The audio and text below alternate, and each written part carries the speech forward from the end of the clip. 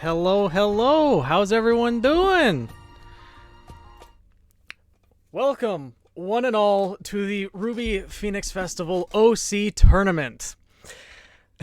Hey Rose, hey Rose Petal, hey Daisy, hey Chaos, hey Velvet, hey Doob, Rail, how's everyone doing? Violet Embers, hello. Hey Bloody, how's it going? Tony, how's it going?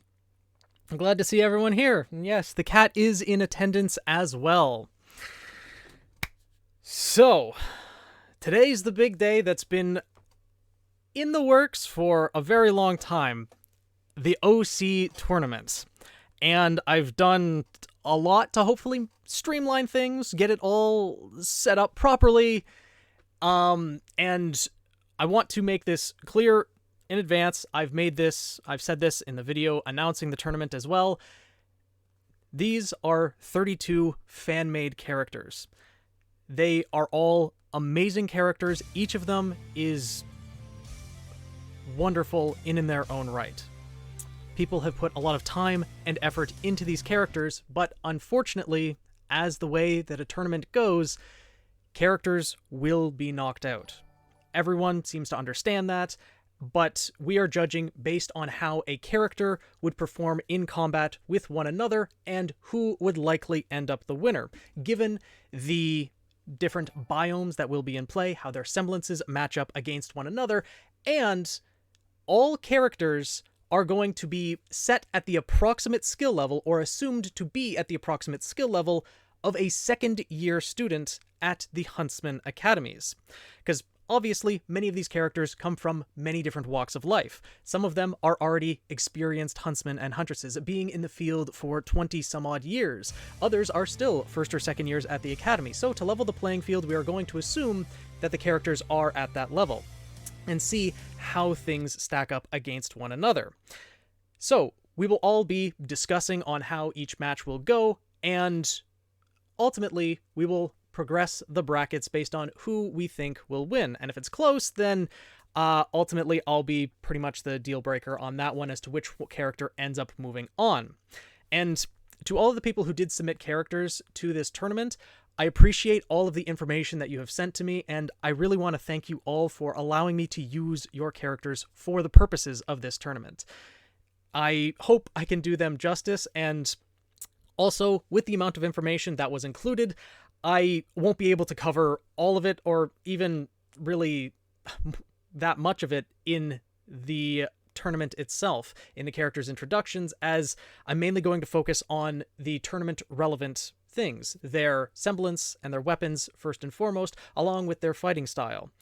If I tried to go over everything, we'd be here all day, and although I might enjoy it for the purposes of streamlining the tournament, it probably would be best to focus on the more tournament-relevant things so as not to overwhelm people. I hope you all understand, and with that, shall we get on with the tournament, or maybe give it a few more moments for people to start showing up, because the chat seems the touch grass reward. Yeah, I added a few new rewards for the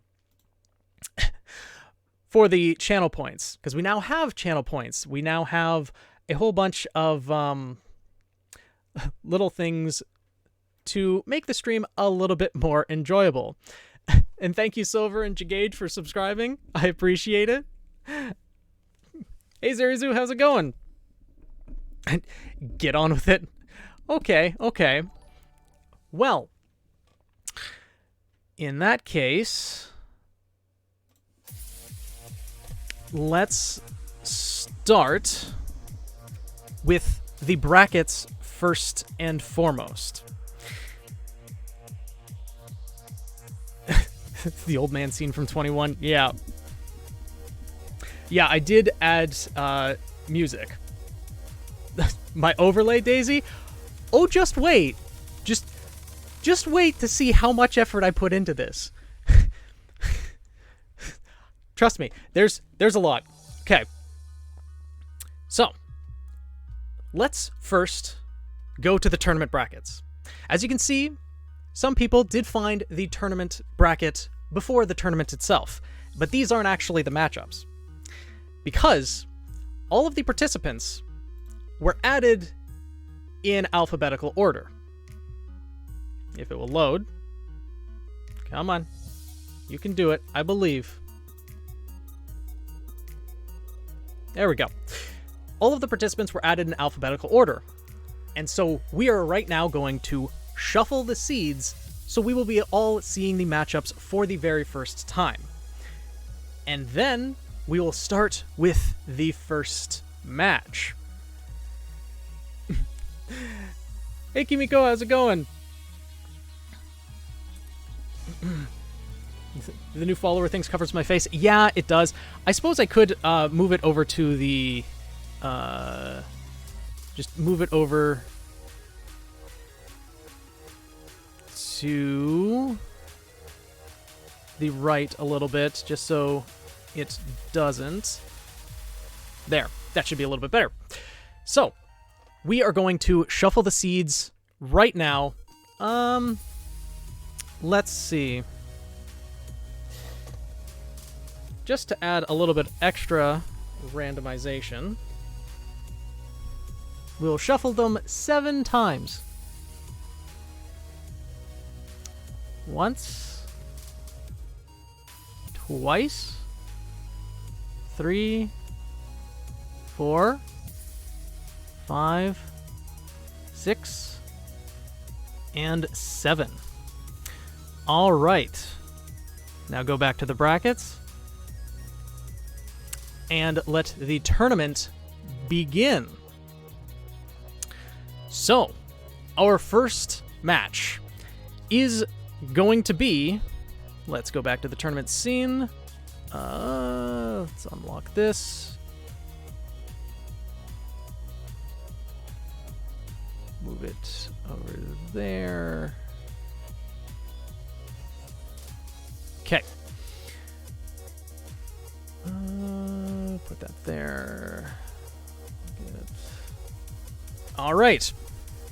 So, in our first match, we are going to have Akari Kazuma versus Opal Isatis. So,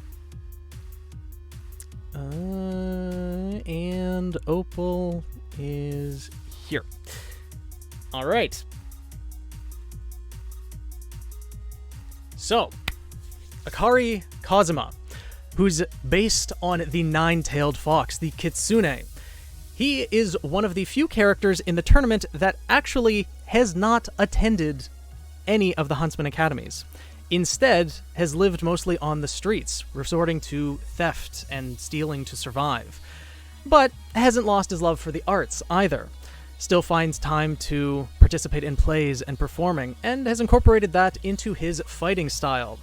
His semblance is avenging spirit, a very unique semblance. Also, one that allowed him to reach first in the semblance category of the original OC contest. His semblance functions by allowing him to store power with each consecutive 9th hit that he lands against an opponent's aura. And upon that 9th hit, he grows an aura tail, and can gather a total of 9 tails. Inspiration, 9-tailed fox. And his fighting style is very close combat. He incorporates, his weapons are simply fire dust woven into his clothes and that he can use with his semblance, using his tails to manipulate the fire dust, throw fireballs at opponents, and also just fire dust in general, close combat. It's going to deal a fair amount of damage. His opponent, however, is Opal Isatis, one of the many, surprisingly many, archers in today's tournament. And Opal... Well, let me get to the reference sheet.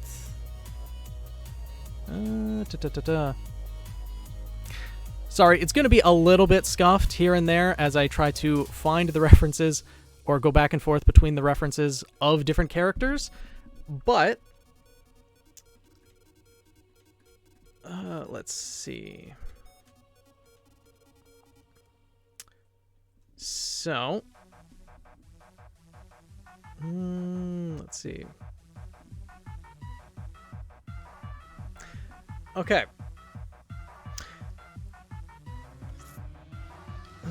Opal is also actually a reference to the Kitsune. So we have two fox spirits battling it out in the first round of the tournament. And also... Now, Opal grew up in a small faunus tribe in Solitus.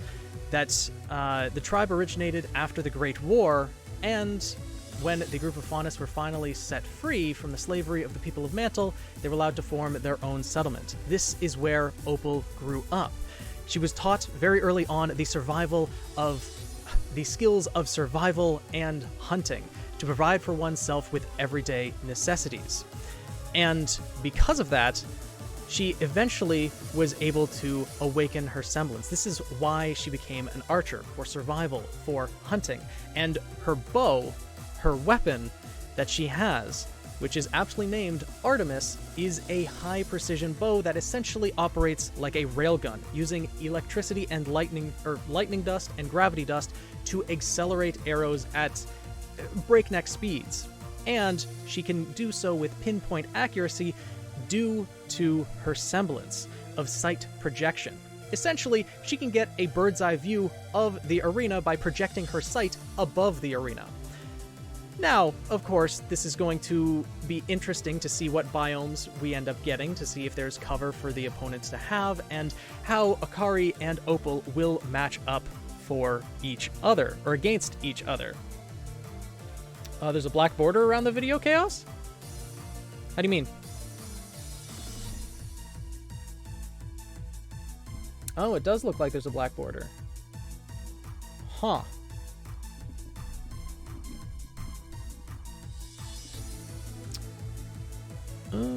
Having them in... Oh, it's for ads. Right. Now that I'm a Twitch affiliate, ads are going to be running on it.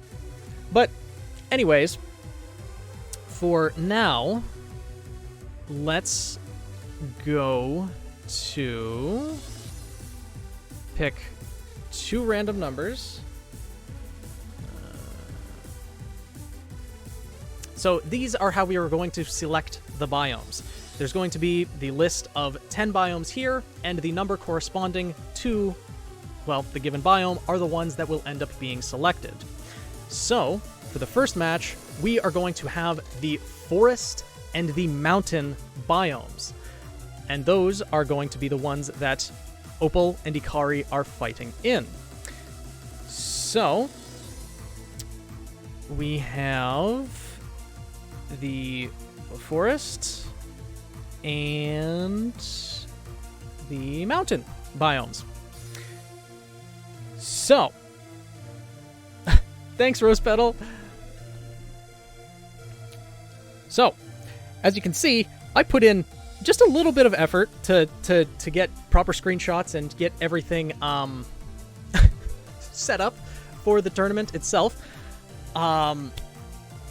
So, Akari and Opal are battling it out in the forest and mountain biomes. Now, Akari, close combat fighter. Opal, long distance fighter. Obviously, Opal would probably try to stick to the mountain biome. Excellent sniping point to try to attack her opponents. Easily able to get a vantage point using her semblance. One thing to note about Opal's semblance, though, when she projects her sight above her, she's only seeing from above her. She can't see from, like, her regular sight and above at the same time. It's only one or the other. And using it for long periods of time could get quite draining. Akari, for his semblance to be active, he needs to be able to land those hits against opponents. Now, he is very agile, so presumably he would be able to dodge out of the way of a number of Opal shots, at least from long distance, when he would have more preparation for them. However, with her bow being such high caliber, it would be a lot to dodge out of the way, especially if Akari's trying to climb the mountain. So, assuming they start off at the center of the arena, the way that I see this going, Akari would immediately try to get in close to land a few hits against Opal. Opal obviously would try to put some distance, but Whether he'd be able to land enough hits to build his semblance up would be another thing entirely. Akari really needs to stay close, for sure. Also, I don't think I mentioned this, but Opal Isatis was created by Jagage, and the artwork you were seeing on screen is made by a number of different people, including Tianshiko / She, or Keith Montalbo, Mikururun, and Shiose. And then Akari's artwork is done by the creator, Nyalis Ray. I'll need to get accustomed to introducing all of the... Hey Rose, thank you for the subscription! Yeah, Opal's semblance would absolutely not be very effective if Akari stayed in the forest. But if Akari stayed in the forest, Opal got to the mountain and got a vantage point, it would pretty much be a stalemate. Because Akari needs to make contact for his semblance to start building up the power, but Akari build up his semblance by punching the trees. He has to make contact with an opponent's aura. That was the stipulation with his semblance. So unfortunately, he would not be able to build up power by landing hits against just the environment. Yeah, just to make sure. Yeah, it has to make contact with an opponent's aura. So, unfortunately, in this matchup, I think Opal has the advantage, given that she would be able to create some distance, depending on how fast she could fire with her bows, then with her bow... Oh my god, Silver, tier 3? Holy crap, what... I thank you, but oh my god! No sniping railgun does some damage both against Akari, but environmental. Only so long before she blows up all the trees. That's true. Akari wouldn't be able to hide for long because Opal would be able to start taking out the trees.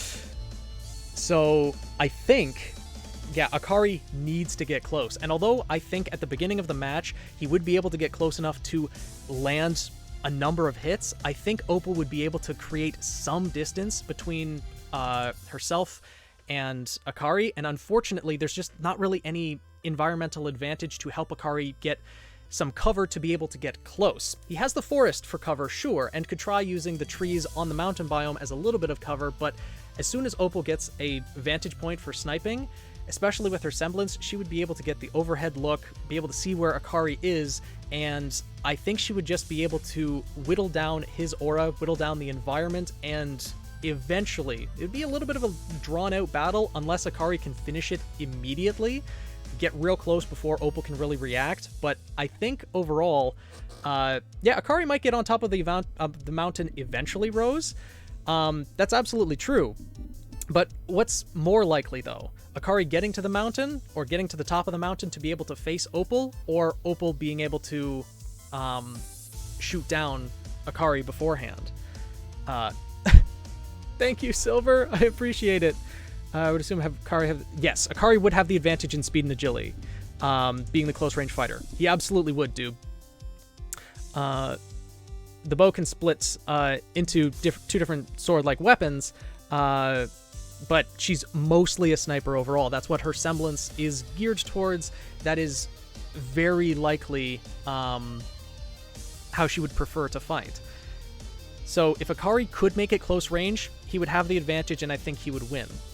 But with Opal, and especially considering they're not starting like right next to each other, there is some distance, I think she would be able to at least draw her bow and fire off a shot beforehand. It just depends on whether Akari could dodge that close range or be able to get in close. Depending on how fast Akari is, could see him closing distance. Early on in the fight, he would have to close the distance, Azure Dragon, absolutely. Would hitting the weapon fuel Akari's semblance, or is it only the opponent?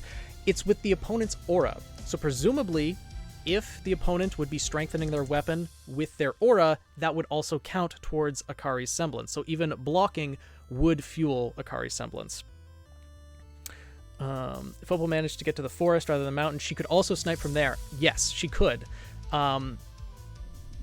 Opal, it's over, Akari. I have the high ground. Yeah, pretty much.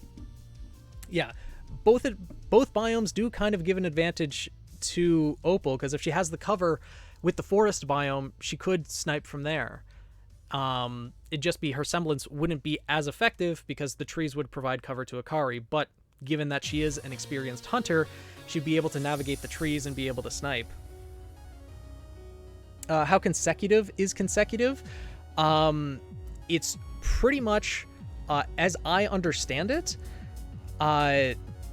whenever he connects with it, there wasn't an exact time limit given, so I would say if Akari can connect within like 30 seconds, a minute, that would consecutively add up to when he can manifest a tail. And as long as he's keeping his semblance active, those tails would stay active too. And presumably even the power storage as well, building up to the tails.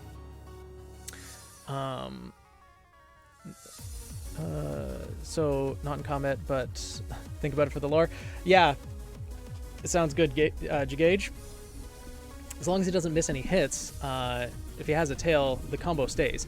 Even if he misses a hit, I think his combo would stay. It's just he needs to land those hits to be able to build up the power storage in his aura. It's consecutive active. Yes, he would be draining himself as well. So I think Akari's aura would drain faster by having his semblance active, and with Opal having a bit of an advantage in both biomes, being able to use it to her advantage, Opal will take him down before he gets to that point. Yeah, I think so as well. I think Opal would end up winning this fight. Akari is on a time limit, yeah. But then again, he does have the fire dust woven into his clothes, and that he can use just to deal some pretty devastating punches, but he needs to be able to land those punches first. So I think in this case, Opal would end up winning the fight. 7 to 8 out of 10 for Opal. The other cases, Akari too close early. Yeah. Like when it comes to the biomes, just work out in Opal's favor. Had this been in the like ice biome or the ocean biome where Akari could use his fire dust to create steam to create cover, that could work for him as well, though Opal with the electricity dust or the lightning dust in her weapon could use that to his advantage as well. Yeah, either Akari wins very fast or Opal exhausts him. It's possible for both characters to win. I want to make that clear. Any matchup in this tournament there are scenarios where it could go either way, but what we're determining is who is most likely to end up winning. And I think in this case, Opal is the winner more often than not. So, with that, we now need to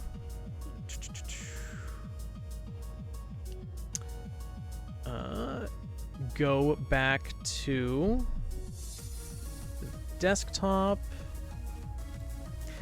and we will declare Opal the winner of the first round.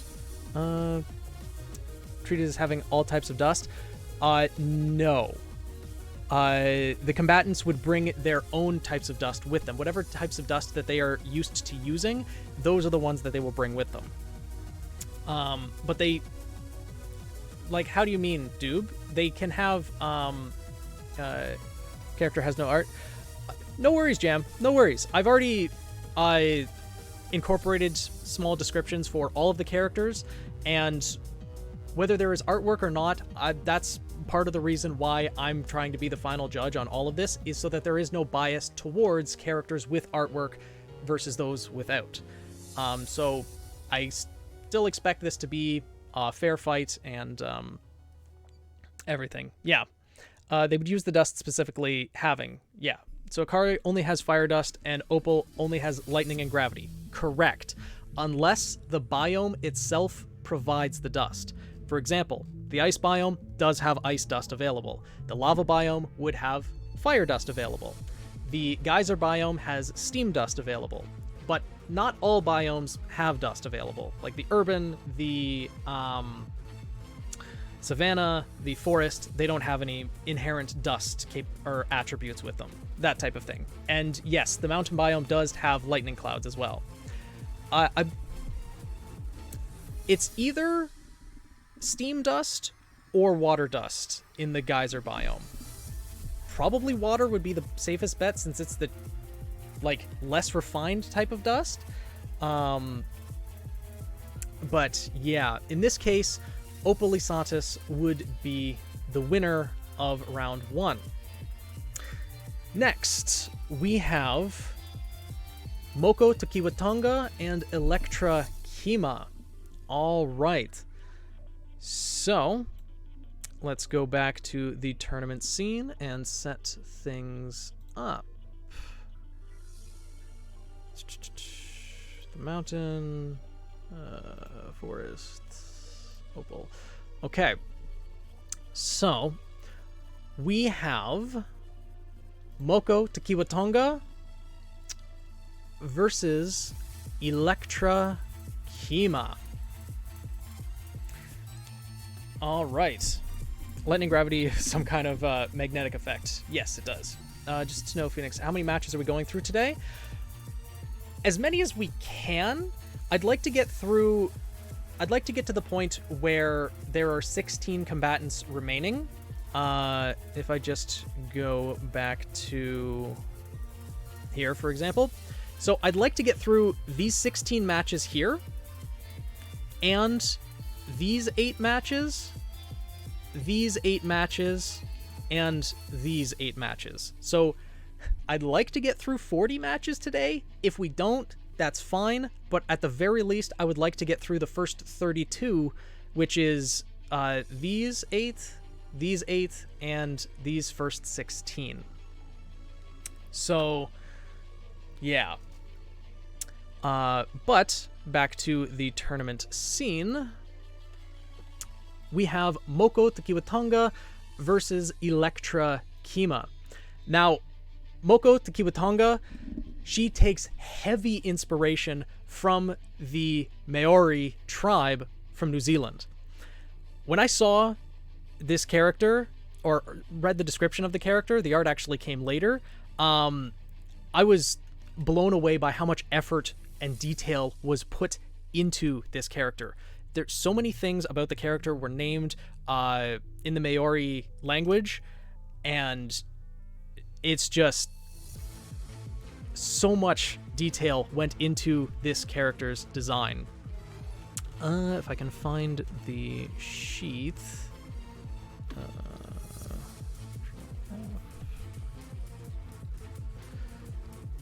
Okay. Yeah, Moko is the Maori word for tattoo. Takiwatanga is actually the Maori word for autism as well. So she does have a spectrum disorder, interferes with her social interactions and things like that. She was born into a family of huntsmen, and it seemed only natural that she would become one herself.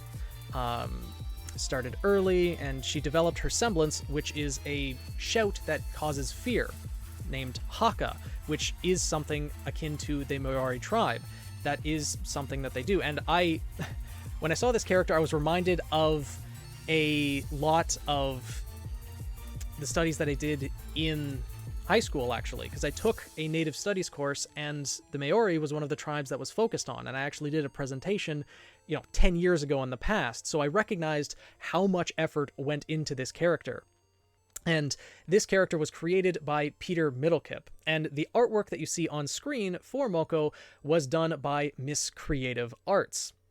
And by the way, the links to all of the artists and the credits for all of the characters that are seen in this tournament, you can find just by typing in !credits in the chat, and a link should pop up to the Google document that has all of the credits for the artwork and the characters. But Moko's opponent is Electra Kima. She's a bit of a DJ herself and has a semblance that mainly focuses on, her semblance is actually quite powerful and versatile. It is simply wave manipulation. She can manipulate all types of waves, but she has the most experience with electromagnetic waves. This allows her to manipulate her weapons, which are 2 discs resembling vinyl records. There's various types of dust that are baked into them, and she can manipulate them in a similar way to Penny manipulating her blades. She does this with a combination of her semblance as well as her prosthetic Shiba Inu ears. Now, one thing that really did stand out about Elektra's backstory, she is Shiba Inu faunus, but upon being attacked while she was young, she had them cut off and had to get prosthetics. And in that same attack, her twin brother passed away as well. So Elektra's been through the ringer. Oh no. Right, the ads.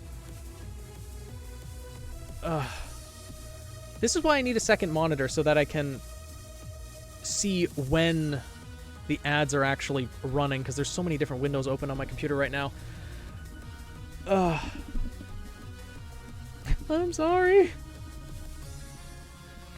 Hey G, how's it going? Missed the semblance description? Well, I can go over the semblance description again. For Moko, her semblance is Haka, a loud shout that causes fear in the opponents. It's a little bit less effective when the opponents know or understand what her semblance does, but it's still something to throw them off balance and startle them from here and there. And Elektra's semblance is wave manipulation. She can manipulate all types of waves, though she has the most experience with electromagnetic waves. So when it comes to sound waves and infrared waves and things like that, she can't exactly manipulate them that well because she doesn't have that much experience with them. But she uses her semblance to control her weapons, which are the 2 vinyl discs that have various types of dust in them, and she can use those to fight long range because she can control them, or mid-range I should say, because she can control them with her semblance and her prosthetic Shiba Inu ears, which she is a Shiba Inu faunus, but she had her ears cut off during an incident in her child where she and her family were attacked, and she also lost her twin brother in that attack. Oh, infrared waves are electromagnetic. Well, how would you explain Elektra's semblance scientifically? That's a difficult question. It's pretty much that she would project her aura outwards to be able to control the waves within the range of her aura. There wasn't, or rather there hasn't been like an exact description. Let me find it here.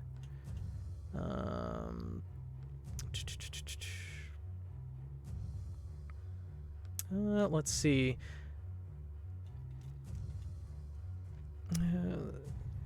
Yeah, like, because her semblance includes like radiation waves, waves that the bodies can produce, and things like that. But it's mostly electromagnetic that she has experience with,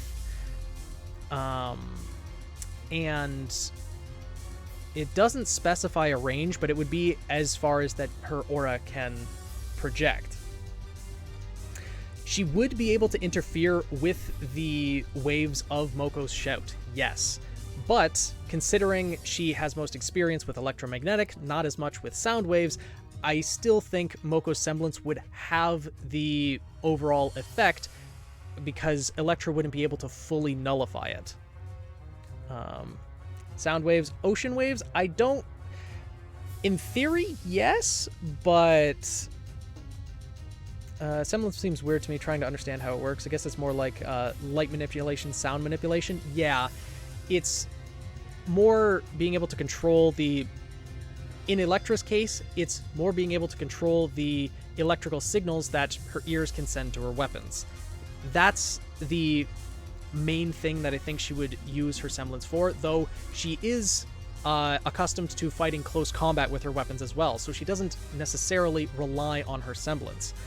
So this fight is probably going to be fairly close range.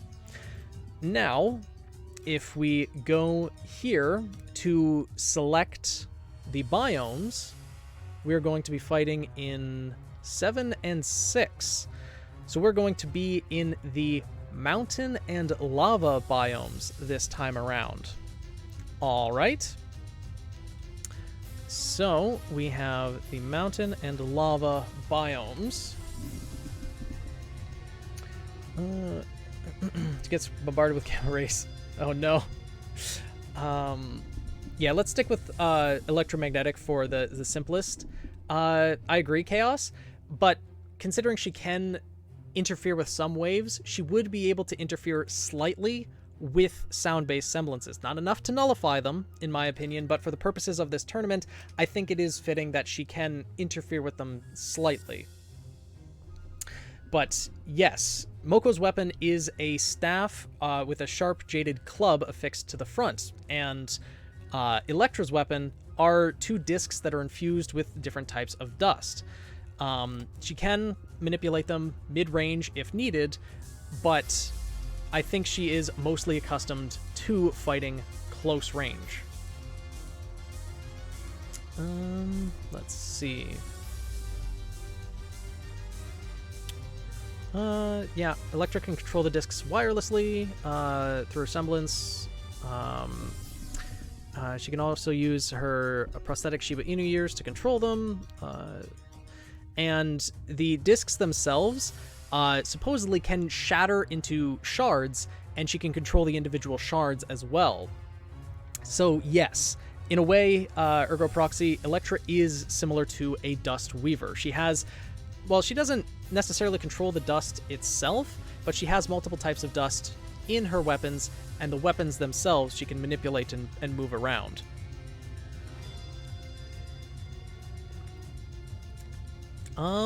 It depends on the Faunus, but yes, they would have better sight and probably slightly better hearing. Let's limit it from infrared to ultraviolet. Yeah, that's that sounds about right. Nin. I think Electra might take away this match because Electra doesn't nullify Moko's semblance. I would still say that the effects of Moko's semblance would still be present so long as Electra can hear it. And especially, we would start off this battle, no one would know what their opponent's abilities are. So Moko's semblance would work very effectively the first time. Afterwards, Electra would be able to interfere with it a little bit, but I think it would still be able to have a startling effect. So which one is going to have the best advantage in the lava biome? See, that's the thing. I don't think either of these biomes really provide that much of an advantage to either opponent. There is some cover for Electra to use her weapons from behind to attack mid-range and things like that, but I think that it's going to come down to mainly combat capability and whose weapon outmatches the other. Electra's does have more versatility with the different types of dust that she has, but Moko is very strong considering she works with, well, she has very toned muscles. She's also working with just pretty much a blunt weapon that doesn't transform. There'd be a lot of effort put into strengthening the blows that she has, and her combat style would focus on strengthening her weapon with her aura. So I think Moko would be able to hit harder, Electra would be able to hit faster. Mountains don't necessarily make sound travel farther, but I think you might be thinking more of a mountain range, Ergo. But in this case, it's just a single mountain, so it wouldn't really do that much. Moko is stronger at close range and has the weapon with the bigger range, at least not at a distance, but Electra has a lot of versatility. With the different types of dust that she has in her weapons, it allows for her to, well, use fire, use lightning, use gravity, water dust as well. So Electra does have the versatility, though Moko, I think, would be able to, one, easily catch Electra off guard using her semblance, because Electra would have no idea what Moko's semblance is starting off the battle. Both of them are more accustomed to close range fighting, so they'd probably go for close range right from the get-go. After, of course, you know, feeling each other out, seeing how each other would move, seeing how each other would fight, but it would end up close range. If Moko is able to use her semblance to throw Electra off her game, Moko is going to be able to land at least a couple good hits.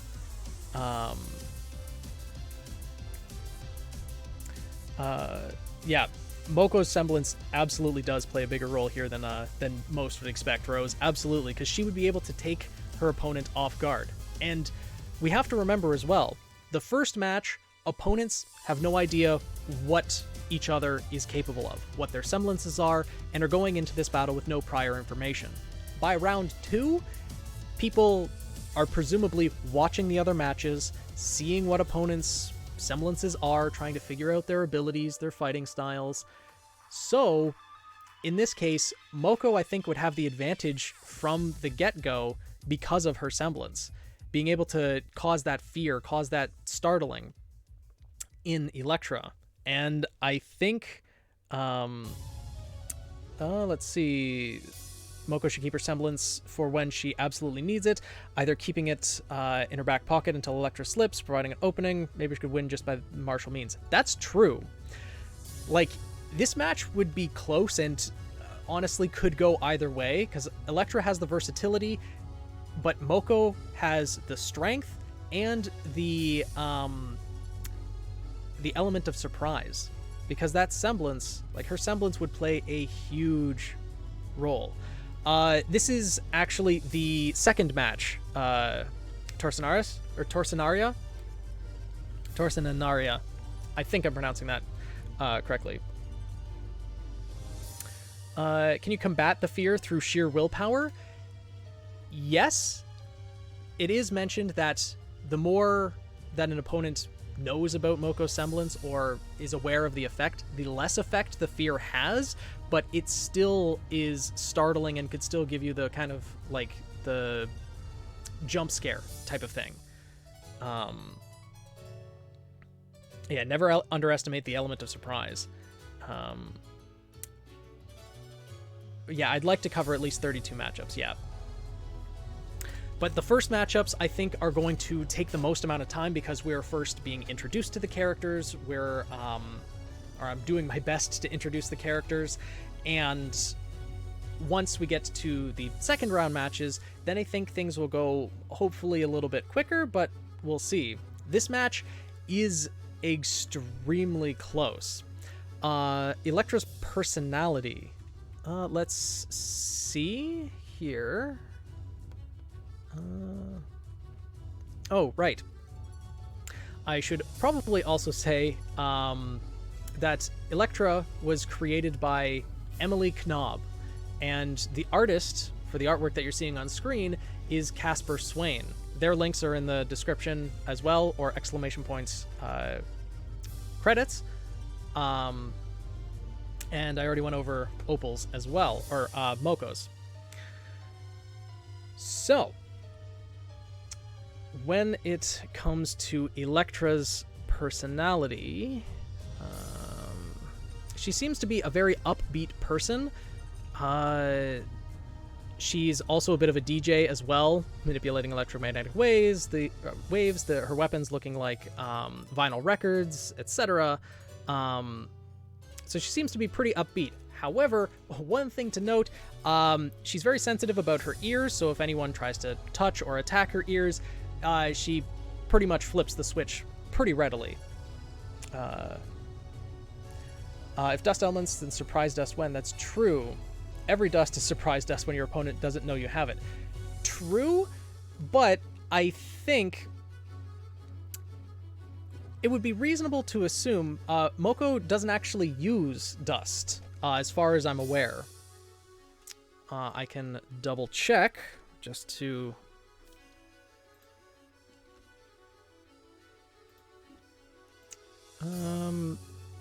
Yeah, there's no ranged options and no dust capabilities in Moko's weapon. She's a straight-up brawler. You think a DJ would be more focused on controlling sound waves? You'd think, but still, she has her own way of going about things. With the surprise fear ability of Moko's semblance, the more damage Moko can do, she has a slightly higher win rate over Electra. I think so. If this match happened in the second round, where Electra knew of Moko's semblance, I think Electra would end up taking it. But since this is a first round match, they have no idea about each other's semblances. I think Moko does win here, just slightly more than Moko having a strong effect would with her Shiba Inu ears, probably more like cowering in fear, running away fast, faced with a shout. I don't know if she'd be running away in fear, but it would definitely startle her to the point where she would drop her guard for a good few seconds, I think.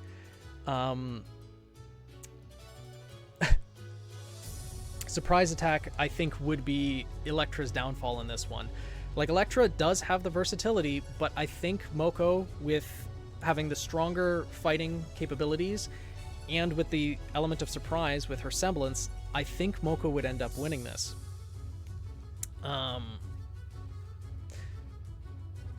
It's about 4 a.m. Oh my god, Keith! Why? I appreciate you being here, but oh my god. How's it going, Keith? We're only on match 2 right now, so your boy hasn't come up yet. But it seems like most people are in agreement that Moko would end up winning this fight. Yes, your artwork for, oh my god, Velvet!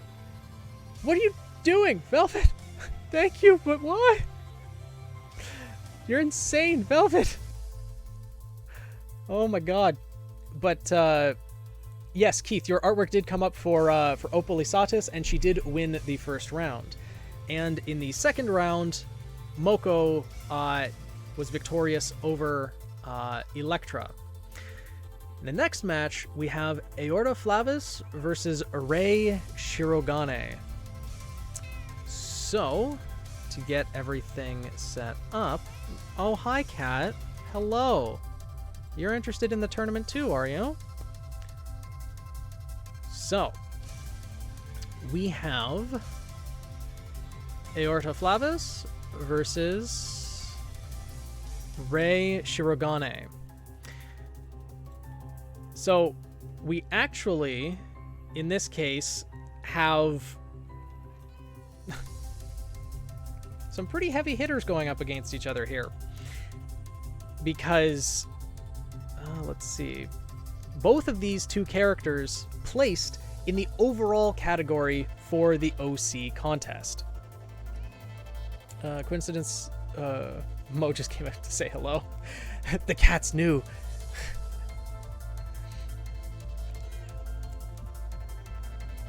So, with both of these characters, I could go on about how much I love each of their designs pretty much ad nauseum.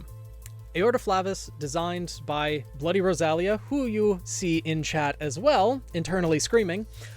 The amount of effort that she put into her character is astounding. Hundreds of hours, if not thousands of hours put into developing her own comic strip based around her own team. Honestly, any description I do will not give her character or do her character justice. Go read her webcomic after you're done here, and honestly, just read the webcomic because it's very good, and she's put so much effort into her character. But as you can see by her overall design, her weapon, called the Haima Dynasty, is one of, if not the most unique weapons I've seen in RWBY. It appears as a lantern, but the lantern can unfold into essentially a propeller blade that has fire dust infused within it. It's attached by a chain onto the overall staff, and she can wield it and swing it around to deal some pretty heavy damage. Votes on Aorta for weapon design, but we're not... The cat is stealing the show. Oh no. I mean, but we're voting based on combat capabilities and how they match up against one another. Aorta does have an incredible weapon design and just so many hours put into her artwork, but Rey has a lot of artwork as well and a lot of effort put into her character on top of that. Now, with Hyma Dynasty, it's also a rifle on top of being the propeller blade, and Aorta's semblance, Mist of Blood, is a semblance that allows her to demanifest her own body into a red mist. Yes, hi, buddy. Hi. She can do this to both herself and auraless objects. So, objects in the environment. If she wanted to create a crater in one of the biomes, she can temporarily turn it to mist and reform it elsewhere, or even reform it around other objects. And she can also do that to just individual parts of her body as well as her weapon. But unlike semblances like Ruby Rose, for example, where Ruby can move while transformed into rose petals, Aorta cannot move when transformed into this mist. Unless she's moving already or using her weapon and the propeller blades to move the mist, she can't actually move when in this form. It's, very useful for dodging attacks and for... Yes, hi.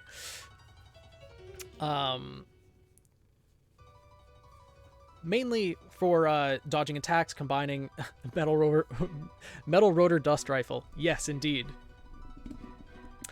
But, and if you couldn't tell by the name of Aorta, she is inspired by the circulatory system, or takes inspiration from the circulatory system within the human body, as well as Little Matchstick Girl, and just so much inspiration went into smoke a tree, recreate it around someone, trap them in it, for example. Technically, yeah, she could. But considering she can't mist anyone that has aura within them, if they sweep the mist out of the way, then the mist won't actually reform around them. The tree would just reform in two different pieces, essentially, as far as I could understand it. But now, Rey Shirogane, she placed third in the overall category. Her design is based off of, I believe it takes inspiration from Okami as well, given the different patterns that she has. But she is 100% an artist, and her semblance works perfectly with that. Living art. She can bring her designs to life. She can draw Grimm, she can draw anything she wants and can be brought it to life. However, it doesn't keep the elemental attributes of those things. If she paints a picture of fire or water, it doesn't actually become fire or water, but it allows her to create different things, like vines to entrap opponents, or draw an ink drawing of Grimm, for example. What if you breathe it in? Interesting you should ask that, Pyro. I recommend reading Bloody Rosalia's comic for getting the answer to that question.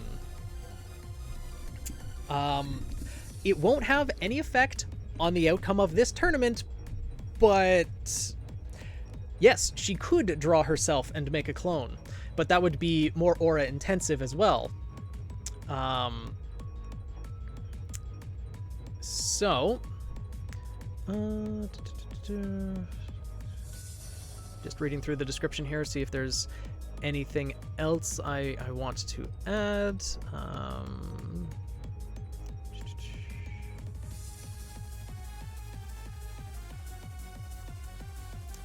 But yeah, she could create, like, anything that she paints, she can bring to life and control through her aura.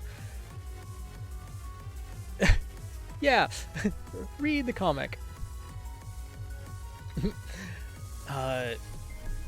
Does she use dust-based or just normal? There's nothing that's... she used dust-infused ink, yes. She does use dust-infused ink. Yeah, even I did put that in the little description here. By infusing dust into paintings, she can give them elemental effects. It doesn't say specifically what type of dust she would have access to, But we can assume that she has the basics, you know, fire, water, lightning, earth at the very least. But we can also see how plentiful they will be in the biomes. So, what biomes will they be fighting in? 9 and 8. So savanna and ocean biomes are what this match will be taking place in. Savanna and ocean. There we go. So, not really any dust capabilities given in these biomes, but question, what Rey draws on? Draws on the ground, can draw on the scroll that she carries with her on her back as well. Because she has a scroll on that she carries on her back, she can draw on that. She could easily draw on the ground as well. The water environment probably wouldn't lend itself very well to that. Would be quite disruptive to the ink. How do you draw aura? You infuse ink with your aura, and then aura doesn't have a physical image. Yeah.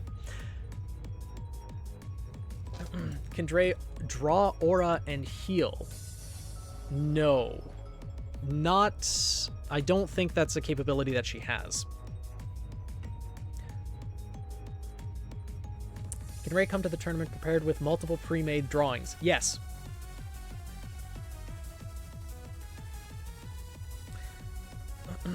Yes, she can. Because you can prepare your weapons and everything beforehand, so that scroll that she carries on her back, she can have pre-made drawings on, though they would be, you know, limited in size. She wouldn't be able to have, like, a full-on Goliath drawn in the size of the scroll, but she could have something like a saber or a Beowulf or something like that. Yeah, there's the biomes definitely don't work in Rey's favor here, because the ocean biome would disrupt the ink quite readily. The savanna biome doesn't really give much benefit, though it does have some cover, and, well, Aorta's weapon could pretty much act like a glorified weed whacker and just take out all of the savanna in a similar fashion to how Coco did back in Volume 3 and just take out the entire biome, making it useless. So I don't think the savanna biome will play much of a factor here. Not to mention Aorta could probably light it on fire with her weapon. But when it comes down to just straight up combat, Aorta is more, or it does appear more to be a close range / mid-range fighter, using the chain on her weapon to lash out at opponents. Basically a glorified weed whacker. I'm sorry, Bloody, but in this situation, in the savanna biome, maybe just a little bit. 4 ads? Oh my god. Oh no. The ads are really bad, huh? Good lord. Yeah, Twitch is really on the ad train. It's going to be annoying if we get them every 2 fights. Yeah, there's no way to disable them, unfortunately. It's either I schedule them, or I let them go randomly. Like, there's not really a good way to get rid of them.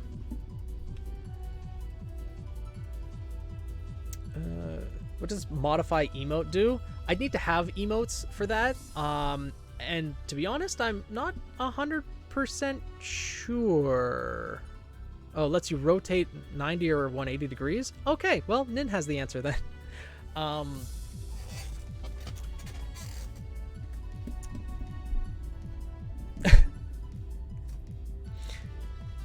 Oh no, ads are still going? Okay, we'll give it a couple minutes or a minute or two for people to get away from the ads.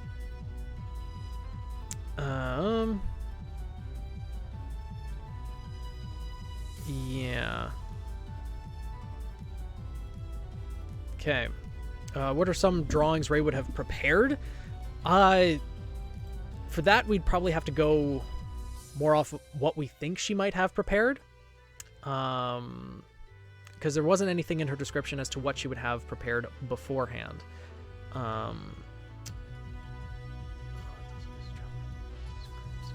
stories. Because she uses her creative skills to tell stories around the world, so likely ones of huntsmen and huntresses, the monsters that they would face. So she would definitely have some Grimm drawn beforehand to be able to use against her opponents.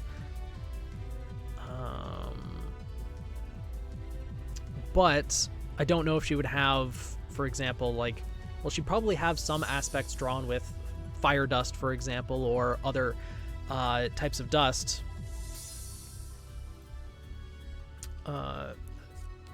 Like throwing blades of ink. That's a good idea, Doob. I'd imagine that she would be able to. If she can infuse aura into ink and be able to control it, I'd imagine she would be able to use that to attack.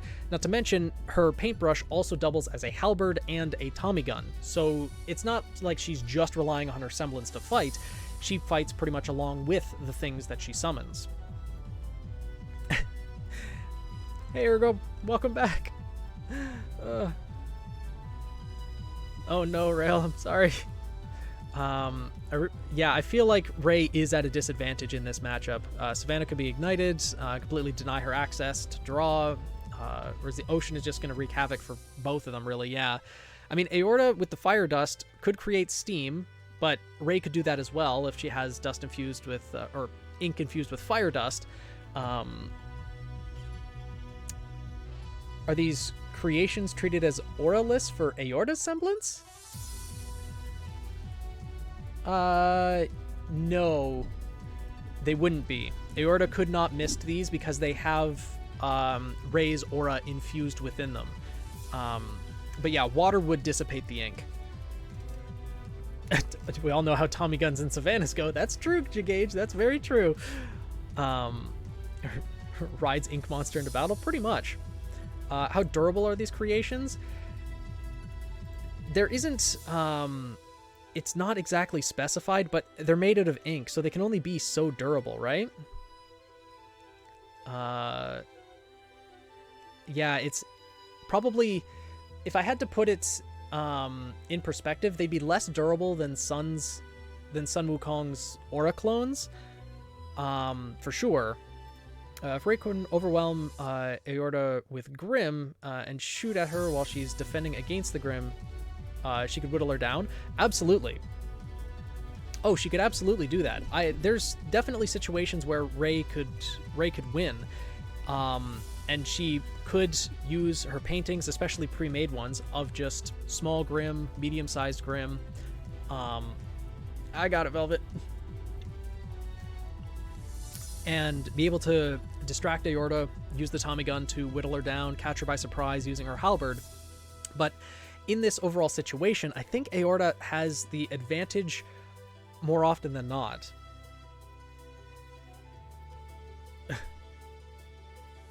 And Aorta can trigger Vaporize. Oh, posture too, huh?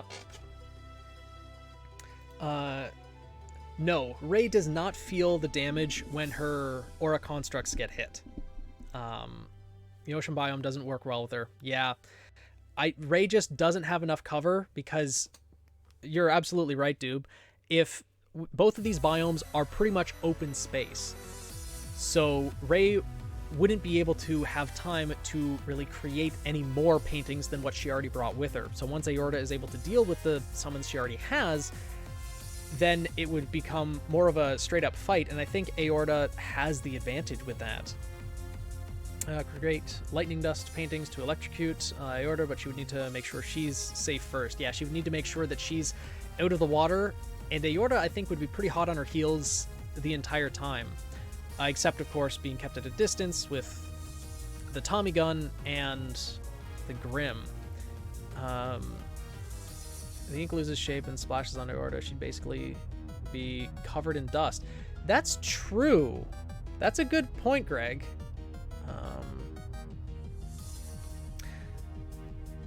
Aorta would practically be covered in dust, or in dust-infused ink, but yeah, I think Aorta's just at more of an advantage here. I think she would just be able to win out against Lots of the tall grass and the Fana were able to back away and disappear. Smoke dematerialization into the air or something could also be used as a sort of feint. True, but she can't like dematerialize and like spread herself into the air. Her aura keeps the mist together when she dematerializes herself, and she also can't move if she mists her entire body, type thing. So in this case, I think Aorta would use her semblance to avoid the Tommy gun attacks from Rey. But outside of that, I don't think she'd really need it. Maybe any large strikes with the halberd, but I think Aorta just has the advantage in this fight overall. The biomes really work as a disadvantage for Rey and kind of a neutral fighting ground for Aorta. Grass smoke would rise up, drawing attention. Okay, well, it would depend on if there's like wind or anything, right? That would cause the mist to rise up like that. I'm sorry if someone asked this already, but how strong are Rey's living art? Because that's another thing you need to think about. How many hits can her art take? See, that's the thing. We don't exactly know. I think if there's a single strong hit given to the artwork, then the ink would probably dissipate. Because if she drew a Grim with her artwork, it wouldn't be as strong as a real Grim, for example. But I don't know if it takes some damage, like, for example, if it's a Beowulf, if the Beowulf's arm is cut off, if the Beowulf can just still keep going infused with her aura. I'd imagine it could, but set fire to the scroll. Considering,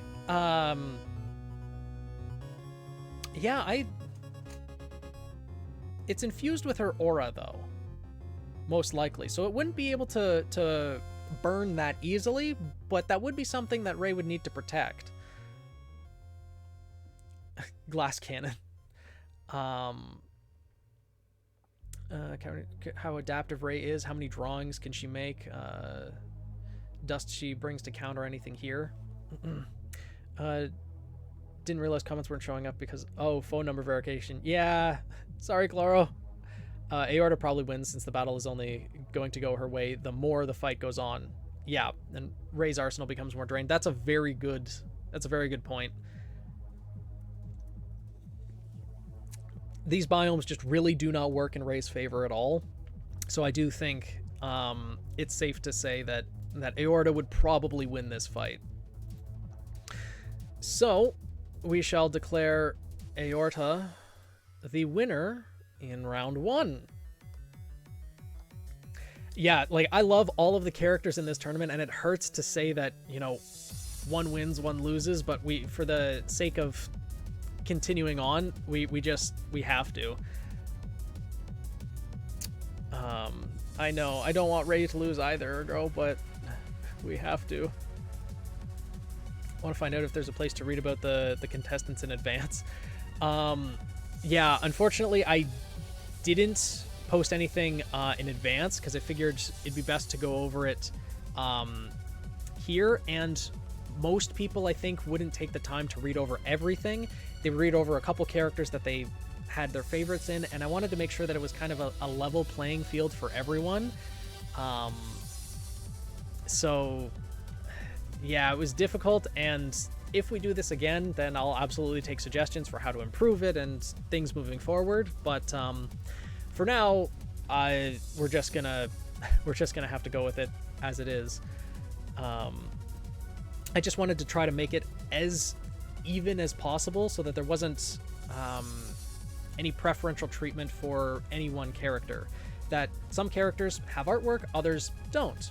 And, you know, having that visual representation, some people, if it was going to voting, for example, might vote for characters that have artwork over those that don't, because they like their design or like their weapon or semblance or what have you. And then when it comes to information, and that's also why I didn't end up making those videos prior to the tournament going over each of the characters, because I see the viewer retention. It drops off a little ways in, so people might watch the first couple characters or the first video, but not all 4 of them. So it's yeah. Yeah, Ray would definitely be good for second round onward when she can prepare in advance. Who's in charge of emotes so I know who to bug?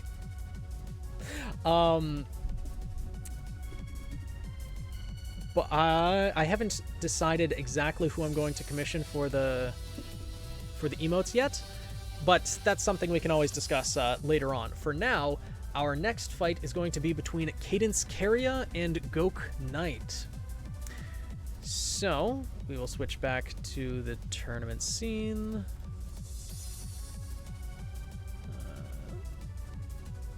And remove the biomes.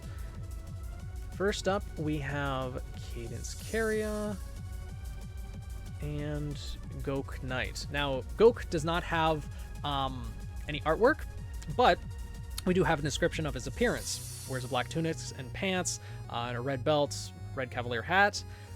He's very much inspired by knighthood. He wields a rapier that has gravity dust, and his semblance is actually one that placed second, I believe it was second, in the overall category, or in the where is it? Second in the semblance category, yeah. Because his semblance allows him to manipulate his own momentum. He stops his own momentum and then gives himself a burst of momentum in a single direction. So it's... Has a lot of what? If you only knew a professional emote artist. What do you mean? I don't know any. There are no artists here. No artists exist. But yes, I know. I do. I'm just debating on, first and foremost, what emotes I want to get, because there's a lot of different options. But we can always talk later. We can talk later, Keith.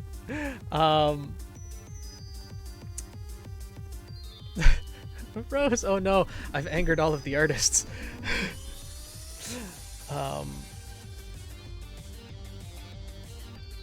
Listen to the world's smallest violin. Oh no. But yeah, runs in a direction, stops his momentum, then unleashes it all at once. Exactly, dude. And he can also do this with strikes as well. Like, he can swing his blade to have a strong momentum in that way, and then also, you know, use the momentum pushing it forward with a rapier to give a really strong piercing strike, along with the gravity dust built in, along with any force that he'd put on by pushing off with his legs. So he can deal some very powerful strikes with this semblance. I'm sorry, buddy. I misspoke. They exist on...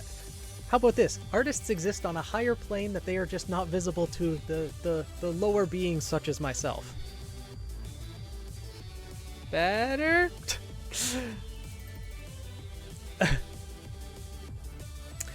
But in Cadence's case, she was created by Painted Daisy, our very own head moderator, and the artwork was drawn by her as well. Her semblance is to amplify sound. And she's, in her past history, she actually, when she first awakened her semblance, did that to her own voice and irreparably damaged her own vocal cords. The little choker that she has is actually something to help her speak after she had damaged herself, or damaged her own vocal cords. But she directly affects the sounds of objects that she's touching, namely her weapon, the violin that she uses. She can use that to amplify the sound waves, which could be very distracting. I don't think she's going to be amplifying enough to like damage anyone's eardrums or anything like that, but it would definitely be enough to disorient people that have more sensitive hearing. The violin, as in typical RWBY fashion, is also a gun, and she can use the bow as more of a rapier-style weapon. So it seems like we're going to have two rapier fighters fighting off against each other. She could create shockwaves, yes, that's true. That give people massive headaches. Yeah. Exactly. Final Symphony. Pretty much all of the weapon names and the semblance names are fantastic for so many of these characters. But we still need to decide or find out what biomes they will be fighting in. And they will be fighting in 8 and 10, the ocean and urban biomes. All right. So we need to get ocean and urban biomes. Neither of these biomes really provide any benefit to either character, really. It's just a fencing match, pretty much. But Gok only has the rapier. He's only close range. He doesn't have any long range capabilities. Cadence has her semblance, which manipulating sound does have the mid to long range capabilities, and close range, that would be very loud. But also, it doubles as a rifle. So she does have long range capabilities. There's a lot of cover in the urban biome, but considering that Gok is a very close range fighter, he would need to bide his time and try to use a burst of speed to get out from cover to attack Cadence. He would be able to get in close very fast in his rapier to anchor himself in place. That wasn't anything that was mentioned in his description, actually, but I'd imagine, from what I read, it was mostly used to give himself an extra burst in momentum and deal heavier strikes, but I will double check just to be sure. Let's see.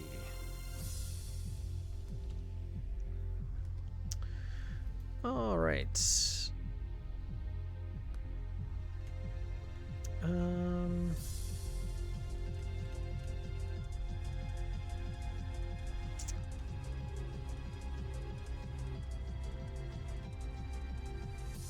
Let's see.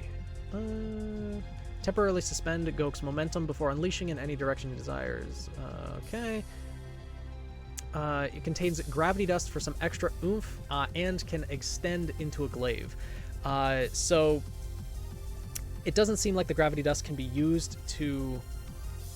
Gok's momentum manipulation could be used to counter Cadence's shockwaves, absolutely. Semblance to do so. His semblance would allow him to not necessarily anchor himself in place, but stop his movement on a dime. He would absolutely be able to do that. But it doesn't seem like the gravity dust would be able to anchor himself in place. He wouldn't be able to do what Weiss does, for example. I don't think she, as a character, is okay with doing that. Because she can do that, she can destroy eardrums. Yeah, she would not destroy eardrums. That's something that Cadence herself would not do, especially given that she amplified her semblance to the point of injuring herself. She wouldn't want to injure other people. So we're not gonna have her amp it up. Although it would be within her capabilities, Cadence wouldn't do that. But yeah, that would be not only against tournament rules, because we're assuming that there's no permanent injury or anything like that, but yeah, Cadence just would choose not to do that. If sound is bouncing off numerous buildings around Gok, that cannot be easily discerned. That's true. But if sound is also bouncing off the buildings and that sound is amplified, that could be very disorienting as well. As if he's sitting in a crowd of people. Absolutely. Yeah, irreparable damage is absolutely a no. It'll be hard for Gok to close that initial gap. I think he does inevitably, in which case the fight will go his way from there on. Yeah, I have a feeling Gok is the heavier hitter in this fight. For sure. His rapier with the added strength of his semblance, giving that extra boost in momentum, and the gravity dust on top of that, he would hit harder than Cadence, and it would also give him opportunities to get in close pretty quickly with a burst of speed. Cadence would have the advantage, I think, earlier on in the fight, able to keep her distance, use her semblance to disorient Gok, to use her rifle to be able to try to fire from a distance, but I think Goku would try to stay to the urban biome, and in the urban biome, Cadence, although she'd be able to disorient him more using her semblance, reverberating it off the buildings and things of that nature, once Goku was able to get a footing, I think he would be, I think he'd be able to get the advantage. It's difficult because Cadence could easily keep a distance and be able to take Goku out from a distance, but I think Goku just has the punching power to... couldn't Cadence trick Goku into launching himself into the ocean biome? It's possible, but like they both know what biomes are there, what the location is as they're starting off the battle. They can see the biomes rise up. They can see how things are going. So I don't think Goku... But if he's really that disoriented, then he might launch himself out from a building in the direction of the ocean biome. It's possible, but I don't think it's likely, is the thing. Will K be able to whittle enough aura before they go close combat? Yeah, that is the question, Bloody. And I think, yeah, Ocean has been gotten a few times now. Unfortunately, just with probability, it's... For some reason, Ocean just pops up a couple times. Gotten? Yeah, I don't know if that's the exact correct terminology, but it kind of fits. But yeah, I think just in this case, Goku does have, more likely than not,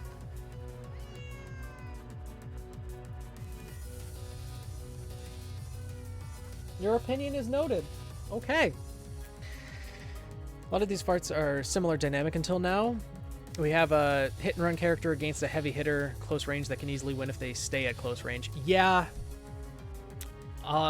There are going to be just Ember votes for Goku. Strong cat opinions indeed. There are going to be a lot of matchups where it's strictly close range characters and strictly long range characters, but that's kind of how things go in this scenario, because the initial OC contest, although it was with the, yes, hi cat, with the prerequisite of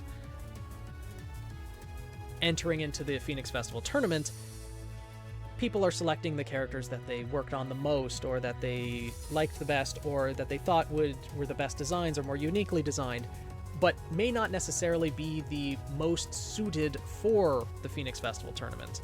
Oh yeah, it's not a criticism at all. It's just kind of a dynamic that we're going to see a lot with the way that different matchups go. There are some matchups that I really kind of want to see because it'll be like strictly long range versus long range, or close range and close range, but there is a lot of variation in the different types of characters that are in this tournament. But the cat absolutely demands attention. But in this case, although Cadence could win against Goku in a number of different situations, I think more often than not, Goku would take the win here. Oh, you think Cadence would win, ergo?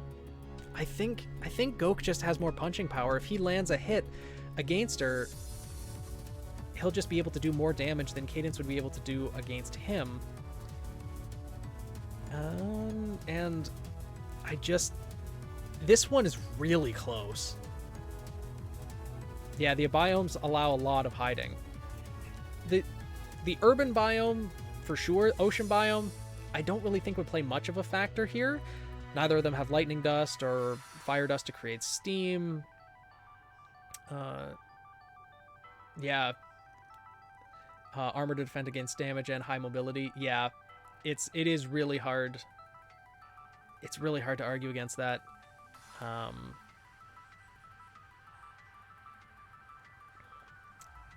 So, yeah, I think Goku would end up winning this fight. But as far as I can see, an ad is currently running, so we shall... Oh, 5 ads now. Oh my god. Ugh.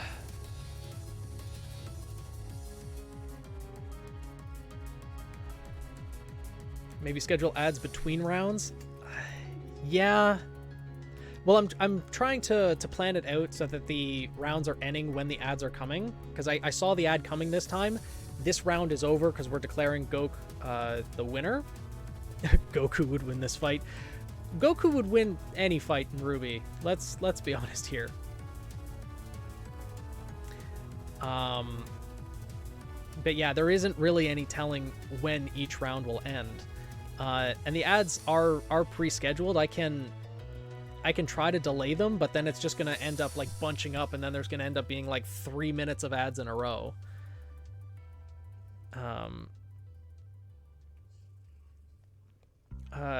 Have that many consecutive ads over and over. The thing that changed is I actually made it to Twitch affiliate. They finally pushed through. I became an affiliate, so now that I'm making revenue off the streams, they're pushing more ads to the audience, unfortunately. But yeah, being an affiliate is now a double-edged sword. But we saw the ad in progress. Nothing has really happened since you guys left, but for now, we will declare Goku the winner of this fight. Just more often than not, I think he would be able to get the advantage over Cadence. And next we have Aryan Pastel versus Jin Gypsum. All right.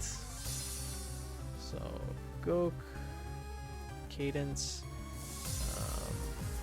Take off the biomes, and then we have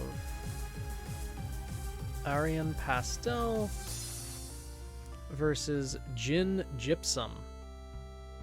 All right. So, Aryan Pastel, created by RWBY, was also one of the ones who placed in the art category. There wasn't actually a ranking in the art category of the contest, but was one of the original artists that did win in the artist category as well. Now, Aryan's semblance, she is a crane faunus, and her semblance works very much in tandem with her semblance as well. Her semblance allows her to give an adrenaline boost to herself as well as others, but the only way she's able to give that adrenaline boost to others is by kind of giving them an injection with her biological matter, but in this case, her feathers. And her weapon is a crossbow that is infused with dust bolts and could also fire her feathers as well in case she wants to, inject someone with the adrenaline boost from long range. Of course, that's not going to play a factor in this fight since she's fighting solo, but 2 art winners here, absolutely.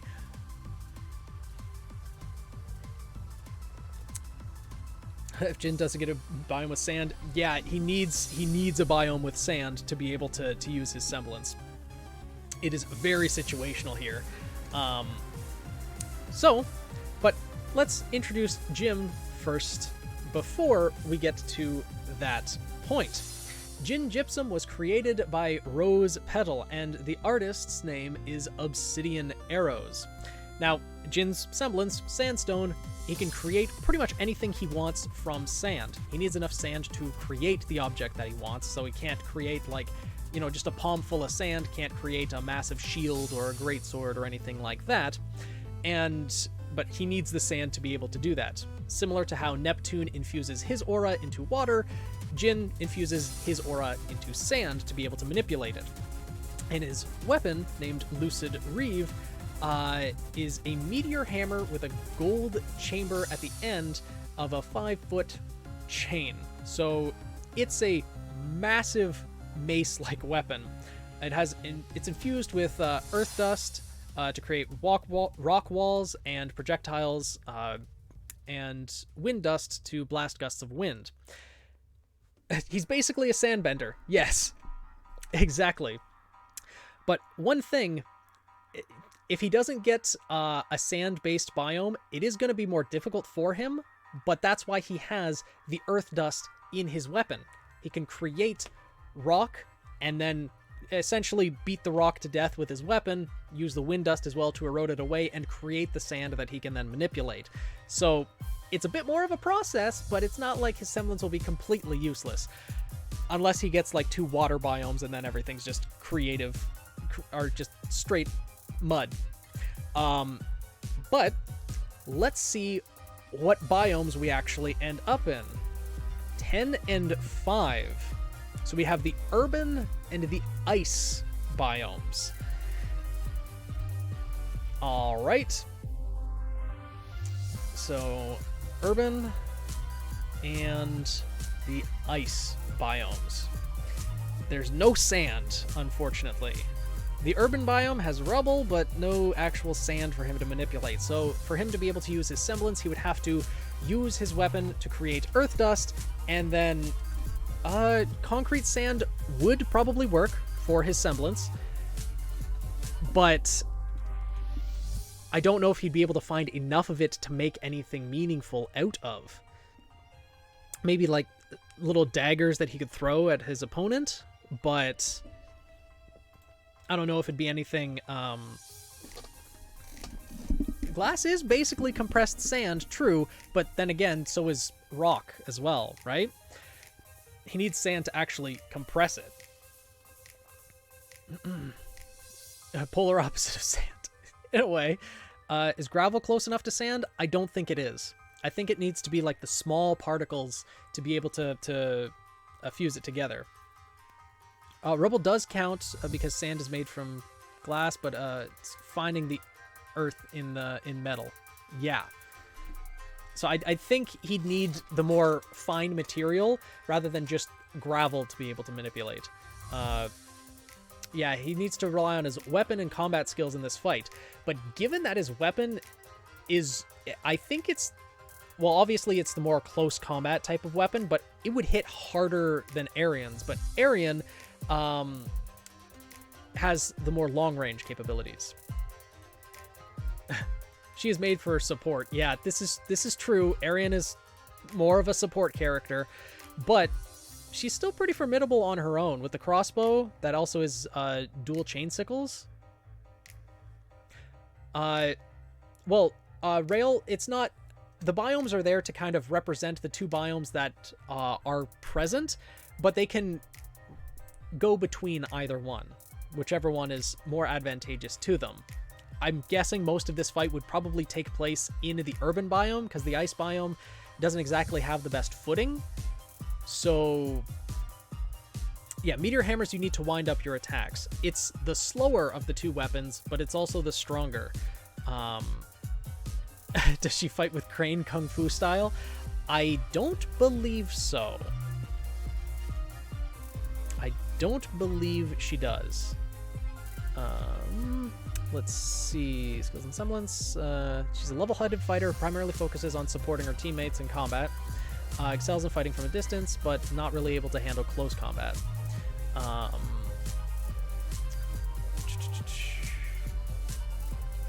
Let's see. Yeah. There's not much in terms of like how she fares in combat. She's mostly a support character for this. If Arian can give Jin enough shots of her adrenaline feathers, that could become bad for him. True, but in this case, he's protected by his aura cloak, right?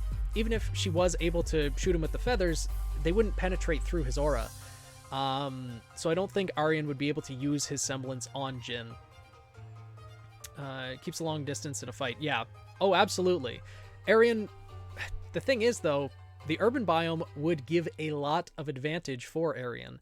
As long as she's able to prevent Jin from creating more sand, she could keep this fight at a long distance inevitably. Though Jin, with his weapon and the earth dust, could just start destroying buildings and destroying the cover that she uses. So, can confirm because she's part of Obsidious' crew. Oh, okay. Fair enough. Close range, yeah, Jin would win this at close range. Arian is more of a support fighter, but she would be able to play sniper in the urban biome. The urban biome allows for a lot of cover, and Jin would have just a hard time finding her. Though Arian might have a hard time actually targeting Jin in that scenario. Little bias. Oh, Rose Petal is your partner. Okay, makes sense. Jin could defend by creating Earth Wall, and yeah, Arian just does not have hits of a high enough power to be able to penetrate through a wall of Earth Dust, and maybe not even through, like, she has dust-infused bolts, so presumably she'd have combustion dust or burn dust to give explosions, so maybe punch holes in the walls of the buildings that are there, but nowhere near as much as Jin would have. I think, even though there is no sand in this biome, Arian being a support character would mean that Jin would probably have the advantage more often than not. Yeah, she would need a lot of them to land. Jin would destroy every possible cover in the urban biome until he could find Arian. Yeah, I think that is probably how this would go. Earth Dust is finite, that's true. He used it for defense, would eventually run out. Has too little to punch back with. But the thing is, once he runs out of Earth Dust, like, the Earth that would be created is still there. So he could then break that down into sand, using his weapon, just the blunt force of it, and then use his semblance to manipulate the sand into a shield and use that for cover. So I don't think him running out of dust is going to be too much of an issue. What is sand? Conversations you could only find in the OC tournament. So it's probably enough dust to use throughout one whole fight. Oh yeah, for sure. And we're going to assume that dust is replenished between each fight. So I think fire dust is enough to create glass, perchance. It is enough to create glass, Jam. It's going to take a lot of berating to get the rock down to sand. True, but given that he has a meteor hammer, I think he could do it. We rarely take into consideration people running out of dust because these fights happen fast. Yeah, and most huntsmen and huntresses bring enough dust with them to last on prolonged missions, because rarely missions go by as fast as a single fight, right? So they bring enough dust with them to plan for those types of occasions, or they're accustomed to bringing that much dust. So in these fights, we're going to presume that dust really isn't much of an issue, unless their dust is infused in their weapon and then they're somehow disarmed from their weapon. If that happens, then they won't have access to their dust. That would be pretty much the only reason I can think of off the top of my head. For some reason, we don't take into consideration the possibility of characters regenerating their aura mid-fight. There's no time for that. Exactly. Of course, there's all those dust-infused, forged into weapons directly. Yeah, exactly, Rail. Exactly. She has a crane, so cold temperatures wouldn't slow her down as much. True. Could not explosive bolts help with the damage? Oh yeah, for sure. Seeing how effective they would be at knocking out Tyrion in Volume 7. Yes. They would absolutely be effective. It's just, would they be effective enough to stop Jin before he could actually land hits against her or destroy all of her cover? And also, he has the earth dust to build earth walls to protect against the explosive dust. I think in this case, Jin takes the win because Arian just doesn't have enough punching power to get through his defenses. Oh, you mean knocking out Tyrion then?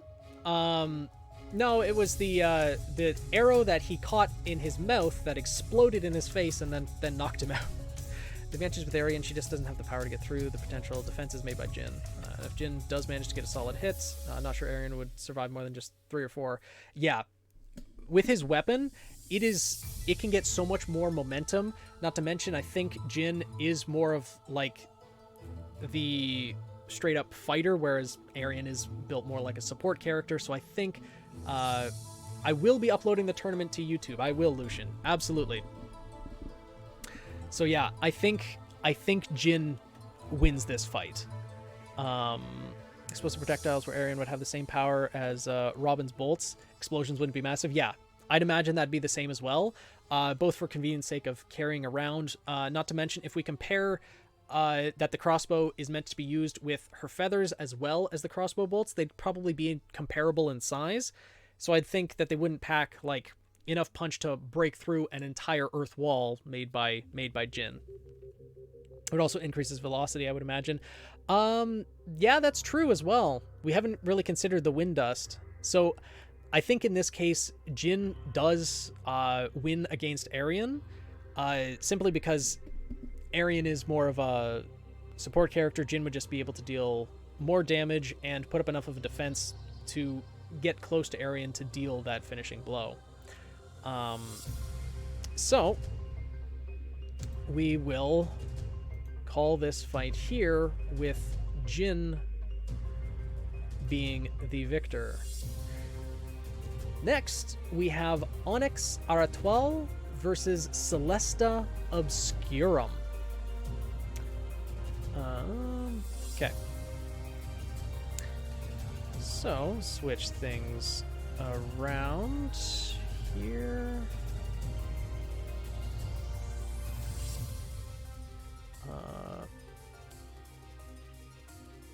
Onyx Aratoile versus Celesta Obscurum. There we go. Now, neither of these characters have artwork.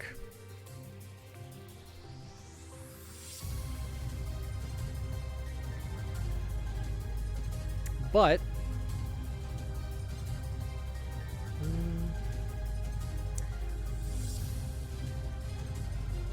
let's just move that down so it's even. There we go. Neither of these characters have artwork, but both of their appearances are described on screen, as well as their semblances and weapon. Hey, Unleashed, how's it going? Welcome. But yeah, I was really digging your design. Hopefully you can manage in the secondary bracket. Yeah, I hope so as well. Like, and that's the part that like really hurts, because I like all of these characters' designs, but they do Onyx versus Ray. Yeah. Could happen. The Tattoo Ink character. Yep, indeed. Onyx is such a unique character. He placed as well in the OC contest. Let's see. Let's look up the exact place. Was third in the semblance category, because his semblance as well, animated sketch, is to control ink very similarly to Rei Shiragane's semblance.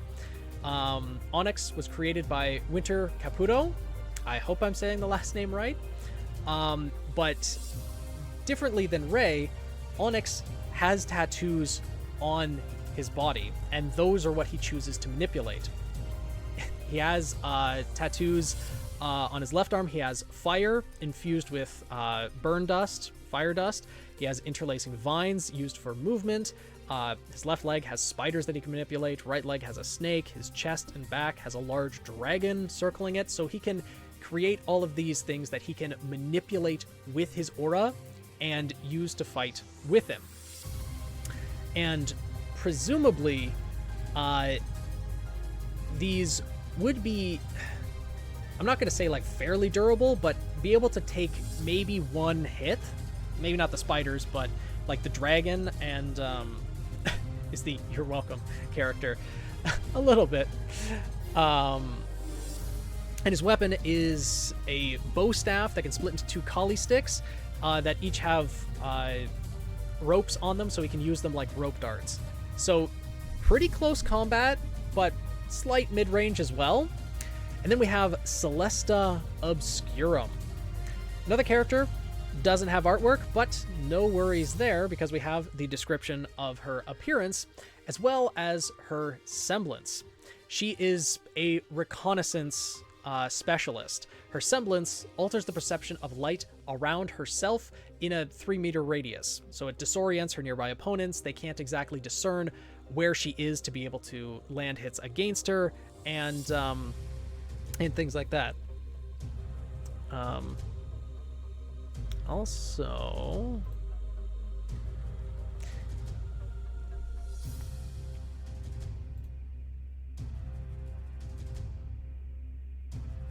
there we go. That's better. I forgot to enable that at the beginning. There we go. But yeah, it is a small form of invisibility that she has. And she has a gladius sword that has a holster for fire dust crystals, and she has a convertible gauntlet shield, so like a small form shield that can turn into a large shield. Yes, it would be. The when shifted into the tower shield, it's pretty much like defense only, and that's what she's going for. For combat purposes, for the purposes of this tournament, I'd imagine she'd mostly have it as just the gauntlet shield.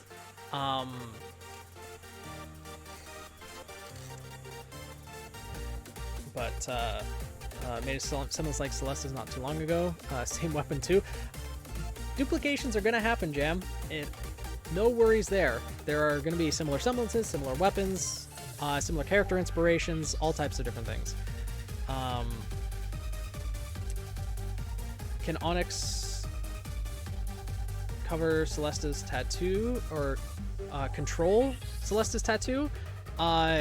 This big spider might be a good ace in the hole. Unfortunately, no, because Celeste's own body is infused with her own aura. She would be controlling that, so he wouldn't be able to control someone else's tattoos. He needs to be able to... All right, see you in a bit, Tony. He wouldn't be able to control ink that is within someone else's body, for one. But he would also need to touch the ink to be able to control it, and I don't really know if the spider tattoo would be visible in her overall appearance. But being able to disorient opponents, being able to alter the perception of light around herself in short range, means it's going to be hard for Onyx to be able to hit her with his weapon, because his weapon is mainly close range. It pretty much forces him to fight mid-range, either using his animated tattoos or using the rope darts. Right, the biomes. Good point, Bionic. Good point. The biomes are 1 and 4, anti-gravity and geyser. First time we're seeing those biomes today. All right. So we have anti-gravity and geyser.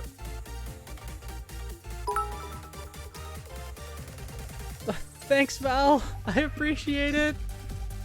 Lord Ember relaxing there, and hope every contestant has good luck. Indeed. Thank you for the well wishes. The dragon would just fly around. It could not breathe fire, because that one doesn't have any dust imbued in it. So it would be a dragon that could fly around, wrap around opponents, restrain them, decrease the price of All Hail Ember. Okay, I'll make sure to do that after stream. I'll make sure to keep track of it.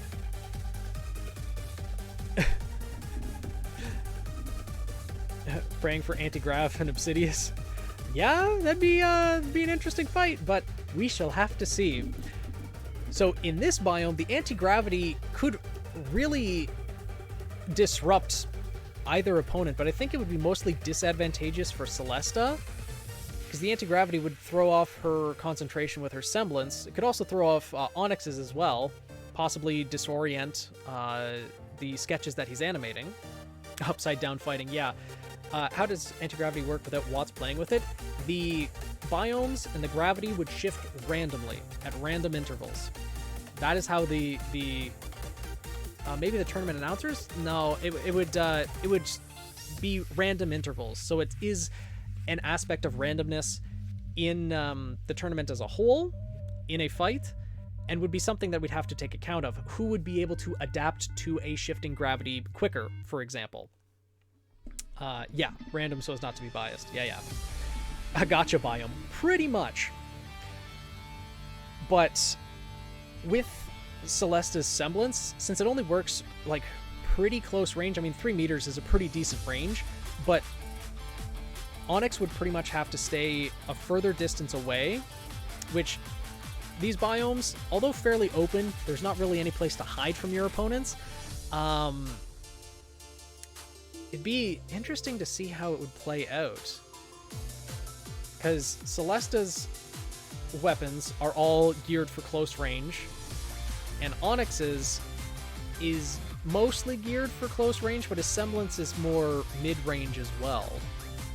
How far can his tattoos travel from him? That wasn't specified, but I'd imagine it'd be a further range than Celesta's semblance, at the very least. I'd imagine it'd probably be 20 to 30 feet? Wouldn't distortion be active in a 3-meter radius, but visible from afar? As far as I understand it, it's... let me check that, actually. Celesta Obscurum. Yeah, Ultra's perception of light around herself in a 3-meter radius. When active, their movements became distorted to those in the radius, causing them to just misjudge where she is by inches or feet. Those outside the radius are unaffected, can only be active for 20 seconds at a time with an 8-second wait before it can be reactivated. So outside of that range, it is not affected. It is only within that range that people just misjudge where she is. This OST slaps. Thanks, G. This is actually soundtracks made by Glitch City. They remix a whole bunch of different Pokemon songs, and these are all like the battle themes of Pokemon. So I figured this was good background music to have for the tournament. Yeah.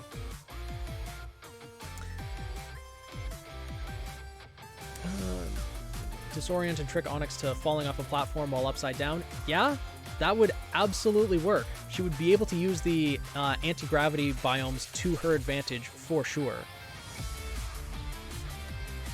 Let's see. Okay.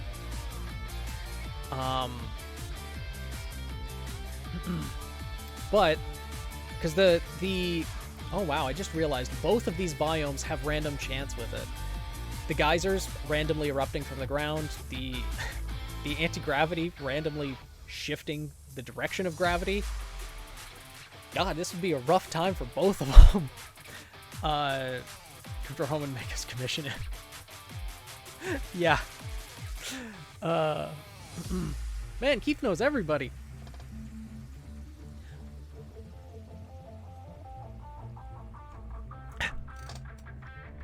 It's okay, Shift. They'll build back up over time.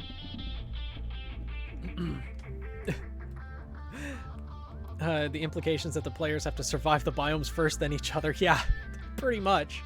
Because, really, like, the geyser biome could... Oh. Celesta could disrupt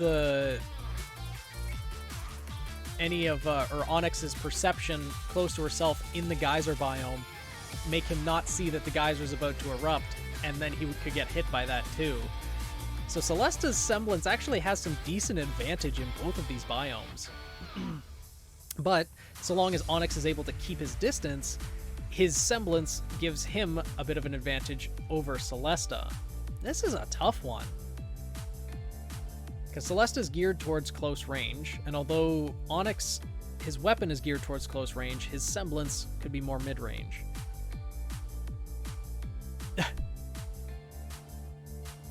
Oh no, more ads? Yeah, more ads.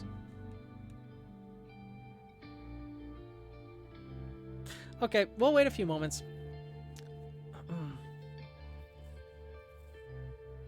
Would the steam weaken the tattoos? That's a good question. I'd imagine it would. Because that brings up the steam weakening the tattoos brings up the question of what would affect the tattoos more? The aura holding it together, or the steam being able to disrupt the ink?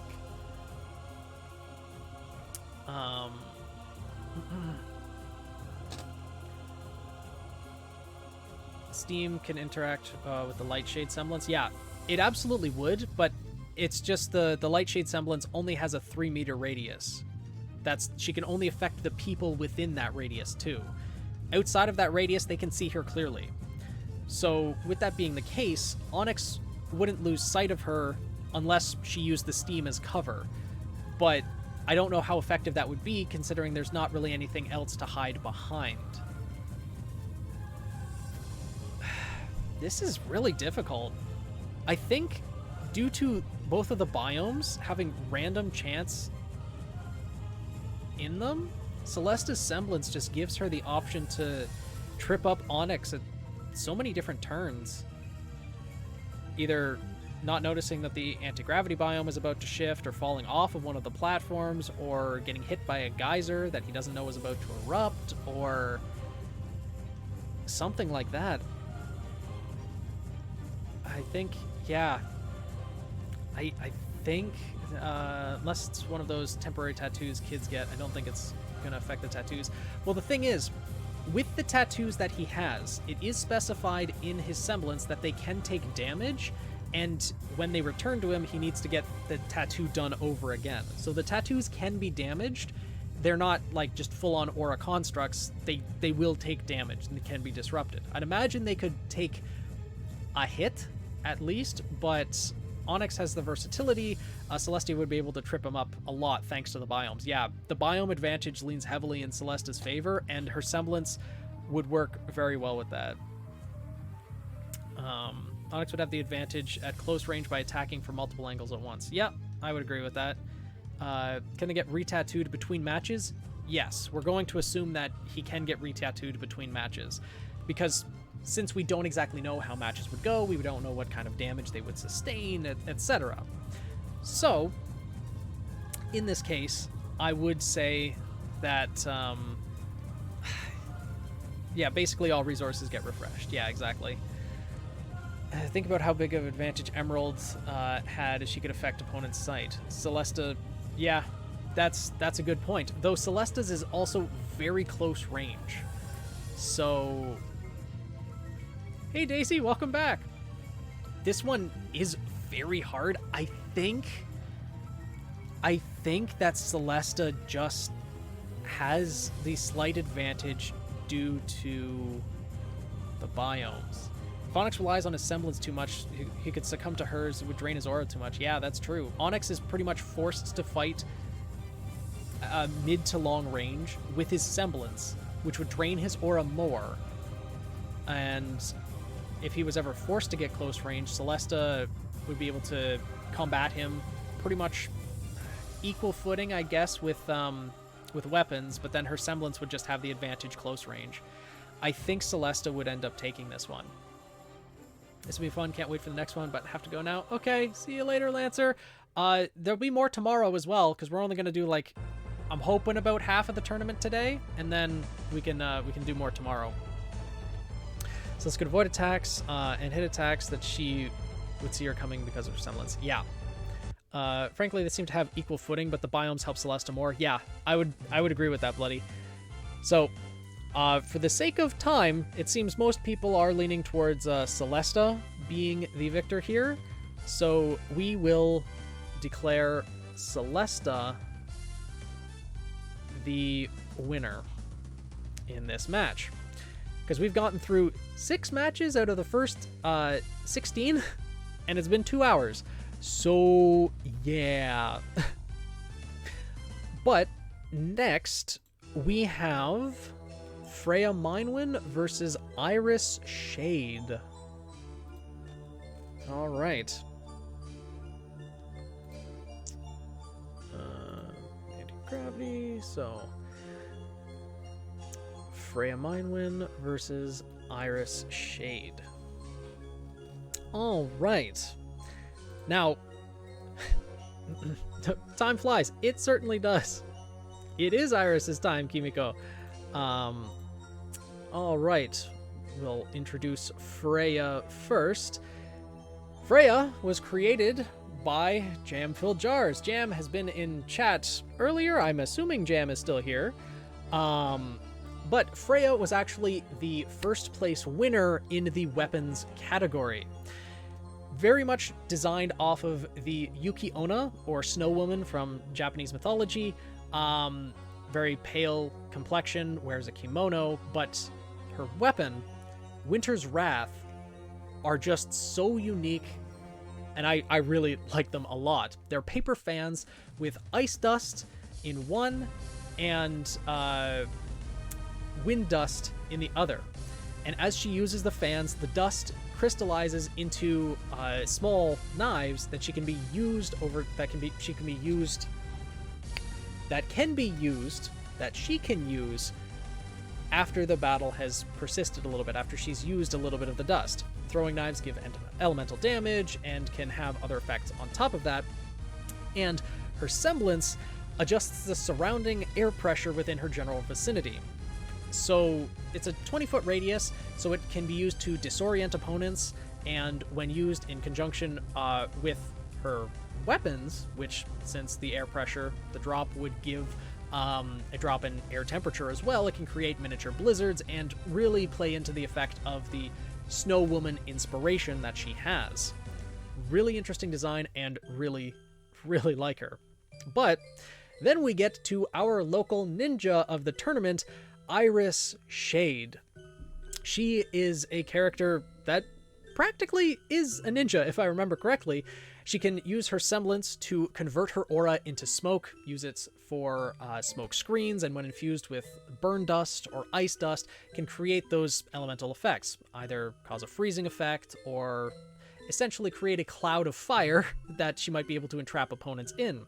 And her weapons are gauntlets with retractable claw blades and mounted pistols on top of it, kind of like similar to Tyrion's weapons.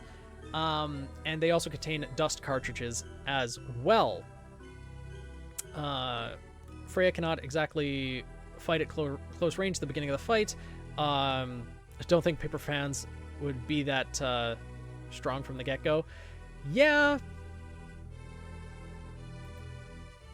be that solid from the get-go, but they are infused with her aura. Remember. Ninja Vanish. Exactly.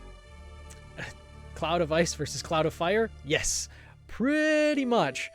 But let's see what biomes they're fighting in, because, you know, there's one biome that the Snow Woman might have a particular advantage in. Let's see. And we do get it. We have the forest and the ice biome. So, well, yeah, it's not the lava biome, it's the snow, it's the ice biome. So, we have the forest and the ice biomes. Now, obviously, the ice biome gives a large advantage to Freya. The Snow Woman in the ice biome already has the low temperature. Combined with her semblance and weapon, it does give a pretty heavy advantage here. Iris, like, she's not down and out, not at all. She has the forest biome, a lot of cover, a lot of places she can attack from, but Chemicals could cause Iris's eardrums to burst. But again, we're not gonna do any, like, an air pressure change would... Snow Woman. Keith, your Weiss addiction. Calm down, man. She wouldn't go so far as to burst someone's eardrums. We're assuming that there's no permanent damage done in this tournament and anything like that, so if there's a sound semblance or an air pressure manipulating semblance, they're not going to burst people's eardrums, even if they could. Not to mention, each individual is protected by their own aura, so they... they wouldn't have their eardrums burst. They could feel the pain, but not necessarily have their eardrums burst. But Freya, just given the biome that she's in, she got the literal best biome that she possibly could. Heat repressuring the air Freya manipulates is a good weakness to integrate into her character. That's true. That's true, Nin. Dissipate the smoke, and 2, she has the biome advantage. Oh, right, her semblance could dissipate the smoke. That's a good point, dude. Yeah, as much as I like Iris, and as much as the forest biome would give her the advantage in close combat, the ice biome just gives Freya such an advantage that I think Freya might clearly take this one, unfortunately. Iris, though, would be able to put up quite... Oh.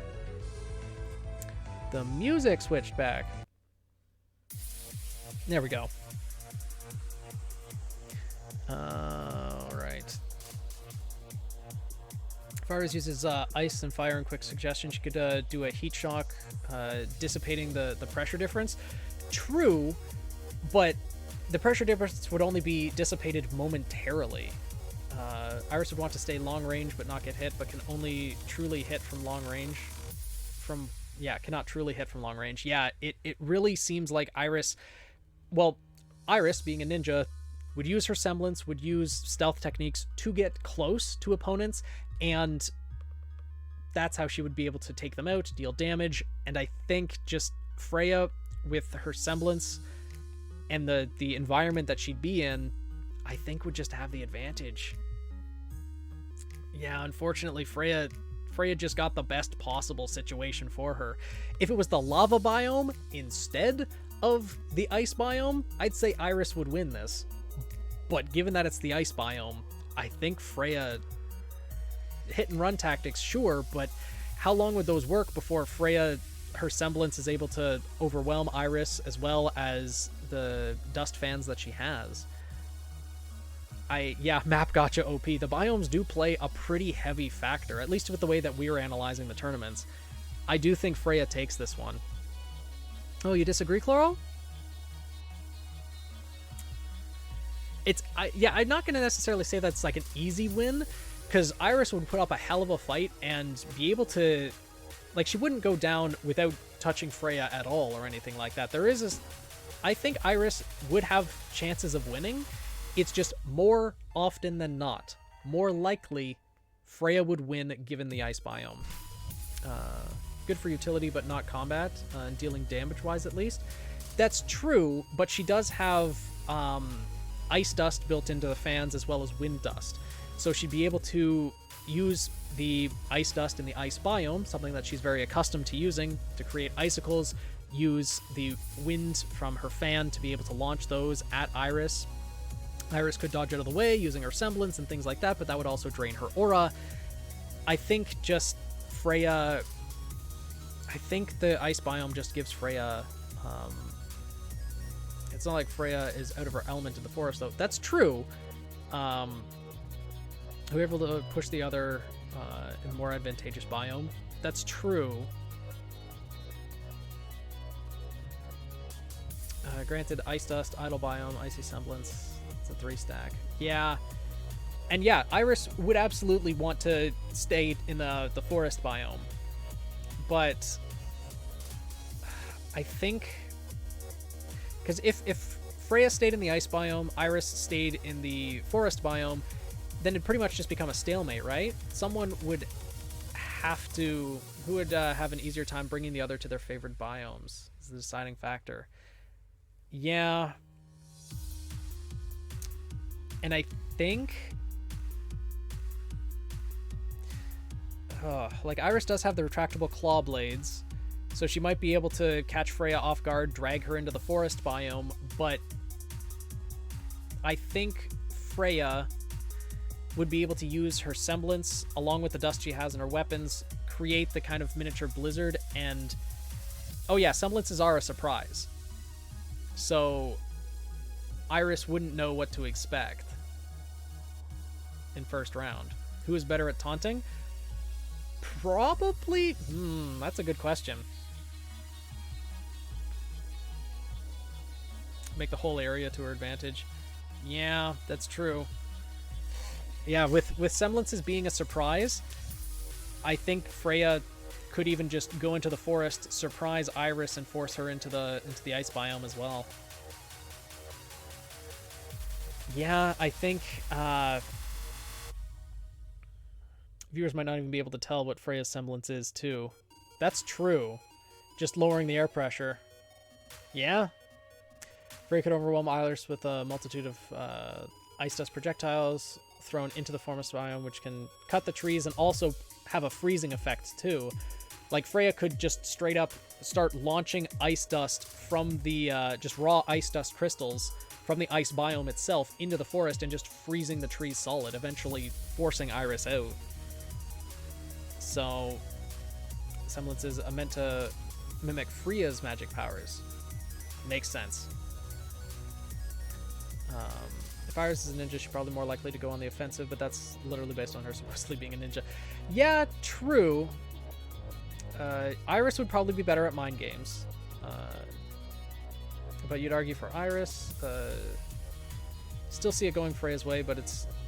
Oh yeah, I'm not saying this would be like an easy, like, just straight up Iris couldn't land a hit. I think Iris would be able to deal a decent amount of damage to Freya, because Freya wouldn't know what Iris's semblance is. The smoke screen that she can create, especially infusing it with burn dust, would easily disrupt Freya at least once or twice, and Iris would be able to land a number of hits against her. But Freya's semblance would be able to disorient Iris, and in turn, with the biome advantage that Freya has, I think she would eventually be able to overwhelm Iris a decent amount more often than not. Matter of closing the gap. The colder it is, the faster that she can use the icicles. That's true as well. Chilling the forest would give her the advantage. Yeah. Plus fire claws? True. Still use ice mist to her own advantage, for her own stealth, if anything, plus fire claws. That's true.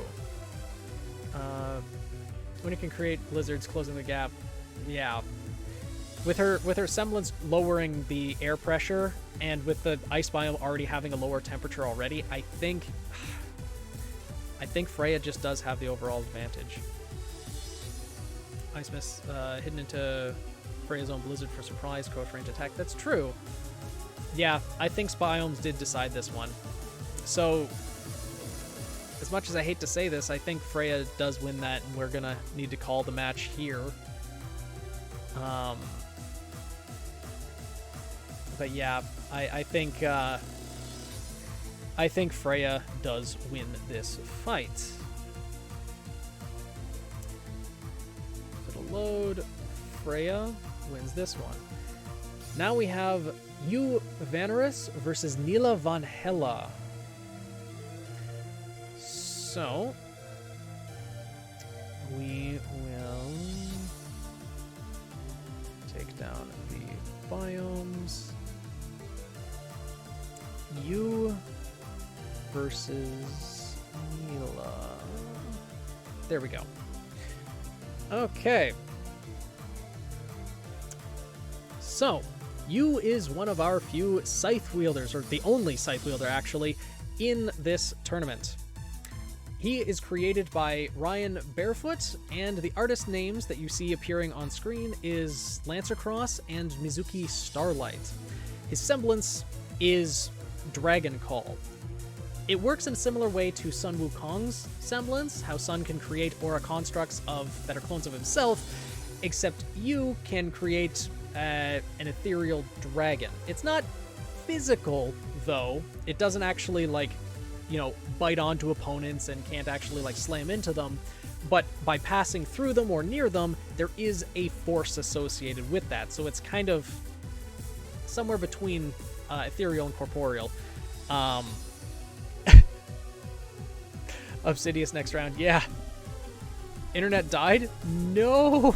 Oh no, Keith. Postpone is Obsidious round. I'm sorry. For the sake of pushing the tournament forward, I don't think we can. Hanzo semblance, essentially, yeah. And his weapon is a scythe, scimitar, and carbine rifle. Nila, on the other hand, let's see here, get on the right page. She was created by Kelsey Lynn, and Kelsey Lynn also did the artwork for her. Her semblance, very straightforward. She can remove the traction underneath her feet, so she can pretty much glide and skate across almost any terrain, as long as it's, even terrain. So think in a similar fashion to Neon's semblance. Not exactly accelerating speed, but her semblance doesn't directly accelerate speed, but she can accelerate quite quickly. And her weapons are shotgun gauntlets with retractable blades, one on each side, and the blades are attached to the gauntlets by chains, so she can use that for grappling. Again, two more close combat characters, though Yu does have the carbine rifle for long range. In before uneven terrain biome. Yeah. Soap gang. Alright, so let's see what biomes they will be facing off in. It will be 8 and 6. The ocean and lava biomes. Interesting. Okay. So, ocean, lava biomes. Now, when it comes to removing the friction underneath her feet, that doesn't allow her to skate on water. Never miss a beat, never miss a beat. Uneven terrain, go brr. I mean, she'd be able to skate across some of the lava biome, but the ocean biome's really not in her favor for using her semblance, because she wouldn't be able to skate across the water. Lava has arrived, indeed.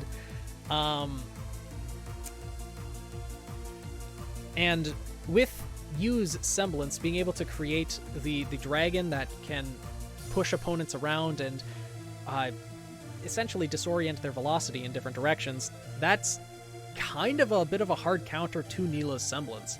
Even when she can use it, the dragon would disrupt it, allowing Yu to be able to attack. So, when it comes to Yu's weapon, I think his weapon with the scythe definitely has more reach than Neela's with the shotgun gauntlets, but Neela does have the grappling functions. She would be able to swing using the ship that's in the ocean biome, as well as presumably some of the hills in the mountain biome as well. How would Tactician work with sand? She could probably skate over the sand as well. So the ocean biome does have some things for her to skate over, but getting close and preventing you from using a scythe properly. Yeah, I absolutely see her being able to do that. It's just, how often could she be able to? And since Yu's scythe can also collapse in a similar way to the ways that Crow's collapses, so it could be a scimitar, he'd be able to fight close range too. So although Yu does seem more akin to a scythe wielder, he does have close range capabilities and a sniper rifle as well. So she could maybe even yeet dust from the lava biome using her blades. That's true. The grappling blades would be very useful for that. Just throwing the fire dust at you. That is very true. And even just shooting them with the shotgun gauntlets, like throwing the fire dust out there, shooting them, she could essentially use the lava biome to create just grenades to throw. Biomes don't really help. It's just more situational for sure. Yeah, never miss a beat scenario. And I think, unfortunately for Neela, with Yu's semblance, being able to control the dragon that would, it wouldn't be able to fly around the entire battlefield at one time, but it would be able to fly a decent enough distance away from Yu to be able to disrupt any momentum that Neela would be able to gain using her semblance. I think Yu's semblance is advantageous against Neela's. Yes, I believe you can put dust into the dragon. Let me just check. Trying to use more slash-based attacks. Manifestador summon an Eastern Siren Dragon, semi-corporeal form.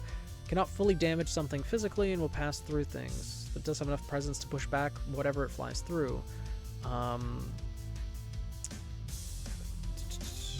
through them, or even flying along. Use weapon dab momentum strikes. Okay, so it there wasn't anything mentioned about the dust being able to be infused into it, but I'd imagine he could. Fire dust crystals with the dragon could probably be very effective. Yeah, neither of them really has a clear advantage, though I think with Yu's semblance being able to disrupt whatever traction that Neela could get, I I think he does have a little bit of an advantage here. Full-size Eastern Dragon is bound to be demoralizing. I don't think it's like a full-size dragon, like nothing like the God of Light size or anything like that, but... Hey Fire, how's it going? We are going through the Phoenix Festival tournament, and we're on match 8, I believe. We know that the area has no biome. That's true. I think you... It's difficult, because this one could go either way. But I think because of Yu's semblance being able to disrupt Neela's semblance, that he would just be able to have the advantage more often than not. Now, if the biomes were different and Neela was able to get more traction in more places, I think she would probably have the advantage and win. But in this case, I think you would be able to... Gotta go? Okay, see you in a bit, Daisy. The fact that Neela doesn't know the dragon isn't physical. That's true. There would be a massive intimidation factor with it. Could use her semblance for defense as well? How do you mean, dude? Leaning towards you, his semblance is a decent counter to hers, but Neela... Oh yeah, Neela still has her options. This is not going to be a close fight. Like, I think it's pretty close to 50-50, but I'd maybe go like 5.5 in Yu's favor and 4.5 in Neela's. Like, this one... Yeah, I think I would give it to Neela on other biomes as well, but just in this case, with how little she would have to be able to use her semblance effectively, and with you being able to disrupt what little she could use, I think he just slightly edges it out here. Yeah, I think... Hey, Namunomi, how's it going? I think it is very close that you probably wins. Welcome to the tournament. I think you being able to push Neela and utilizing the combine form, you maintains distance, could win. It's going to be close, but yeah, I think you just does. On Yu's ability to heat her out of the center circle. That's true, but the dragon has pushing force with it, as well as you attacking. I think he would be able to force her out of the center. I think more often than not, even if just slightly, you would end up winning. Seeing how Neela could remove the friction of Yu's attacks. Like if the bullets or blade doesn't have any friction, they would just glide off her feet. True, but we also have to remember, if she is using that with pretty much all of Yu's attacks, that would drain her aura as well. So I think in that scenario, you would still probably have the advantage. Because as she's dodging out of the way, he could summon the dragon, have that throw her off her balance, and then be able to land a hit against her that she just wouldn't be able to dodge. And yeah, use weapon deals some serious damage. All right, so in this case, we will give the victory to you.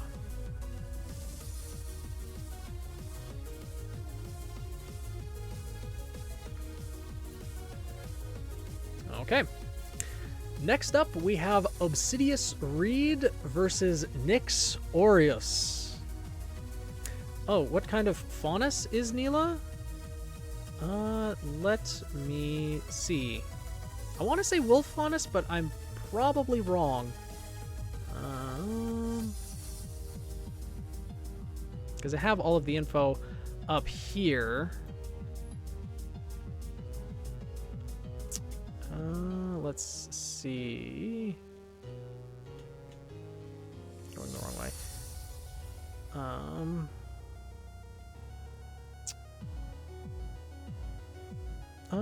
Active Huntress. Fairy Tale inspiration is the dog and the wolf. So she's a wolf faunus, I believe.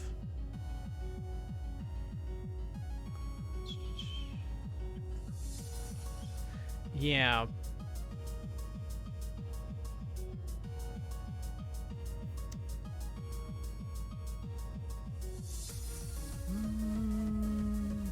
Yeah. Drilled to pierce through the heavens. But now we do have the next one to get onto. So, with Obsidious Reed versus Nyx Aureus. So, Neela, you... So, Obsidious Reed versus Nyx Aureus. Oreos. Could be Oreos. I know there is part of his inspiration that does come from Oreos, but we have, of course, Obsidious Reed, created by Keith Montalvo, who also did all of the artwork for Obsidious. The large anime sword. Yes, indeed, it is a massive sword that carries a lot of weight behind it, but his semblance allows him to be able to use that because it is a kinetic energy storage semblance, though not really storage that much, as he does need to release it immediately after absorbing it. So he has his weapon named the Regalia that have two different forms. There is the Grand Regalia, which is a shield and also a stun rod, so he can absorb the kinetic energy through his shield. Then by connecting the stun rod to the shield, it transforms into the great sword that he can then use that momentum, shift it around, and deal heavy damage. The man is absolutely a tank that can dish out the damage he takes. But he's not exactly the fastest fighter either. So that's going to possibly give him some difficulty when it comes to Nyx Aureus, who was created by Shinoya, and the artist as well is named Shinoya. Drew his own artwork, and Nyx's semblance is a teleportation semblance. He can create 3 markings, or put 3 markings on the ground or in a location within a 100-meter radius of himself, or 100-foot radius of himself. And he can create portals to those locations. Only he can travel through those portals at this point in time, but it allows him to get the heck out of Dodge if things get tough.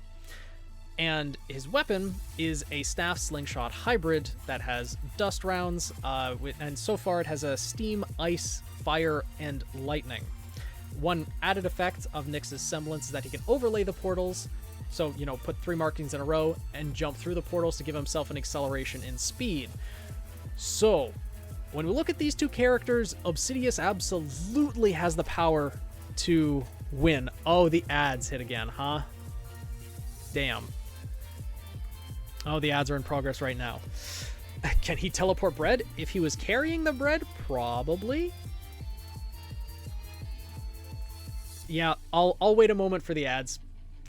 I shall wait for the ads to be done.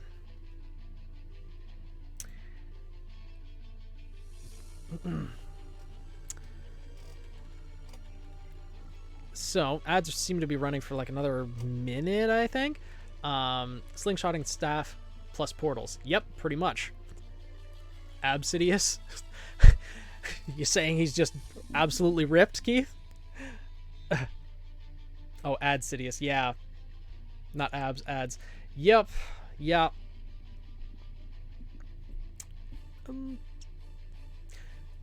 Oh, that's an interesting question, JK. Can he just put an arm through the portal or something? I don't know. I don't think that was specified in the character sheet.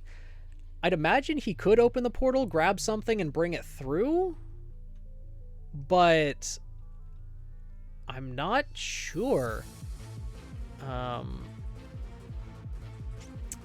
Yeah, it doesn't say. Well, okay. It does say the portals close immediately after he goes through them, and only he is able to go through them at this point in time. So I don't think he'd be able to open them, throw something through, and then get out. But yeah, this is pretty much the power versus speed. As soon as Obsidious lands a hit, he gains the advantage. But Nyx is very fast. Just with teleportation, it's essentially instantaneous, but it's also very aura draining. Teleportation is not something that he can do like 50 times in a single battle. He has to choose when to use it, which would likely be when Obsidious is about to attack. I treat it like the Portal games. You can grab something and come back. In the description of the semblance, the portal closes immediately after he jumps through them, so I'm assuming he wouldn't be able to grab much, if anything. Now you're thinking with portals. Yeah.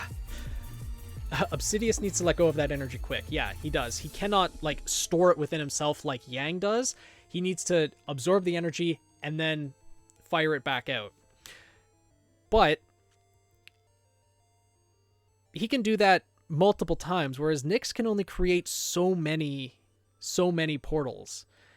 And considering that Nyx would probably try to keep it more of a ranged battle at the beginning, just to feel out the opponents, most likely, try to use the different dust weapons, Obsidious with the massive shield would be able to defend against a lot of it, absorb the kinetic energy, still take some damage, but he'd be able to block a lot of it. And upon releasing the momentum, it wouldn't, be able to hit Nyx from long range, but I think Nyx would end up wearing himself down against Obsidious's defenses before actually being able to deal a finishing blow. Granted, we still also haven't gone over the biomes, so let's do that first. 9 and 10, Savanna and Urban biomes. Okay. So we have Savanna and Urban. There we go. That's better. Yeah. So the Savanna and Urban biomes. Now, the Urban biome does give a lot of places for Nyx to teleport to, so he can get the heck out of Dodge. So he's got the advantage there, but Obsidious, if he gets enough momentum stored or kinetic energy in one attack, he could probably demolish a building or two. Obsidious could lay a trap with that massive sword of his, plant it in the ground, and have Nyx run into it full tilt. That's true. If, hey Sphinx, how's it going? If not, Nyx would have the advantage, slowly dealing damage over longer times, but, yeah, it would go for a war of attrition, for sure. Obsidious would, probably struggle dealing that final hit to Nyx, or dealing a decisive hit. At the beginning, at least. Nyx could easily keep it long range, using the slingshot, and just trying to zoom around Obsidious to try to deal incremental damage here and there.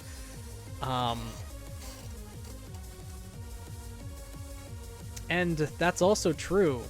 Obsidious wouldn't know where Nyx is teleporting to, because Nyx could put down the 3 markings in the Urban biome, be able to teleport to buildings. Obsidious would have no idea where he is and be able to snipe from his blind spots. Be able to land hits when he's not looking. That's true. But the thing is, for every hit that Nyx lands, Obsidious would probably, my guess at least, he would redirect that energy into starting to destroy the Urban biome, to destroy the places where Nyx could hide. And with the weapon that he has, he could absolutely start doing that. It would... I'm doing pretty well. JK. Or Sphinx, sorry. Biomes help Nyx more than Obsidious, and assuming semblances aren't... That's true. Semblances would be unknown at the beginning of the fight. Nyx would definitely have the opening advantage, for sure. Being able to jump through the portals, because Obsidious would have no idea what Nyx is doing, because Nyx would probably immediately go to the Urban biome, lay down the 3 markings, then try to start attack Obsidious. Yeah, Urban is still half the arena. So... how draining is Obsidious's semblance compared to Nyx's? Started the same amount of relative to Aura compared to one portal. I think Nyx has the more draining semblance. I think Nyx has the more draining semblance. Obsidious does have to absorb the kinetic energy with his aura, and by doing so, he does drop his aura quite low. So if he takes a really heavy attack, Nyx could use either biome to snipe with the slingshot. Both biomes have decent cover. That's true. The Savanna biome, since we do know that the grass is about head height, Nyx has a lot of cover to be able to teleport to, snipe from a distance. It's just if Obsidious lands that one hit, it would do a lot. But I think, yeah, Nyx I think has the advantage. Random thing you're curious about. City's page in Keith's Toy House has written that Sidious must drop his aura down to the minimal levels in order to let energy flow into and back out of him. Is that still a thing? Yes, it is. So he does need to drop his aura down to be able to absorb that energy. But then again, he has the shield to be able to absorb that energy through as well. So he doesn't have to take the damage directly, though if Nyx is attacking from his blind spots...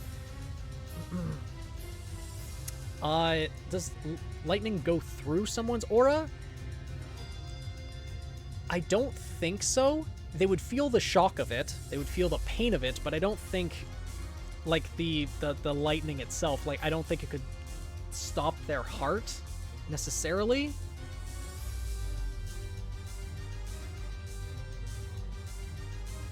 Probably even pull a Yatsu or just straight up strong enough to do that. I don't think Obsidious has the same physical strength as Yatsuhashi, though to wield the weapon he does, he has to be probably comparable. Granted, I don't think he has the jumping capabilities that Yatsuhashi has to be able to slam the blade down with enough force to destroy an entire biome. I think Nick's only real win is to overwhelm Sidious right from the start. Either way, either with a ranged barrage or close combat combos. Yeah, that's true, but even in a battle of... Yeah, because the portals do take a lot. But Nyx also isn't weighed down by the weapon either. So he'd be able to move around probably a little bit better.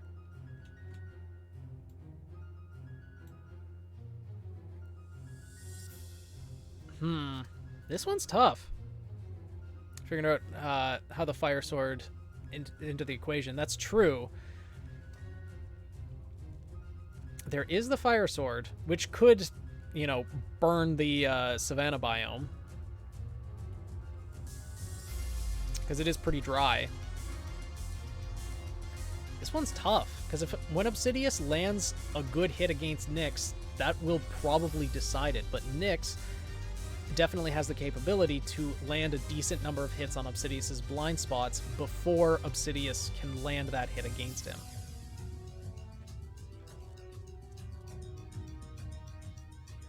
A stun rod would be quite fast, true, but it needs to be very close range because he's still holding the massive shield, right? So it's not like, unless Obsidious dropped the shield to go after Nyx with just the stun rod, which I don't think he would do. That'd be not the greatest option because he's used to fighting with the shield, right? Nyx has to get lucky every time, but Obsidious only needs to get lucky once. You're not wrong. You're not wrong on that one. Uses stun prod in shield mode. I can see it this way. Either Nyx whittles him down or Obsidious gets a few solid swings. And while Nyx's speed is definitely going to help here, I think it's hard to say Obsidious wouldn't land... Oh, yeah, no, Obsidious would land something over time. It's just whether Nyx can hit him enough to be able to whittle him down before that. Yeah, you're right. I think Obsidious would take this. Because Nyx needs to land a number of hits to be able to get Obsidious down. But Obsidious needs to land one decisive one, and that would put Nyx to the point where his aura would be low enough where he probably couldn't use his portals anymore unless he wants his aura to break. Can Nyx poke Obsidious quickly enough with dust? Or can Obsidious get a massive hit on Nyx? Which comes sooner?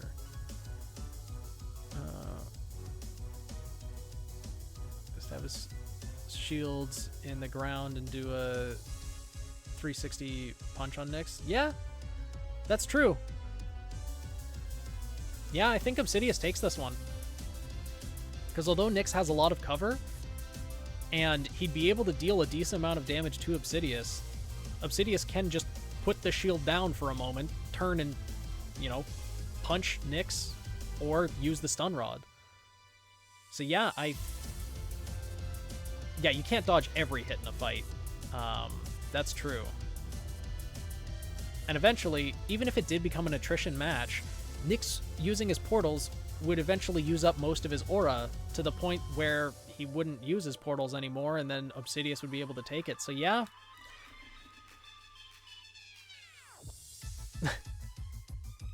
As I see it, Obsidious has less range and can't use the cover as effectively as Nyx, but would Nyx ever need to go into close combat? Probably not, if we're assuming that he has decent enough ammo, but the thing is, he just wouldn't have the cover. Even if it does go to a battle of attrition and Nyx tries to keep it long range, eventually Obsidious is going to either, well, burn down the savannah and topple the buildings, even if it takes a while. Yeah, the shield is big, but it is still in like one direction. So if Nyx is in the savannah biome, for example, Obsidious is defending towards there, and Nyx teleports to behind him and then shoots him with a fire dust shot from behind, or a lightning dust shot that could still deal a decent amount of damage to Obsidious if he's not expecting it. Can Nyx bribe Obsidious with Oreos? I mean, bribery could work, but a little bit of something we can't necessarily account for. But yeah, I think both going to need to be littered off the field with that one. Yeah. we don't talk about Emerald in the background in the savannah biome. There weren't many images of the savannah biome used at all in Volume 3, so I had to pick and choose what I could get. There's also Mercury there, and you can see Koko and Yatsuhashi just slightly.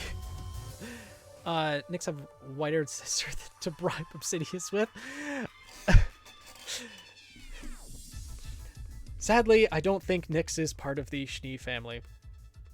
Yeah, I did my best. I made a lot of different scenes to go with this. Like, legit. I can't actually show it. Darn it. But there's like so many different sources that are on here for having all of the characters on both the left and the right side, as well as the biomes, so I can be able to switch between them. So, let's go constant teleportation. What part of the semblance makes Nyx use his aura? Like the markings, placing down the markings take minimal aura, but it's opening the portals to them that takes that amount of aura. So he could place down the 3 markings. Yeah, Keith Sosi is up, Rose. He could place down the 3 markings, and it would essentially be negligible if he never used them. But once he creates a portal to them, but Obsidious doesn't let him use them, do they stay open and waste his aura? Excuse me. They would stay open momentarily. His aura would still be used up, but they would probably close after he's no longer focusing on them. Obsidious hits hard, but you gotta hit Nyx first. And with Nyx's portals in the urban biome, it's gonna be hard to do. Yeah, it absolutely would be. Missed most of Aorta versus Ray. Oh, no worries, Ray or Rail, but his portals would eat up his aura if he keeps dodging using them. That's true. Split down the middle here, 5 to 10 each character. Yeah, like this is hard because these two characters, like Nyx has the dodge and the range, but Obsidious has the power and the defense.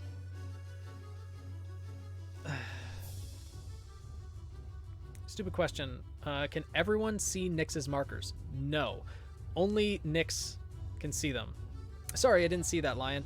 But yeah, I think he could counter those since he can still attack without the big slow sword or shield. Yeah. Like, Obsidious could still turn and attack. And the thing is, Obsidious could place the shield down, like, as someone mentioned, like, stab it into the ground, and then if Nyx is trying to attack from afar, Obsidious could just dodge out of the way. And unless Nyx has a portal to literally right where Obsidious is standing, it's not like he could get there and get past. If Obsidious can throw a surprise semblance hit, oh yeah, absolutely. Obsidious, if he was able to land a hit when Nyx wasn't expecting it, he'd be able to deal a lot of damage. I think, yeah, it comes down to Nyx needs to get a number of lucky hits where Obsidious needs to get one.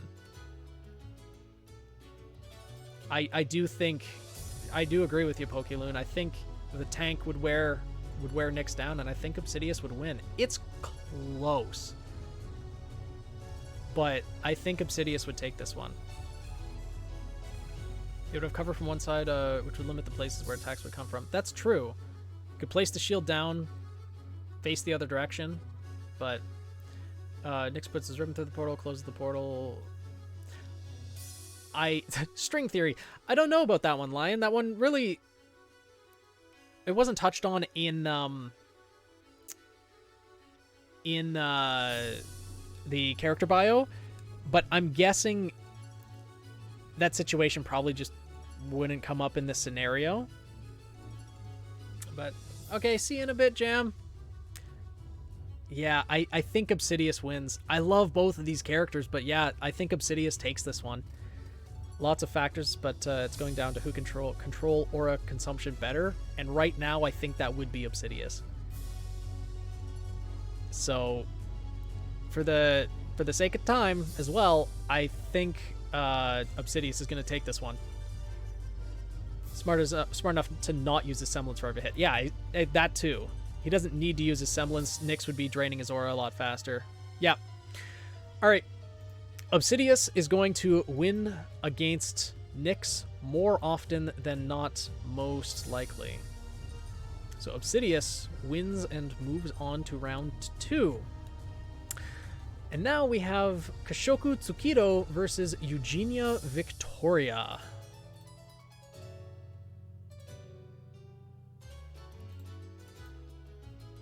Take out the biomes too.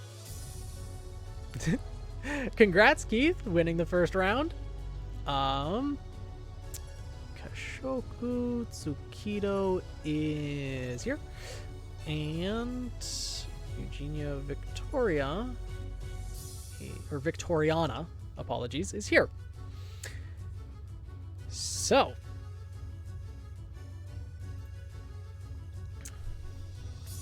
we have Kashoku Tsukido, who's also a bit of a ninja himself.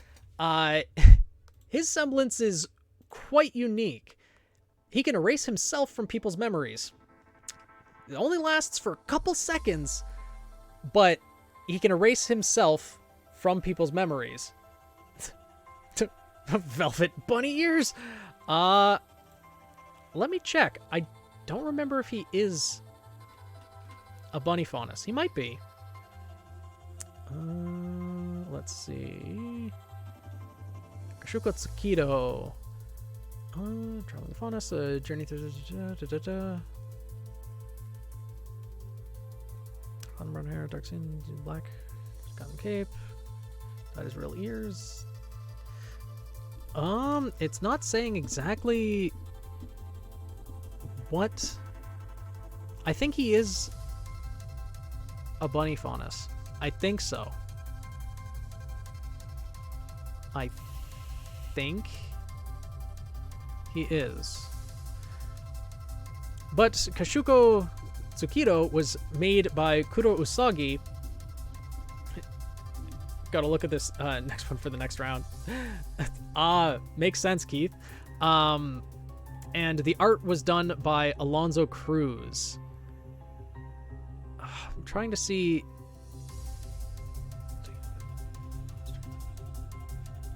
Like, I don't see that it specifies what his faunus trait is, which is odd. I'm probably just missing it.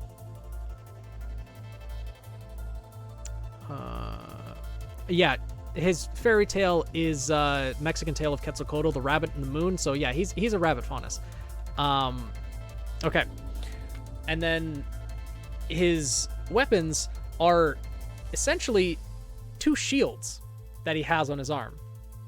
They're retractable shields, so when he punches, gets close combat, he can deal like extra punch by having them kind of like extend outwards and give more force to his punch. Yeah, Tsukido, Child of the Moon. That is absolutely right, Bloody. That is absolutely right.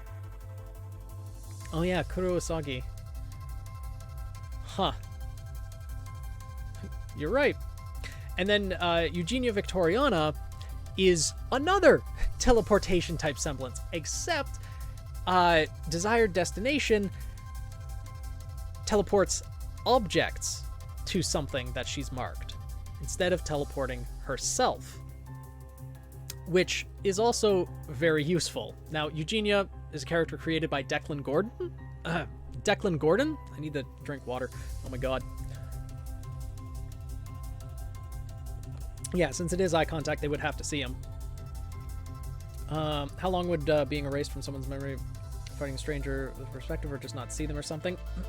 It would be more of a disorientation thing. He's erased from it, like, it only works for a few seconds, and it's enough time for him to just disorient them and strike against his opponents, but it's only on eye contact. So if they know not to look at him directly in the eye, then he'd be able to, his semblance wouldn't work that well.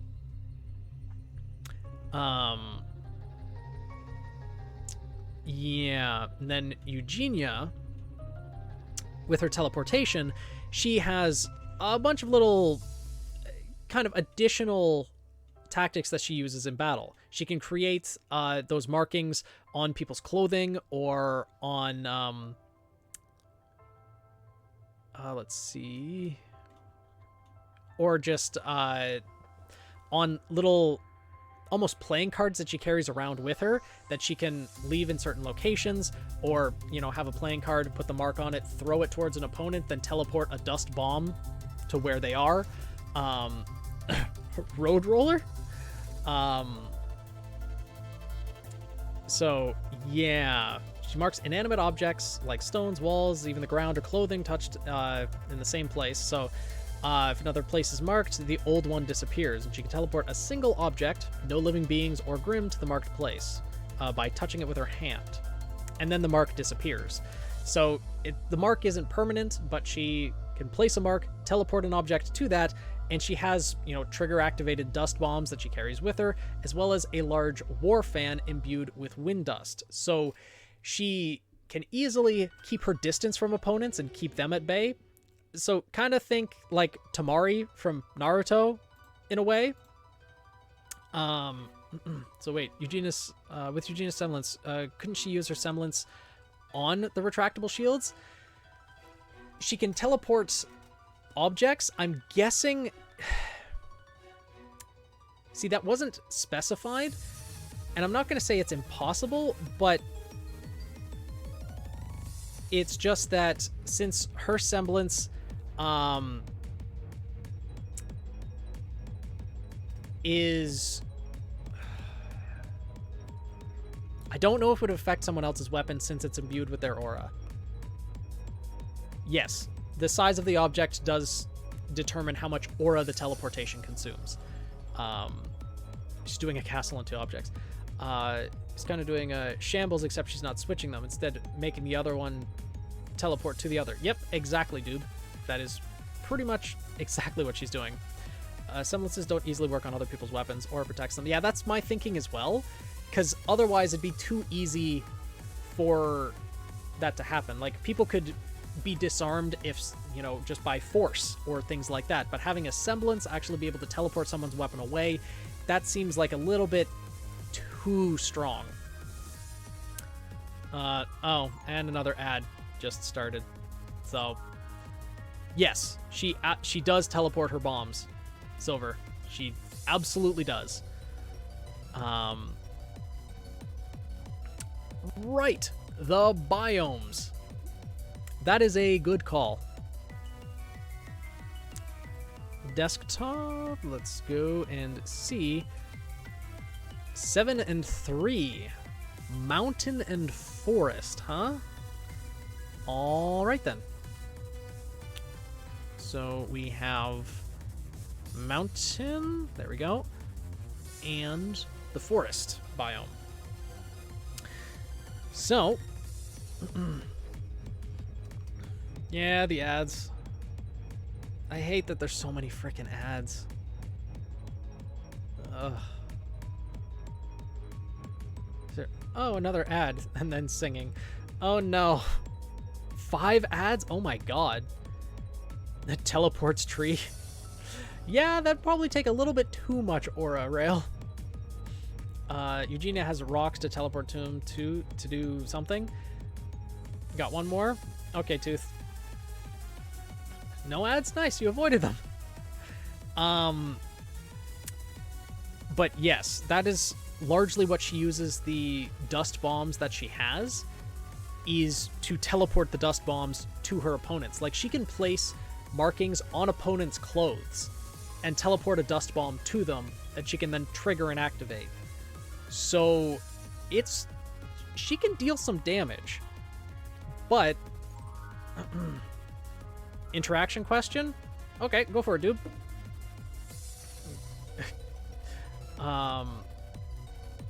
Somehow I'm avoiding all the ads. Nice, Rail. I'm glad you're able to avoid them. Hopefully more people can, because ads are just annoying. Eugenia can use the height advantage of the mountain to drop bombs on Kashoku. That's true. That is absolutely true. Because she has the fire dust bombs, the ice, the lightning, and also with the trees, there's a lot of cover, so she could place a marking on a tree, wait for Kashoku to walk near that marking, teleport a bomb to it, and hell, she could even just put the bombs in the forest biome and lay traps for him. So yeah, there's a lot that she could do with this semblance. Kashoku, though, if he's able to get close contact, especially if he's able to make eye contact with her and, you know, her memory just blanks for a split second, well, it's like 2 or 3 seconds, I think, she would be disoriented and Kashoku would easily be able to land a couple hits against her. But I think, given that the forest biome has so many places to place a marker and also just place the bombs as traps, Kashoku doesn't seem to have enough stopping power to overcome Eugenia. He can probably make openings with his semblance, but he'll have a hard time capitalizing on them. Yeah. I also froze? Oh. Did the entire stream froze, or did... Oh, okay. Someone else froze. Okay. Kashoku just has eye contact at the start of the fight. That's true. And forces close combat. Yes.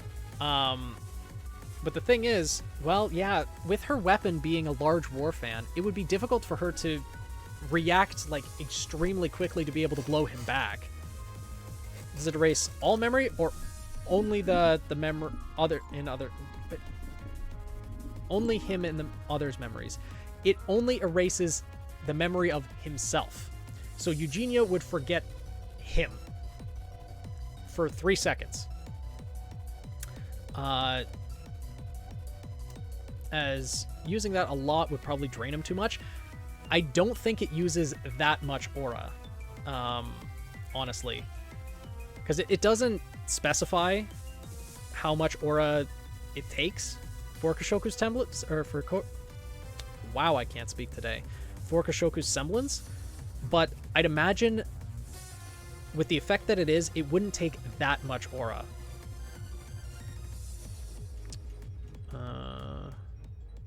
Who is this dude? Why is he attacking me? Oh no, I'm in danger. Break out the war fan.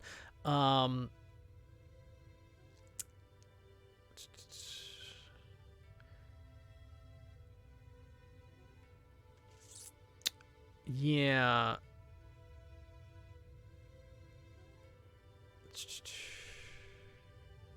Yeah, it doesn't really say how much aura that his semblance uses, but when it comes to close combat, if he's able to get close combat, Kashoku has the advantage, but Eugenia just has so many ways to create distance. She could drop a bunch of dust bombs, forcing him to jump back for fear of being lit on fire, frozen, or electrocuted, and the war fan on top of that, if she's given enough time, she could blow him back pretty easily as well. She has a lot of ways to create distance, and the forest biome kind of gives her an advantage as well, being able to lay traps. I could see Ninja having a good time in the forest and the war fan having a good time in the mountains. That's true, but also, you know, the trigger activated bombs, they would have a good time in the forest as well.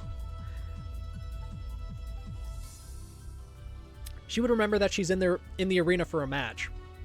She just would not remember Koshoku specifically. He only erases himself from their memory. Yeah, I think Koshoku has the advantage early on in the fight because he would just be able to make eye contact with her, be able to get in close, land a number of hits, but I don't think the fight would just immediately end there. The longer the match goes on, the more Eugenia has the advantage. The more she'll be able to lay traps, the more that she'll be able to... can every mark be only used... Yes. It can only be used once. Once she teleports an object to the mark, it disappears. So the mark disappears. So she needs to replace the mark later on. So she can't just infinitely teleport, like, place a mark on his clothing and then just teleport 50 different bombs to him and just win the fight that way. It would be... How fast can she use it repeatedly? I think it recharges after, like, 10 seconds or so. Let me just double check.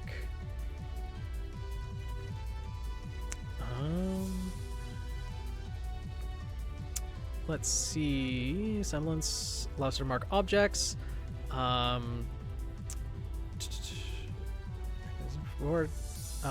Touching and being able to teleport an object to the mark's location. Yeah, she has to charge up her semblance in her hand first before placing another marking down. And she just needs to charge her semblance for a couple seconds to be able to teleport something. So I think it's like, yeah, about 10 seconds it would take for her to put down another marking and teleport something to it. The best way to scare out of the woods is starting a forest fire. That's true. That would be possible. But as far as I know, Koshoku doesn't have the dust capabilities. So... Oh, Koshoku's semblance. Like, can he erase himself over and over while attacking an opponent every 3 seconds? I'd imagine yes, but he needs to be constantly making eye contact. So maybe not over and over. Because even if he himself is erased from Eugenia's memories, she would still be able to realize that someone is attacking her. She would still be able to understand that... Are we allowed to burn down the forest? Because Blaze would 100% do that. You can, but... yeah, every three seconds? Okay. Arson is always the answer. But he would need to be able to maintain eye contact. And there's no guarantee he'd be able to do that, especially when striking an opponent. Arson is the question, always is the answer.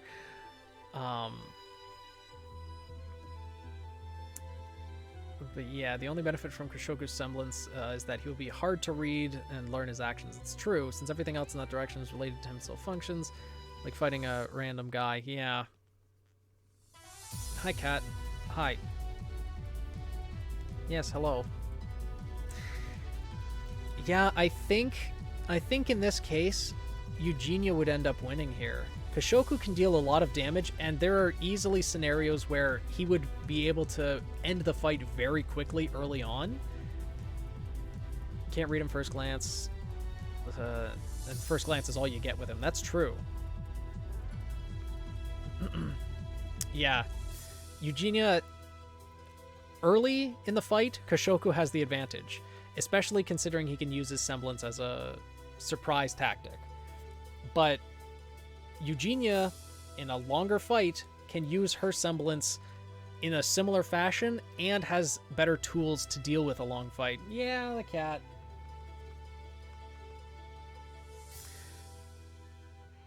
Yeah, he's just in a bad matchup where he can't pin her down. Yeah. Gina's options going forward. All depends on how Koshoku uses advantage. Yeah, and we just have to... And unfortunately, none of us have full information on how these characters would react in different situations.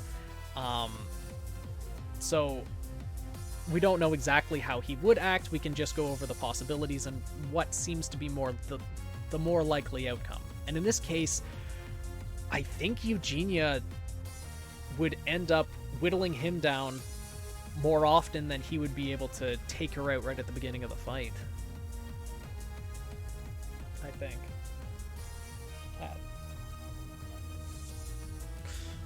So, yeah, I think we'll give the win to Eugenia. So, I think Kashoku's semblance would work way better if it had a little bit longer duration. So he's had a lot more stealthy tool sets since you wouldn't know what you're looking for. Yeah, that's true. In Juicy Votes, I usually present a few traits of personality to have an idea. Yeah, it'll just maybe the next time we do the fights we can do that. But it's the first one I'm really doing with OC fights, so it's all a learning process, and hopefully I don't screw up too badly. What did you miss? Well, this is like fight 10, I think. 9 or 10. So, not too much. But in this case, I think Eugenia would end up winning. So, we will have Eugenia go on to fight Obsidious Reed in the next round. Now we have Ramil Malik versus Oliver Reynard. All right. So, remove these, remove the biomes. Now, where's Ramil? There's Ramil versus Oliver Reynard. There he is. Nice. Oh my god, Val! Thank you, Val! Gifting so many subs. Oh my god.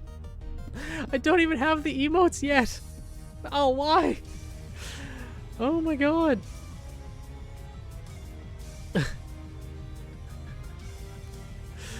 Holy. Yeah, make sure you thank Val if you were given a gift sub. I should make a RWBY OC. Yeah, JK, you can always do that, because I'm hoping to do more in the future, assuming this one goes well. But yeah. So, Ramil Malik, his semblance, well, it's a little bit of an all or nothing semblance. He creates a massive copy of himself, a massive construct out of his aura, that if destroyed, his aura is just gone.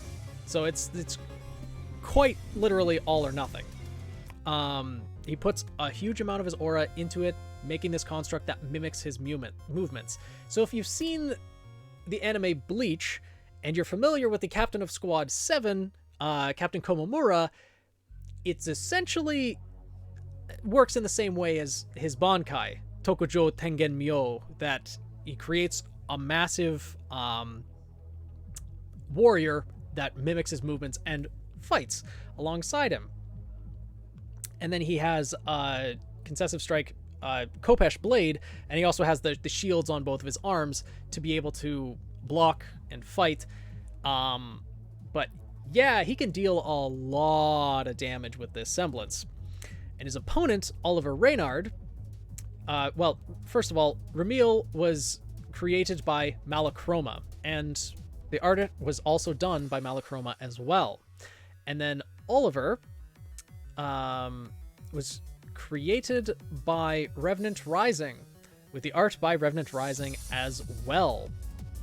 And if I remember correctly, also a member of Team Orchid was the name that Obsidious Sweep. We'll see. Yeah, another Kopesh user. Well, I'm glad it's going well so far. It is quite the gamble, and fitting his personality, that's just how he likes it. But Oliver's semblance is also a pretty unique one. Splitting the arrow, it's a potential energy storage. So he fires the first arrow, acts as normal, the arrow embeds, but if he hits the same spot again with his arrow, it deals double the damage. So, in typical Archer fashion, he needs to be able to hit the bullseye a couple times.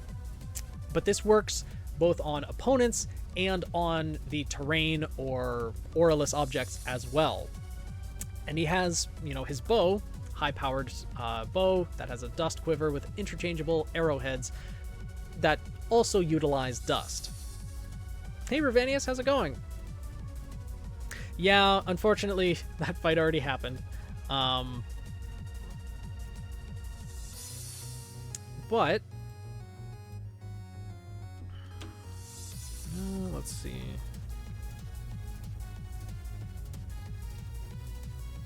Hi, Cat. Hi. But Celesta did end up winning, so... yeah, hi. You just love attention, huh? So, let's see here.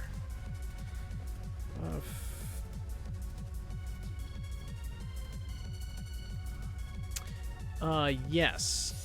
Oliver, the 17-year-old fox faunus. Yes, hi, Cat. Hi. Yeah, he uses his dust to enhance his semblance power, but it doesn't specify what type of dust he uses. I assume it'd mostly be fire dust, possibly lightning dust, things like that. He's a tactical fighter, uses long range to observe his opponent, set traps in the environment, or use existing elements on the battlefield. Wind dust is what he seems to use. He'll use wind dust to blast himself away. So he's used to using wind dust to get the heck out of dodge. I mean, if a character doesn't lose if you send them flying, Sage style, yeah.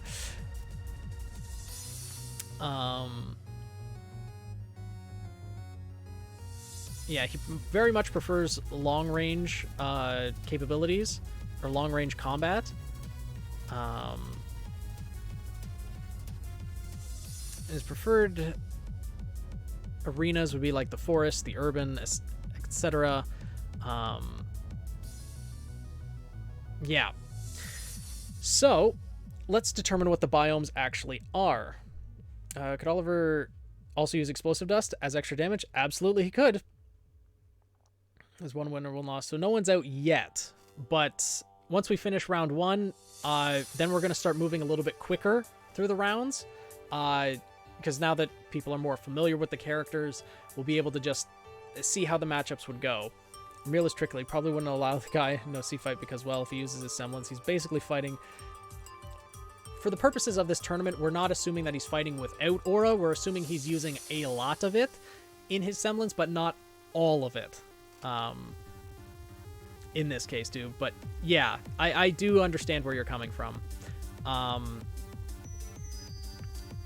So, for the biomes that they will be fighting in, we have the ocean and forest biome. Both of those biomes seem to be coming up so much today. Okay. Well, the ocean biome and the forest biome. All right. So,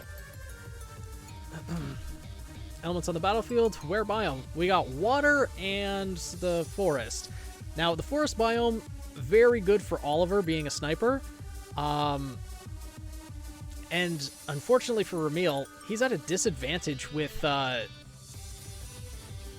this, because having a sniper that has a lot of cover, if Ramil uses his semblance, he's gonna be kind of an easy pickings.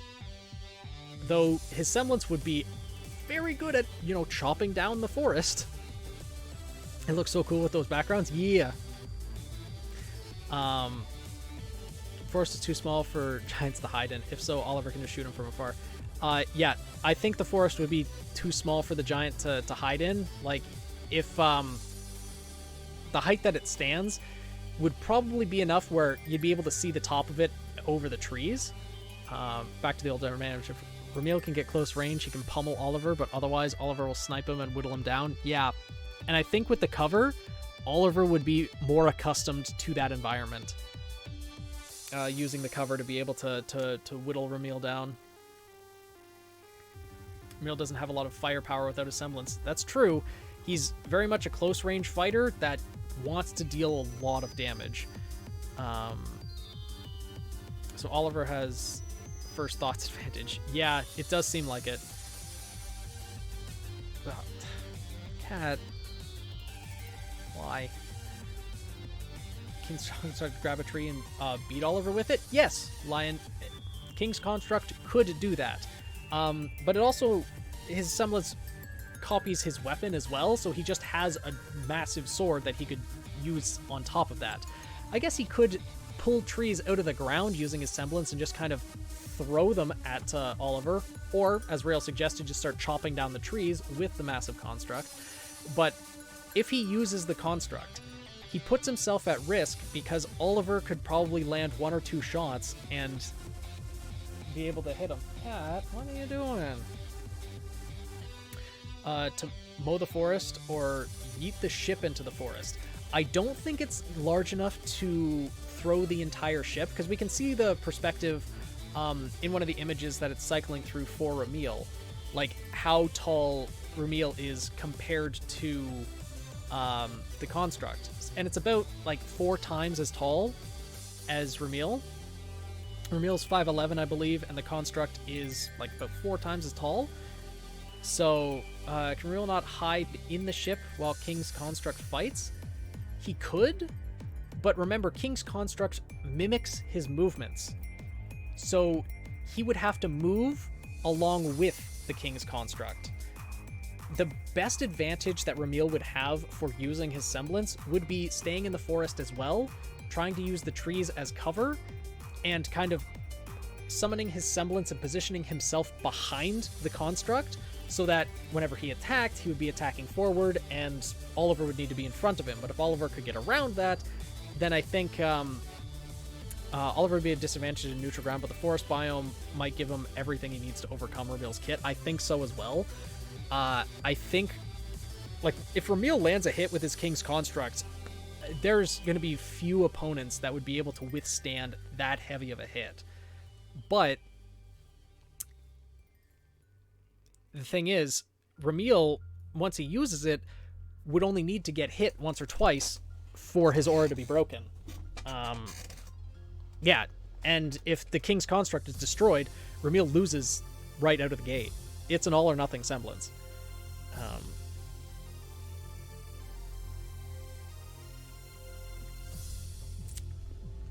It is not said how far the construct is in front of him, and if he could see a target with it. I don't think it shares his senses. I will double check, but I do not think it shares his senses. Let's see.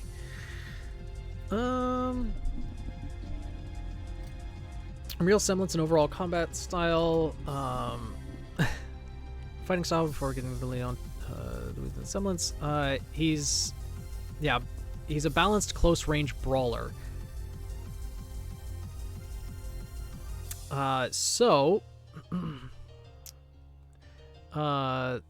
His greatest assets would actually be maneuvering and spatial awareness. So yeah, the forest would be a good place for him. He has close range versatility.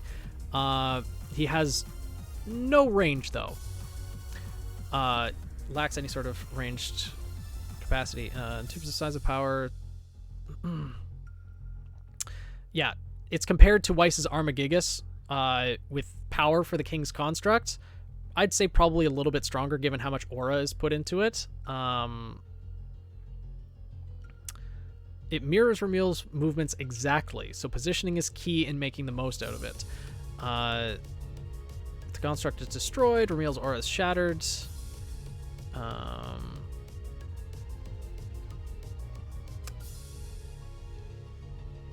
Yeah, it doesn't say whether it shares his senses at all, so I'm pretty sure it does not. So he can't see through it.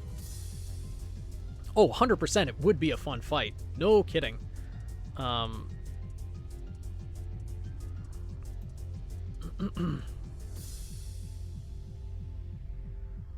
Yeah, pick Obsidius up by the anime hair and fling him across the biome. Yeah, that would. But in this case, I think Oliver would have the advantage because he'd be able to throw itself by throwing Ramil? No. It doesn't defy gravity or anything like that. It mimics his movements. So it would mimic the position that he would be in mid-air, but, you know, by throwing Ramil, it doesn't mean that it can fly with him. How quickly can Oliver fire shots consecutively? I'd imagine being a skilled archer, he can fire them fairly quickly, especially considering his semblance relies on him landing a second shot in the same spot as his first. I think he can fire pretty quickly, though it doesn't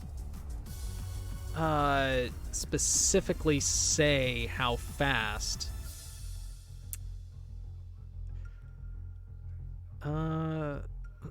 He will usually not stay still unless he's using himself as bait for a plan or something similar, using dust, mainly ice and wind, but has reserves for other types of dust as well, fire, earth, lightning.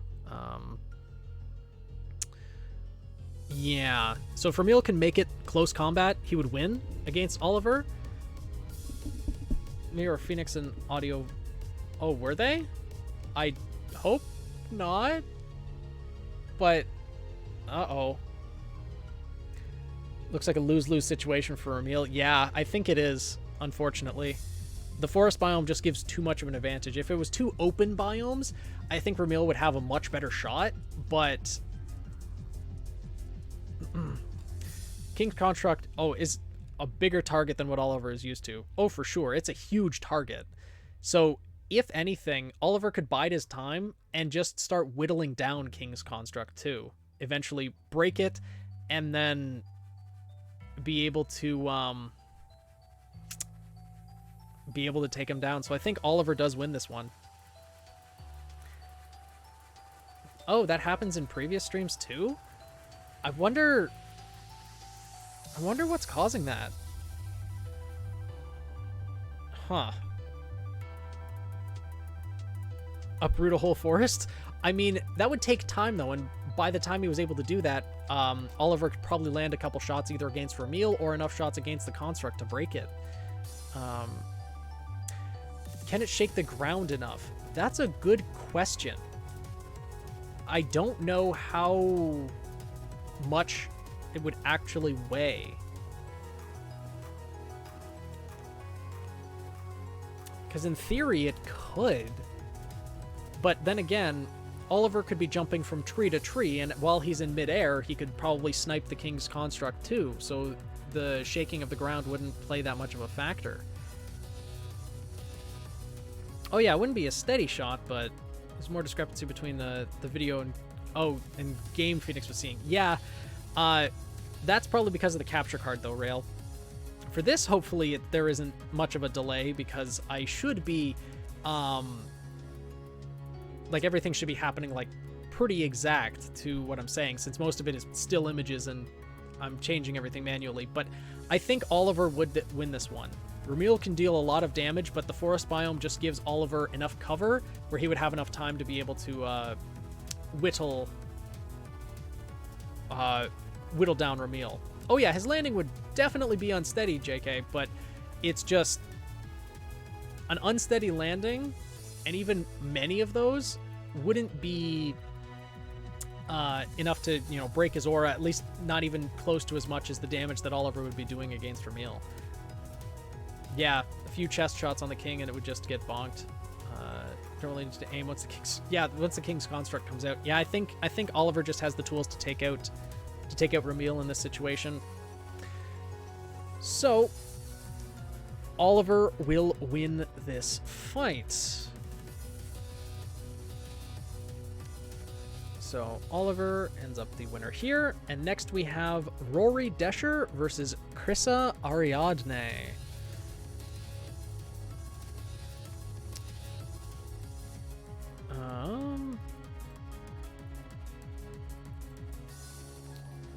Rory Desher versus Krissa Ariadne. Perfect. There we go. And BRB, I'm actually just going to go to the bathroom as well. You know what? I'll just run an ad now so that I can get rid of any ad that will be upcoming for like I hope like the next half hour. I can tell it's Cat's OC. It is. So yeah, I'll be back momentarily. So yeah, be back in a sec.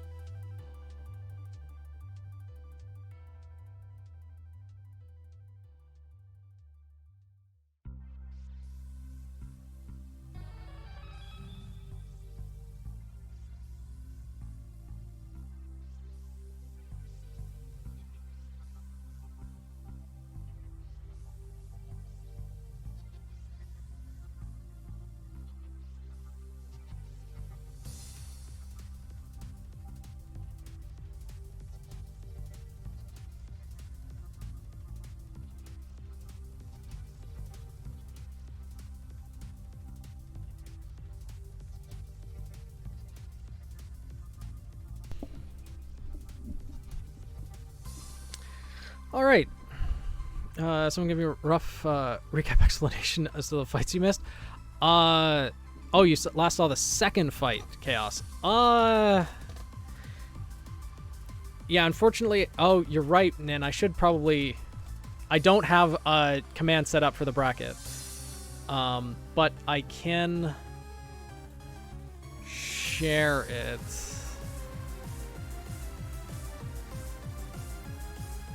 Yeah, Rory's weapon is a little bit confusing, but it's a. I'll just read the description.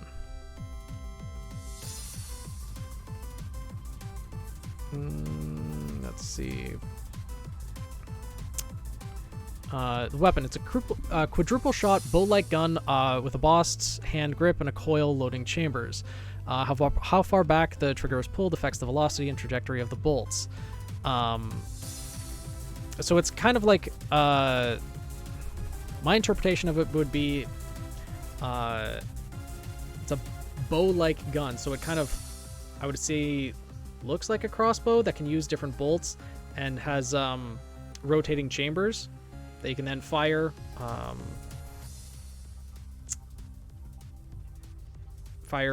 bolts out of. Yeah, it's light blowgun from Monster Hunter. Yeah, it sounds about right. It's like the girl from Team Silver.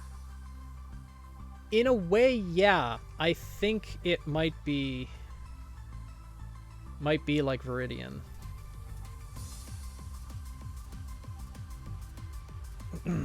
But to give the credit, Rory Desher is a character created by Cats in My Face, as you might know them on Discord, who did the artwork as well. And Rory's weapon, as we already went over, is a quadruple shot bow-like gun, adjustable velocity and trajectory, and her semblance can ignite the bolts from the bow as well. Her semblance increases the heat of her breath to the point where she can light things on fire. The range is, very close range, but it's still a pretty devastating semi-auto crossbow. Yeah, sounds about right. And, she can heat up her breath, which can damage opponents as well. Krissa, however, is created by... Let's see. Krissa Ariadne was created by Leeds, who did the artwork as well. Her semblance is creating string from her aura, and her weapons and gadgets that she uses all work in tandem with that. She has the two gloves that have the sharp claws with hooks that the sharp claws can attack opponents close range, as well as the hooks can attach onto the string, so she can essentially use them to grapple, maneuver around, create nets with. She has little gadgets like gravity dust anchors for anchoring the string and things of that nature. So she really focuses on using her semblance, in other words. She has some light weaponry as well, but it's mostly close combat and utilizing her semblance. Yes, Rory is a faunus.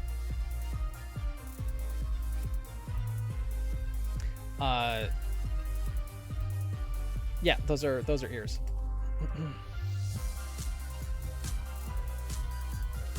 Specifically, they're lion ears. I think they're just angled in a way where you can't see them accurately. But yeah, Krissa seems more versatile, but she needs to get close range to deal damage. But first, we should also get the biomes. Need to keep remembering to do that. 4 and 1. The Geyser and Anti-Gravity. Again with this combination. I don't doubt that this is a random number picker, but, randomness doesn't seem all that random for some reason. Geyser, Anti-Grav. Oh yeah, Krissa would definitely work well in the Anti-Grav area.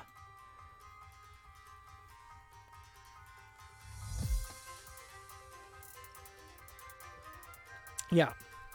Rory has the better damage output, but Krissa has the versatility. And the anti-gravity biome gives Krissa the advantage here. But Rory, considering that her semblance is involving heat, she can easily turn the geysers to steam and use that as cover. But Krissa would probably stay in the anti-gravity biome, and Rory could also just try to snipe from there too. Can Krissa's strings catch Rory's bolts?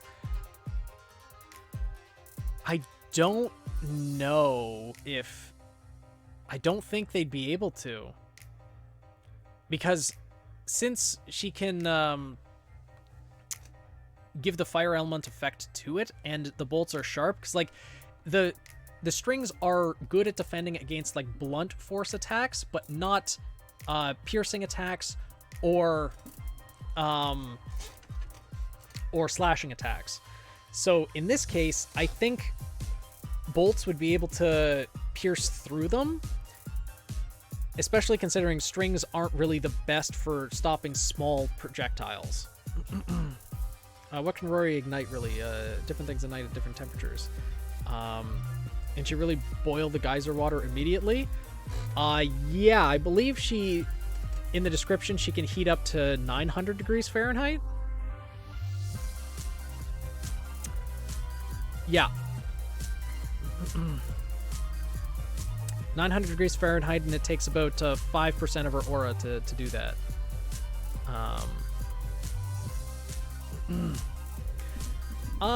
Yeah, but we're going to assume that her weapons probably won't be able to melt due to aura protection and things like that. But Krissa would be able to dodge out of the way of a lot of Rory's attacks, though, especially in the anti-gravity biome. If Krissa is able to get Rory into that biome, and with the strings that she has, she could probably snare Rory at some point and drag her into that biome. Wouldn't the anti-grav mech with the trajectory of her shots? Yeah, it easily could, too. I think with the anti-grav biome, Krissa has the advantage in this fight. Just with the strings, she could eventually get to the point of dragging Rory into the anti-grav biome, where once that's the case, Krissa would be able to anchor herself with her strings, not be affected by the anti-gravity biome, and be able to manipulate the battle in her own favor. How well can Rory work with the anti-gravity to do trick shots? Unfortunately, that's something we just don't really know.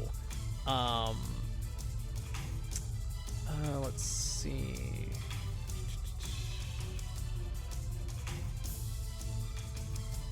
Yeah, it doesn't... Her fighting style, ranged multi-shots, tries never to stay too long in one shot, prefers to keep moving. Makes use of all types of cover. There's not really much cover in this area. Starts off most fights strategically, but depending on how the fight is progressing, she will start to be a little bit more reckless, takes more chances, whether out of desperation or pure thrill of the fight. Not great with close range. So, but even because of the aura projection, the heat could still hurt so much that she would be forced to drop her gloves. That's true. Krissa might be better in the long game, but Rory's Semblance is her primary close range option, and the cost will begin to add up. If Krissa can endure some punishment or find a way, then she'll slowly be getting the advantage. Yeah. And, like, the thing is, Rory's Semblance is close range, but I don't think... Like, it still takes time for metal to heat up, right? It wouldn't be something instantaneous. So I think Krissa has the advantage here, especially with the anti-gravity biome. I think Krissa would be able to manipulate the battle in her favor. I wouldn't put that on the table because, again, weapons are protected by aura. Yeah, so I don't think melting an opponent's weapon... Well, it's more... I think the argument is more that heating the weapon up so much that it's like you can feel the burning on your hand, so you take the weapon off so you're not in pain anymore. About 422 Celsius, yeah. Cinder was something else. Well, she was able to superheat things even before she was a maiden. So Rory kind of does the similar thing, except it's just her breath that does it. Because it seems to have too much mobility advantage. So this will be a long-term fight, but Krissa can endure Rory's sniping attacks? Probably, yeah. She'd be able to get out of the way using her strings for grappling, the hooks that she has. The thing is, though, using her strings is constantly draining her aura as well. So if Rory can force Krissa to keep using her aura, she'd be low enough for, eventually, Krissa to... or for Rory to get in close and be able to break Krissa's aura. It could heat up metal pretty quickly, but would it be fast enough that, you know, Krissa would hold her weapons in that source of that heat right away? Cinder used her Semblance to melt through it, not main powers. It still took a while. Yeah, exactly. Yeah, we'll heat up quicker than water, but it still takes time, right? So I'm not saying it wouldn't work, and maybe the first time Rory does it, because again, they don't know what each other's semblances are, so Rory could easily have the element of surprise, but I think, like, short term, early on in the fight, Rory has the advantage. Long term, Krissa has the advantage. By a fair margin, I think. There is cover from the different platforms in the anti-gravity biome, too. Also, yeah, Krissa is a close combat fighter, so if you put Rory close combat, doesn't it make the... Oh, yeah, absolutely. Close combat is not something Rory is good at, but Krissa is. Krissa has no long range, and Rory has no short range. So I think Krissa just has the advantages here. Opportunity to use gravity daggers to grapple Rory would give the bigger advantage. Rory wants to stay at a distance. Yeah. Yeah, iron is as high as 2800. Yeah. So, how would Archer's Paradox work with... The Archer's Paradox work with hotter arrows? How do you mean, Lion? I doubt Krissa would stay long enough for her weapon to heat too much. Yeah, exactly. I think... well, she has long range, but she can attack with the gravity daggers, but she mostly uses them for utility, more than anything. Yeah, as grappling hooks. So I think Krissa would win this. Rory wouldn't be helpless by any means. She could easily get in close and be able to, or keep her distance and snipe from afar. But if it got to close combat, Krissa would just have the advantage. Archer's Paradox is when arrows have to be wobbling in the air for you to have a straight shot. Oh, okay. Krissa could catch Rory and fling them around. Yeah, that's what I was thinking as well, dude. So I think in this case, Krissa would take the win here.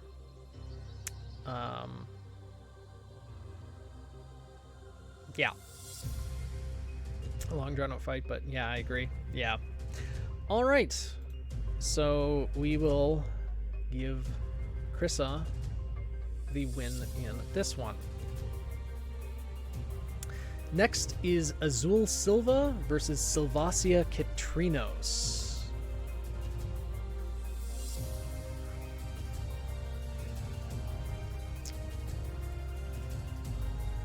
Let's see. Azul Silva's at the top. Azul Silva versus Silvacia Kitrinos. There we go. And we'll, yeah, well, I'll go over the characters first before anything else. So, Azul Silva, character created by Invisible Anthony and the artwork done by him as well. He is another sound-based character. Will we finally get desert? Yeah, we haven't had the desert biome yet, have we? Huh. But his weapon is called the Pirate's Marvel. Or what? I think I mixed that up, actually. I did. Yeah, swap the descriptions of the... Well, I put the weapon and semblance in the wrong place here. His weapon is a tuning fork. Well, his weapon is the trident with gravity dust and a one-handed rifle. And then his semblance is the one that amplifies sound wave of metallic objects, like the trident that he has or his metallic left arm.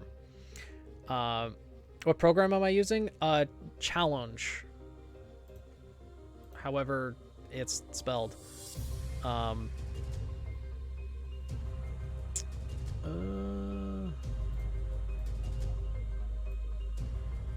That one.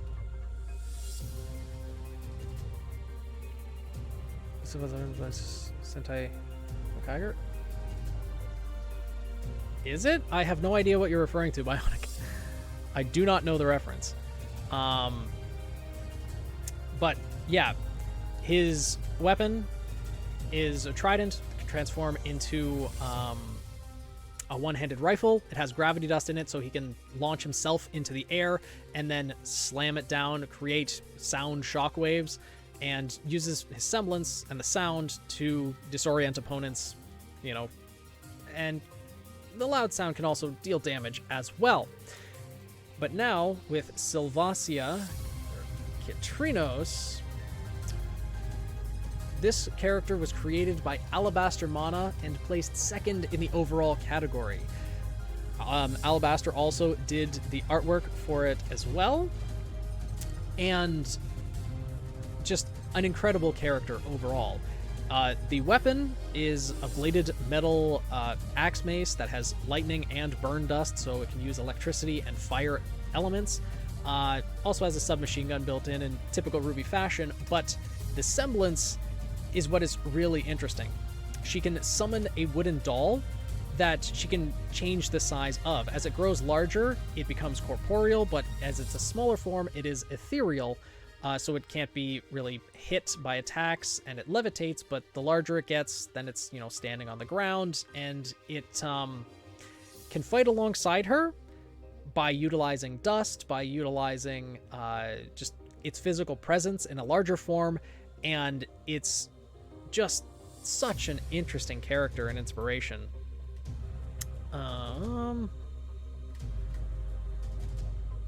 Let's see here. Yeah. She's good with hand-to-hand weapon combat.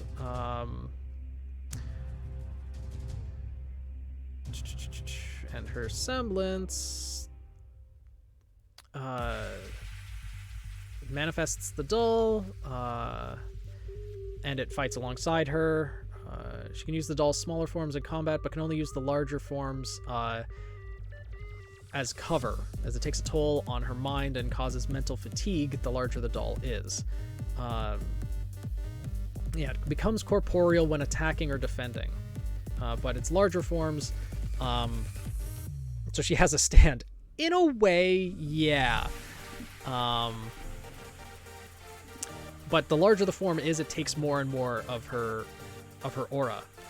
Like, it starts out as an 18-inch wooden doll. When summoned, requires very little aura to manifest.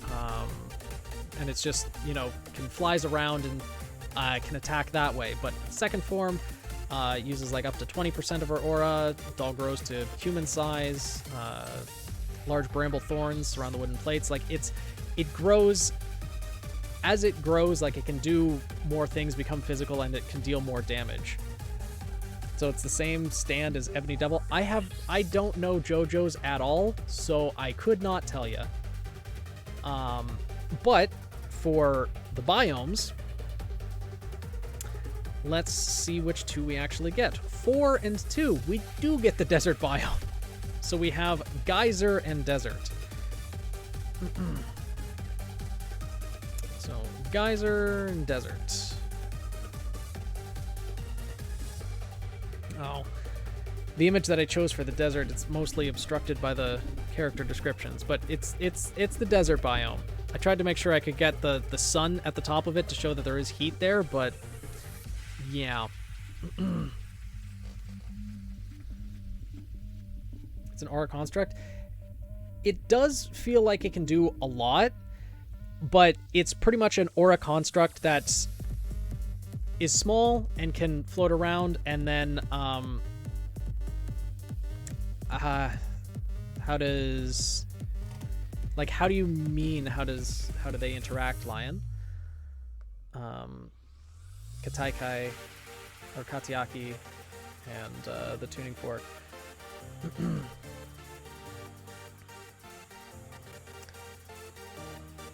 Like the different semblances, because the doll is made of wood, and Azul's semblance amplifies the sound made by vibrate the heck out of it. Probably, I'd imagine he could, because he amplifies the sound waves of metallic objects, and well, his trident is metallic, his arm is metallic, and he can use his trident and slam it off the ground to create those shockwaves. So he could easily disrupt any doll flying towards him. So the smaller form of the doll, I don't think would really do much against Azul, but it's when the doll gets larger that it would become a little bit more of a problem. The desert biome is real. Indeed it is. Can the doll shoot lasers or fire? It can shoot fire. It can shoot fireballs.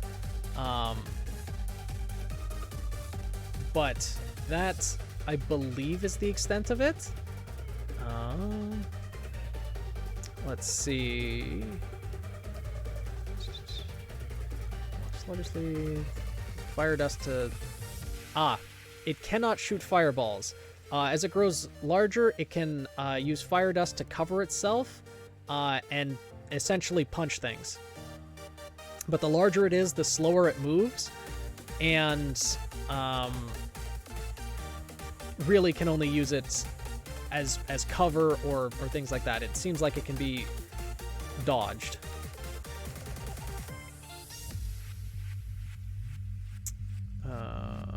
Yeah, and she can grow it larger than that, the doll.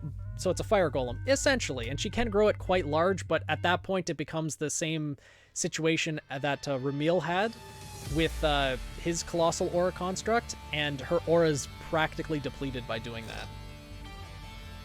I will hydrate. Good call.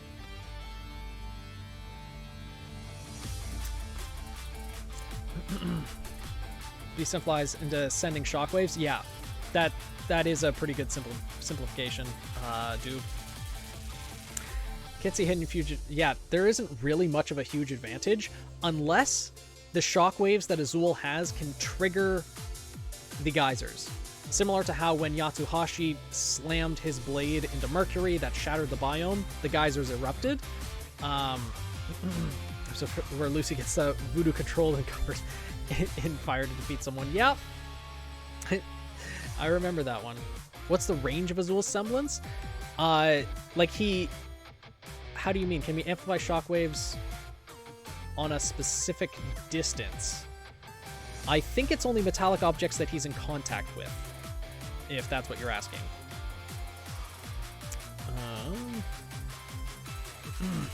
But for, let's see, allows to amplify sound waves created by metallic objects. Typically can amplify the sound of any metallic objects. Most two methods are banging his weapon against the ground, slamming his metal left hand into the ground, or swing his weapon into his metal forearm. He can also snap his fingers to create a less powerful sound wave that can create dizziness and confusion. It does consume a decent amount of aura to use the semblance, though, like on a large scale. So it seems like he can... It's only metallic objects that are like in a direct contact with his aura, but he can create pretty powerful shockwaves with it by expending more aura type thing. Yeah, that sounds like it, dude. Like amplifying his weapon sound to create a sound wave and using the sound wave to make more metal move and amplifying it. I mean, he probably could, but I don't think that would really play a factor, given that the only metal he seems to have is his weapon, his left arm, and then as well Sylvacia's weapon. Sylvacia seems to have the advantage. They seem to have very similar fighting styles, but Sylvacia's is always a help, where Azul seems to be more of a null factor. Yeah, maybe, because like the shockwaves are pretty significant though. In the desert, he would really not be able to use the shockwaves though, because he couldn't slam his metallic weapons into the ground. He could in like the center stage or the geyser biome, but in the desert, Azul would really have to like slam his weapons against each other to be able to get that metallic reverberation. Polearm clash on our hands, which doesn't bode well for Sylvacia because of Azul's semblance. That's true. If his weapon clashes against hers, the shockwave's going to send her flying backwards. She would be at a disadvantage. She does have the doll to fight with her, and if she gets desperate enough, she might increase the size of it to try to attack Azul, but it gets more sluggish the larger it is. So it's difficult to say whether it would be advantageous for her to do that. They used to keep the opponents at a distance. He would have to send the dolls flying and attack Sylvacia himself. Otherwise, he's in a 2v1. Oh yeah, for sure, dude. He would try to keep the doll while it's small, just bat it away like a baseball, essentially. Keep it away from him, go attack Sylvacia, and try to deal with the fight that way. Yeah.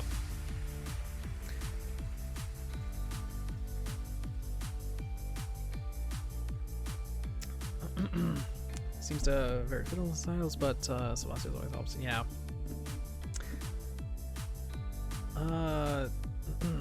Does Sylva's weapon work on every type of metal? I think so.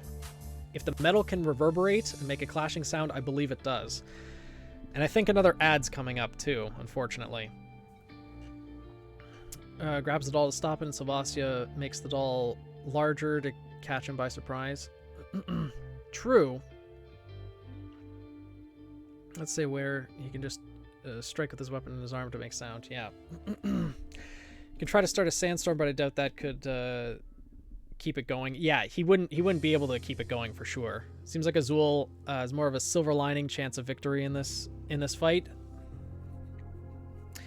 How do you mean? Like it's like he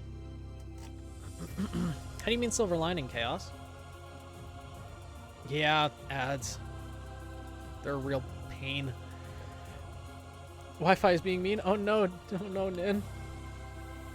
I got a KFC ad. Oh my god. Ads run for so damn long too. Still no ads fire. That's good. Can Azul direct the sound waves, or does he go deaf as well? See, that's the thing. It doesn't mention whether he's immune to the effects of it or not. I would assume that he's not as affected as much, but I think he'd probably still be affected by it as well. But it does say his semblance is mostly a last resort or a trump card in battle, so it's not something he can spam over and over. Yeah, it's similar to Cadence. Couldn't direct them. But it's a very powerful amplification. Welcome back, Doob. But I don't think it's something that he can't spam it over and over, so it'd be more of a last resort. This one could go either way. Because Savasio would definitely have the element of surprise with the doll, sending it flying at Azul, and he wouldn't have any idea what the heck's going on. But then again, the massive shockwave that he could produce would be something that could easily turn the tide of battle as well. Can he keep vibrating his semblance so that Savasio has a hard time blocking his attacks? I don't think he can.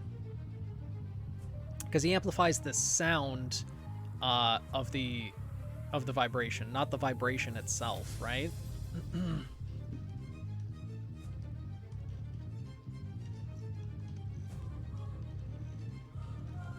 think Savasio has multiple advantages. 2v1, the biome that is not favorable to Azul, versatility. Sound is vibration, yeah, that's true, but like he's amplifying like the sound in bursts. If he kept it going, I think it would end up depleting his aura too fast. Seems to be the closest 50-50 fight. Yeah, it does seem really close. My inclination is kind of as Doob said, that the desert biome really doesn't favor Azul that much, though he can, you know, slam his weapon and arm together to create that metallic clash. And yeah, I think Obsidious versus Nyx, in my opinion, was one of the closer ones. But for Amplify, one good strike, Azul could knock Savasio off the stage. That's true, but we're not really counting stage outs here, is the thing, Ray. Because although it could be possible and would be a likely way that a lot of matches would end, we're trying to keep it just like how the characters would fight each other. Because there's some semblances like the like with teleportation and things like that it could get. In combat, Savasio has more advantageous semblance. Yeah, the 2v1 aspect of it is pretty huge, but it's just the doll can't do much damage while it's small, and then it moves slowly when it's large. So as she increases the size of it, it becomes less effective unless she can actually pin down her opponent. But if she is able to lock Azul like in a deadlock, 2-on-1 hands her the win here. Yeah, I think so. Azul could get harder with the gravity dust, but Savasio has a weapon with lightning dust in it. That's true. Metallic weapons, they conduct electricity real well. Yeah, I think Savasio would win this one. Find the sweet spot, the size of a toddler kicking your shit. Azul has a metal arm too. He would just get zapped over and over. Ooh, that's true. Yeah. Alright. The doll could distract him Well, she needs attacks him from the other side. That's true as well. Doll distracting, confused. Yeah, okay. Sylvacia wins this round. If the doll flies at him while small and then gets larger, keeping the momentum along the way. Big body slam? Yeah, I guess that could be possible. Yeah, that seems likely as well. So Sylvacia will win this one. Then it's Sage Cristallo versus Narcissa Daffodil.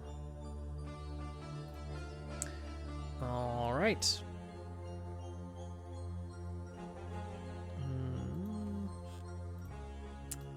So, Sage Cristallo versus Narcissa Daffodil. Hey, Atensale, how's it going? Oop. Only 3 more fights for round 1. We're almost there. And then hopefully the fights will go a little bit quicker.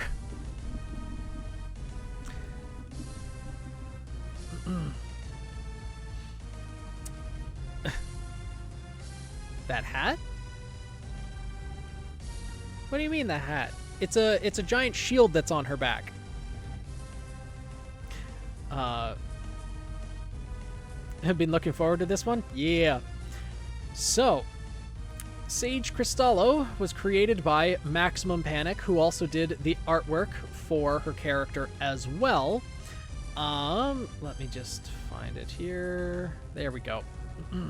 And her semblance is similar to Aryan Pastel's in the fact that it numbs her pain receptors and hardens her muscles. Like, it's a bit of an adrenaline shot, except in this case, it's more strictly for, like, dealing more damage.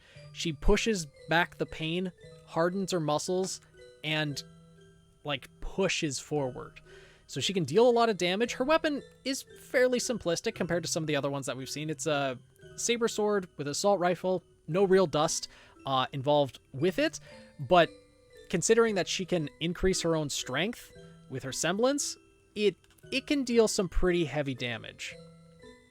Let's see if there's anything else.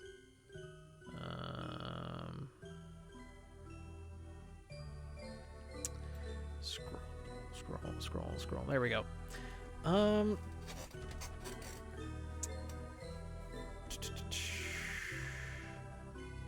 Yeah, saber sword that takes the form of an assault rifle.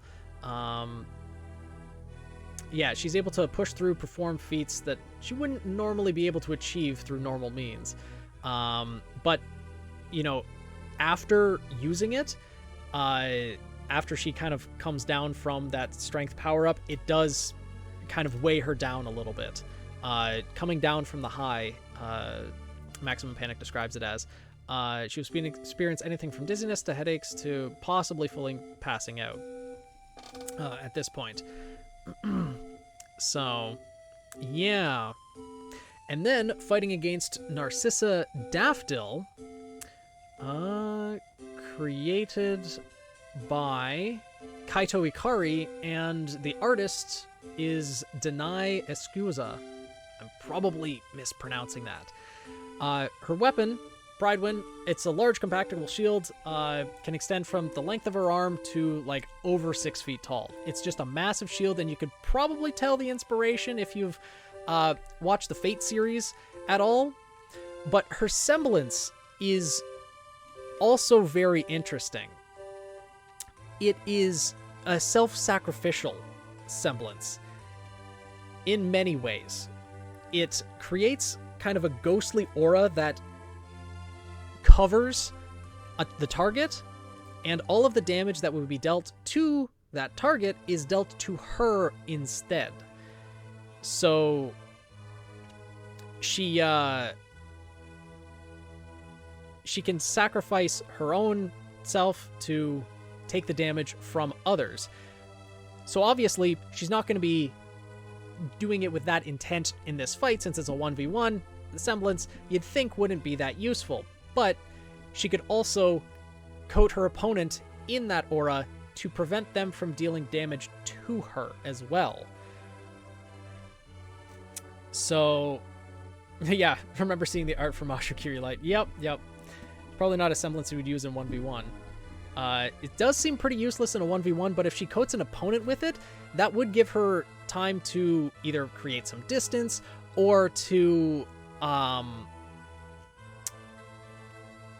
prevent damage for a short period of time. Failed to see Narcissa's offensive power. Sage would just wear her down with time. Yeah, that's true as well.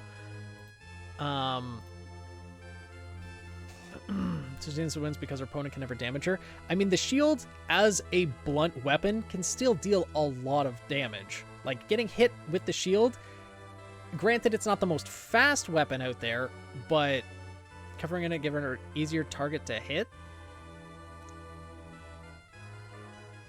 Maybe? Sage looks like they belong in Fire Emblem. Narcissa looks like they were in Claymore. A little bit, Pink Rose, a little bit. Stompable Force versus Movable Object. In a way, yeah. Because the shield can still be used as a blunt weapon. It's a heavy weapon, and being hit with it would hurt quite a bit, but it's just Sage does have the speed with her sword assault rifle. We still need to select the biomes for this, though. Lack of semblance use equals more aura to spare. That is absolutely true as well. Put into aura defenses, and also aura strengthening to make her attack stronger. But let's see what biomes. 4 and 9. Geyser and Savannah, huh? Alright. Geyser and Savannah. Not really any benefit to the biomes here.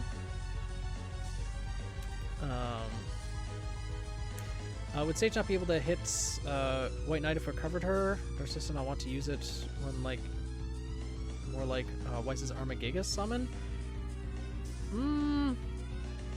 Maybe? But the thing is, by covering an opponent with it, the damage taken by the ghost, but, like, it's not like... I don't think Sage would actively be able to damage it. So the biomes probably give this to Sage. I mean, I have to go with the character with the big of offensive capability. Yeah, I guess so. Yeah, in this case, it's just not really a great matchup, and maybe... Well, Narcissa probably wouldn't be the best fit for the tournament 1v1. Yeah, Narcissa is pretty much almost in full armor, too. So, she has a lot of defense, not as much offense. Sage has offense, not as much defense. Another potential war of attrition we got to talk about for half an hour. Yeah, I think in this case, though, Sage would probably end up winning. Unless, of course, she is using her semblance to increase her strength, which would drain her aura faster. Oh yeah, she's a straight tank. Tackle down her opponent at range, seeing how Narcissa doesn't have any ranged attacks. That's true. Yeah. Doesn't seem to have a lot of advantage here 1v1 style fights. That's true. She probably would be much better fighting with support.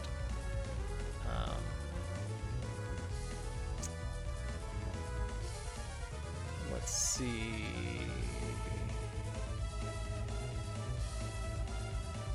Yeah.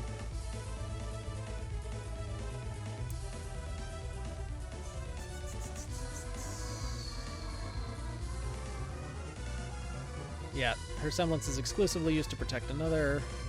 She's a 100% she's pretty much 100% defensive. So yeah, I'd say giving it to Sage as well, though it would be a long fight.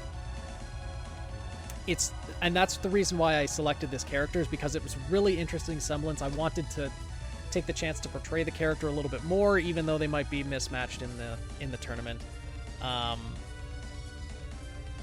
So yeah, we'll give it to Sage in this fight then.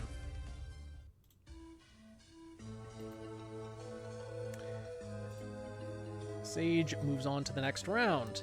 Next we have Mimi Hoppers versus Hyacinth Everard.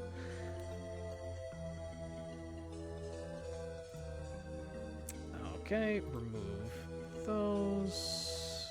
Take away the biomes. Namunomi is up. We have Mimi Hoppers, and Where is he? There he is. Hyacinth Everard.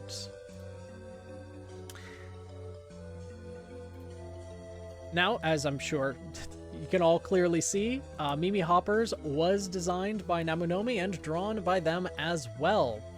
She's straight up a brawler. Obviously, the frog inspirations are definitely here with the namings of both the character and the weapons and the semblance.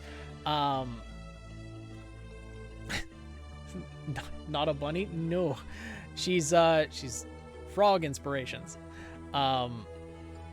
But she is pretty much a straight up brawler. Like, the weapons that she has are the, kind of greaves that she has, the knuckle coverings that she has, and her semblance. If you've seen One Piece, and Bellamy's Devil Fruit, where he can change his legs into springs and hop around the battlefield, that is what Mimi does. She can hit hard and she can hit fast, but she is a straight up brawler. Only close range, that's pretty much all she's got. She's really... I really liked seeing a character submitted that was just pretty much a straight up brawler that fought close range, because it gives a lot of... maybe just Jean's chest plate. It does kind of look like that too. Oh yes, worse Luffy. With the high jump ability. Yeah. But yeah, she's energetic person, but is a brawler first and foremost. Let's see. She does the most damage on her team. Semblance makes her super jump, essentially. Yeah, charges. The more she charges, the higher she goes. Activates her semblance while falling. Damage will be mitigated as long as she lands on her feet. So, yeah. And then Hyacinth Everard actually came second place in the weapons category because, Hyacinth Everard was created by Pimali May, and the artist is Ami Okami. But Hyacinth Everard's weapons were some of my favorite, very unique. They are water sleeves. If you look up Shuxiu, I'm again probably mispronouncing that, but if you look that up on Google, it's like ribbon dancing almost, and the weapons are kind of modeled after that. They're long sleeves that can be used as whips, can wrap around things, and there are mechanical parts to it, so it can pack quite a bit of a punch, and as the description says, can infuse ice dust within them to give a freezing effect, and the semblance of camouflage allows them to blend into their surroundings as well. Le Slap. Essentially, yes. So, very, very much a dancing-inspired character as well. Moves very fluidly in battle, and is an interesting matchup for Mimi, who's pretty straightforward and punchy as well. Let's see. There we go. Yeah.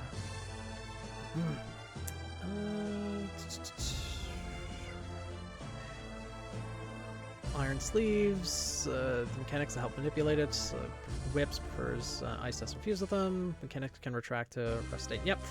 Alright, so let's see the biomes. We are going to have 9 and 6. Savanna and lava biome. Well, that doesn't bode well for ice dust, but... So, Savanna, lava. Oh yeah, he could absolutely tangle Mimi up. Recommend getting dinner after these 16 matches. Yeah, but I kind of want to power through to get through more matches, because once I take that half-hour break, I'm pretty sure a lot of people are going to head off for the night as well. So I'd like to get through a bit more. Yeah, starting in the lava biome is not exactly the greatest situation for someone who uses ice dust. Mimi does absolutely have the speed, though. That's the thing. Hyacinth, he's flows around and would be able to dodge a number of her attacks, but with how fast she could jump around. Also, Mimi could use the savanna biome as cover, move around, jump out from that cover, and be able to go after him. But really, neither of these biomes give that much of a benefit to Mimi, whereas the lava biome is a bit of a disadvantage for Hyacinth. Yeah, huge biome disadvantage. Has to be careful when she jumps now. May land in the lava. That is true. If she can't stop her momentum and there's a lava plume that goes up, that would be very problematic.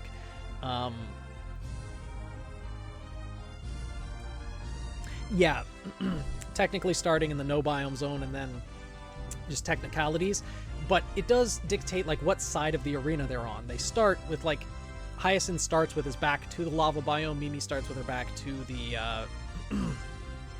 the savanna biome. What if ice plus lava equals steam? Steam plus camouflage. That is a good point, Lion. Absolutely, that would happen. Could use the ice on the lava, create steam, use his semblance to mask himself. Mimi would have no idea where he is. And especially if he was able to get into the savanna biome, use it as cover, his camouflage would allow him to sneak up on her as well. Roasted frog, oh no! But that would definitely give Hyacinth a few good hits against Mimi, but she's so fast that she would be able to counter pretty quickly, I would imagine. The biomes don't really give either of them an advantage. No areas to jump around in. Flowing lava would not just be hard to camouflage in, but it would also weaken Hyacinth's ice dust. Yeah, that's true. It would be dangerous for Mimi to hop around too much in the lava biome. But so she wouldn't charge up her attacks too much to like give a huge boost of momentum, but can Mimi jump sideways? Yes.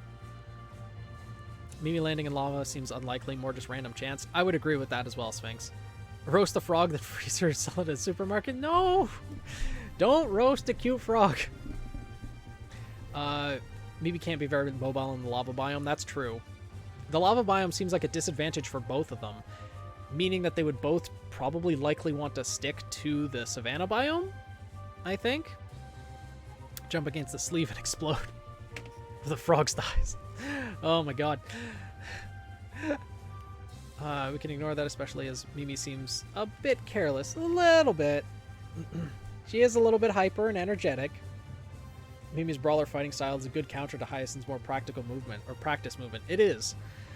Like, this is actually a pretty close matchup. Because if... It does give free fire dust, but I don't think either of them are accustomed to using it. Hyacinth's weapons are designed to use ice dust, and Mimi doesn't use dust. Hyacinth definitely fighting uphill here. I think brawlers are some of the best builds for tournament-style fights. You have a good point there, Chloro, as well. Mimi has it, but Hyacinth can't be counted out with that much more versatility. Yeah, like, this is a close fight.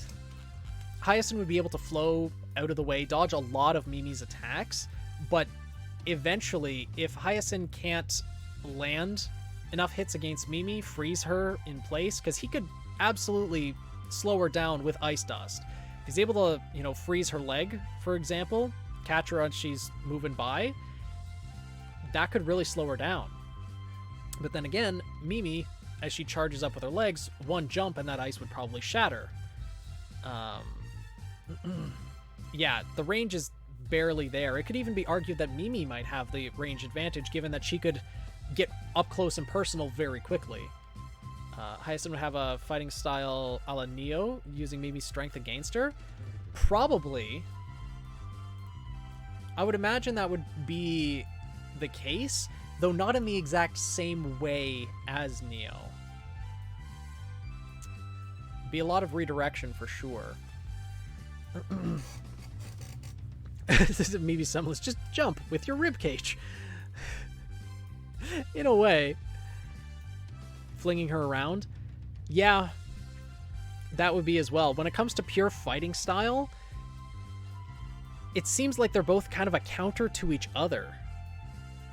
close combat is something that Hyacinth's, and a brawler especially, would be something that Hyacinth would probably struggle against. Then again, Mimi would really struggle with someone manipulating her movements, using it against her. Neo versus Yang scenario, Neo wins more often. I would usually say that Mimi pummels Hyacinth, but how long does Hyacinth's semblance have to take effect? It doesn't specify exactly, but it does say that sustained continuous usage can last about 9 minutes, and if used in small bursts, he can flicker it on and off about 12 times before running out of aura. So I'd say Neo also outskills Yang, because Yang is just a first year, and Neo had arguably more training by that point. But, and asked twice if Hyacinth could become invisible and keep moving. Yes. Sorry about that, dude. I missed that comment. But yes, he can become invisible and keep moving. Yes, he can. And it's not invisible, it's camouflage. So it's not pure invisibility. Mimi could still potentially still see him.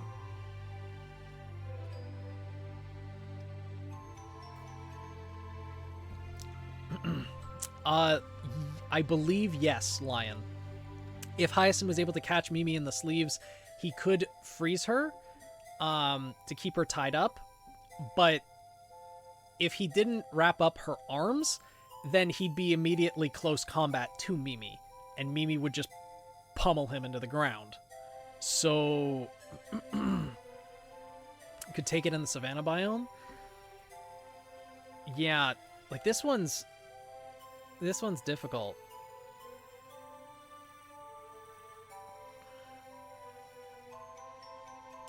Jump with the breathing out? Breathe in, breathe out, jump with the breathing out. Okay.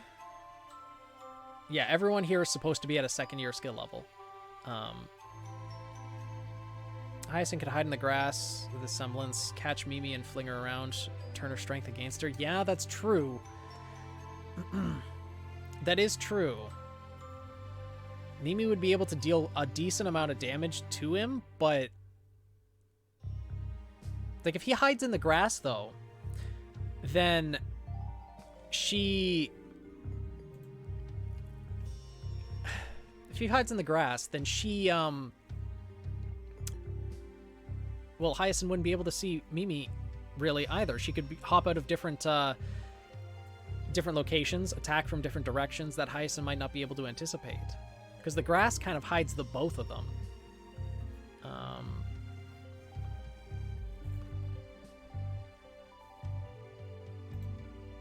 Oh, it switched again, huh? Yeah, there we go. What was the previous music? I feel like I recognize the melody. The previous music is from Glitch City, and it's Pokemon music. It's Pokemon battle music. Mimi would have less cover than Hyacinth. Yeah, that's probably true, because she would be moving around at such speeds where Hyacinth would stay relatively stationary. Yeah. Hyacinth would be better at hiding, so more ability to land surprise hits. Yeah. Yeah, I think Hyacinth, even with the biome disadvantage, it's kind of a disadvantage for both of them, and I don't think either would stay in that area. Though if Mimi could push Hyacinth into that area with one good strike, hit and run against someone with a speed advantage and having no cover. Yeah.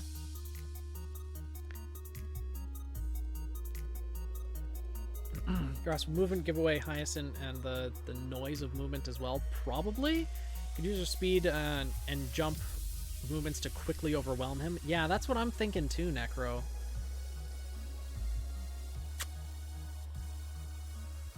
Because I think the lava biome pretty much, if Mimi is able to get Hyacinth into the lava biome, it pretty much nullifies his ability to use Ice Dust. And that would remove any cover that Hyacinth had as well. And at that point, even if Hyacinth is able to wrap Mimi in the iron sleeves, being a brawler, she could pummel him. also not seeing Hyacinth winning many battles after this as well. Yeah, we're not taking that into account. We're taking this battle, and then we'll see what happens the next one. Fields take up half the match. Strong enough for a single kick to the opposite biome.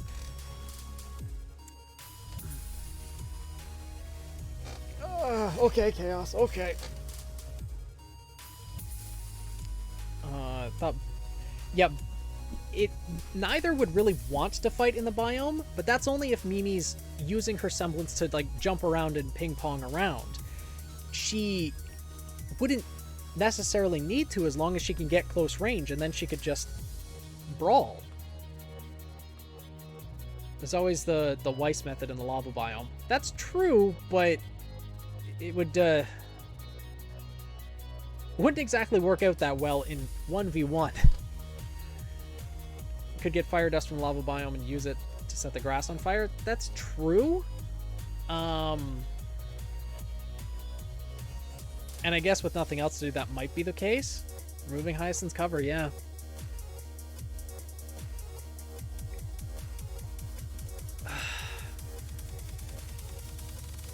I just have an inclination that I think Mimi would be able to overwhelm Hyacinth here. I think she just has the better chance.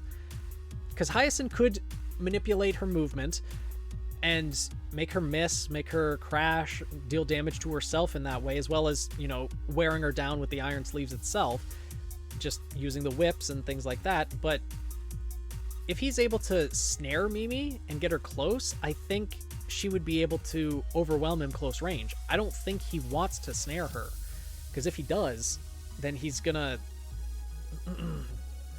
just get pummeled. Wouldn't have benefit either, in my opinion, given that Mimi would have to be more careful unless she goes into fire. Yeah, like, Mimi would have to be very careful with her semblance in the lava biome, but at that point, she could just brawl. She could just punch him. And, I don't know. Yeah, Hyacinth semblance is essentially like Ilia's fauna trait, yes. Definitely underestimated how even this one would be. I think Hyacinth has more elemental edge, but if able to survive long enough, Mimi starts to... if able to... Okay, Hyacinth has more elemental edge if able to survive Mimi long enough to start blending into the environment, yeah. However, this fight may go... They're going to get some snacks together after the match. Absolutely, Lion. Hyacinth can snare Mimi's face to cut off her air supply. I don't think we're going to take suffocation into account, but...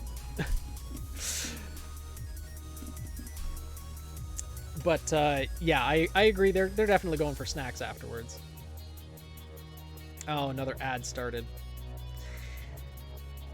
But I'm let's call this for a win for Mimi, but that's just me. Hyacinth's tactics are limited, but much more straightforward gameplay on Mimi's side. Yeah. Oh no, the ads. Oh god. Agreeing with Lion.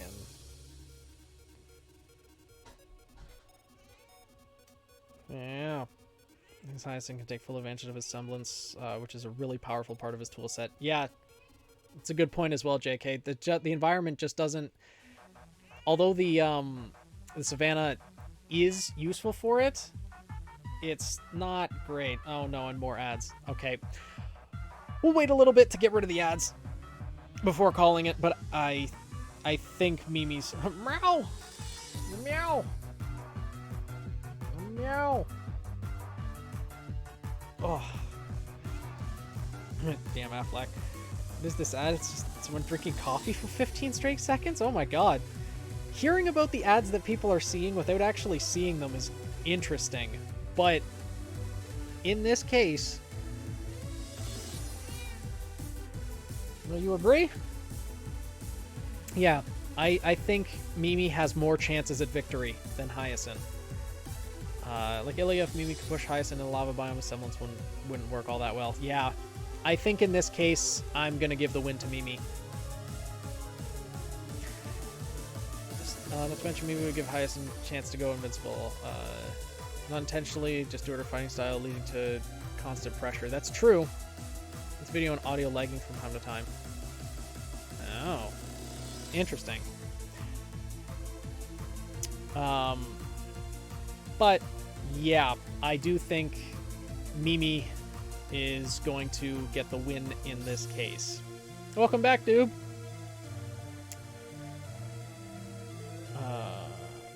Yeah. I think Mimi Hoppers, the Frog Girl, is going to win. And then we have the final match of the first round. Music is a good choice. Thanks, Pink Rose. Yeah, Namunomi did excellent work creating creating Mimi. What? What?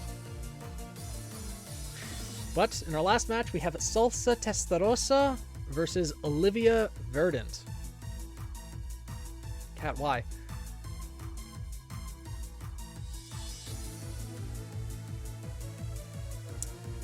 All right. Salsa Testarossa versus Olivia Verdant. Oh no. Okay, there we go. All right. Let's see. So, Salsa Testarossa, made by the AAJU. You mean Froppy? Pretty much. Yeah, think Bayonetta as a salsa dancer. That's a pretty apt description. I didn't get much of a description for what salsa actually looks like, but that was kind of the description I was given as well. But with the way that she fights and the weapons that she has, she takes a lot of inspiration from Spanish culture. Her semblance is fire dancing, essentially. It works similar to Yang's, how she can store up power, but for Salsa, it's through dancing. And the power then can be used through kicks, slamming the ground, things of that nature. She's based on your weapon. Her semblance is swords dance. Yeah, pretty much. Increases her attack by 2 ranks. And then her weapons, she has guns in the heels of her shoes, as well as 2 guns that she wields just in her hands as well. So, yeah, very, very Bayonetta with it, but she does got heel guns.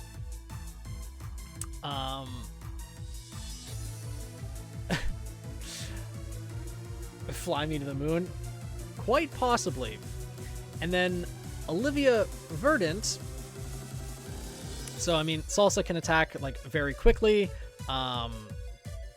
She's seen her fair share of street fights, it says. In terms of combat, she's largely close to mid-range combat, excels at dealing burst damage while using her dancing techniques, the 4 guns equipment to each of her limbs to make her offense ambiguous.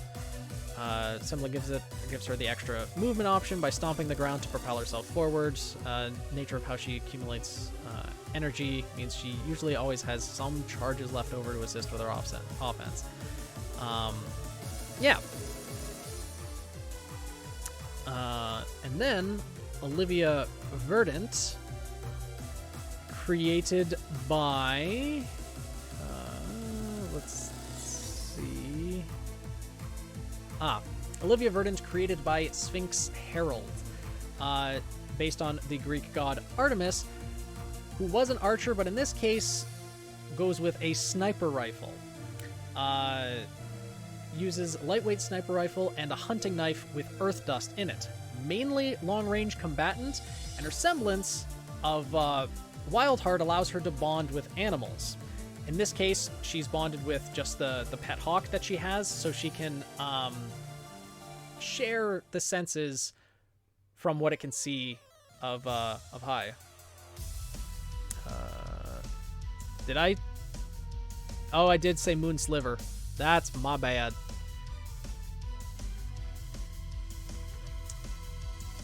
Oops. I'm surprised there was only one, though. Given how many of these I had to go through, I'm surprised that it's just one. No? No, now that I'm looking at this, it is Moonsliver. It is Moonsliver. I was not wrong with that. I got it right. It is actually supposed to be Moonsliver. Yeah, Olivia has a familiar.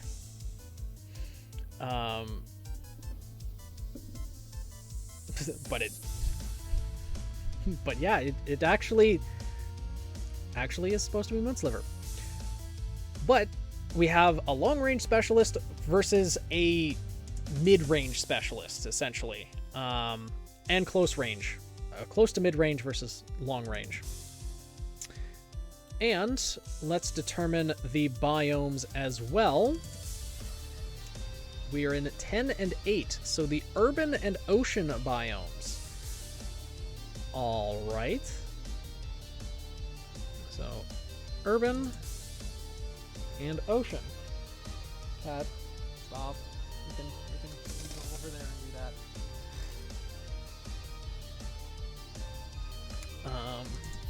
All right. Well, the ocean biome is actually...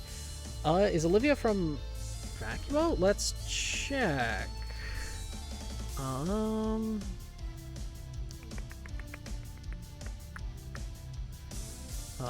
She's born in Vale. So Olivia is from Vale, and Salsa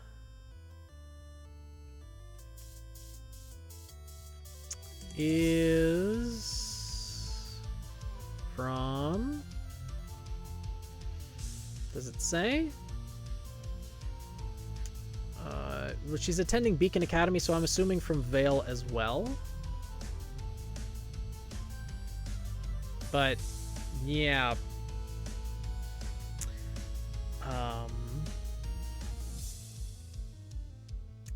Yeah.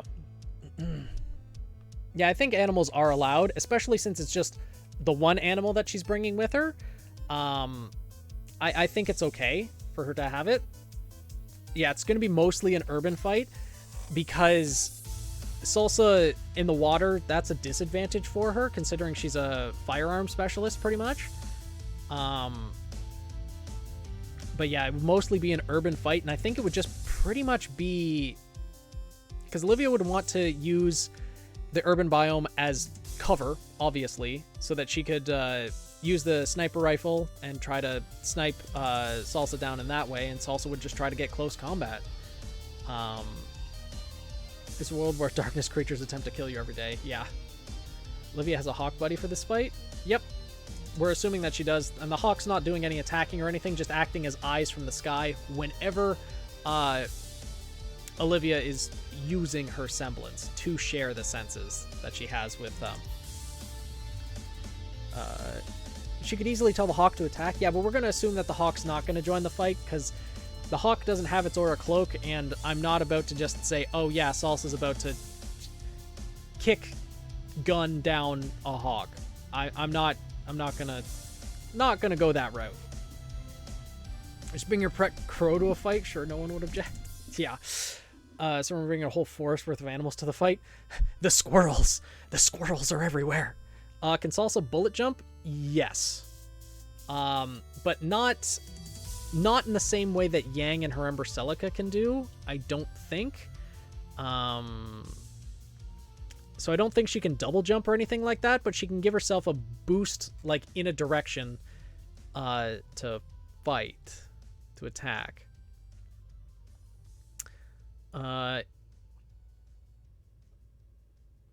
Yeah.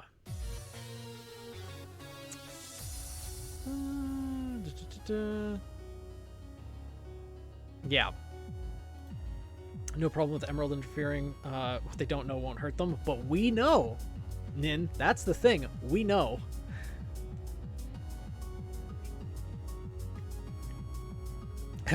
Fight between Olivia and Opal? Yeah, that's the thing. That's kind of a fight that I wanted to see, because it would be a war of attrition. And if that happened, if Olivia fought Opal, I think Olivia would win because Opal's semblance is more aura draining. But anyways, this is the fight we need to focus on. Olivia would be more of a sniper, yes.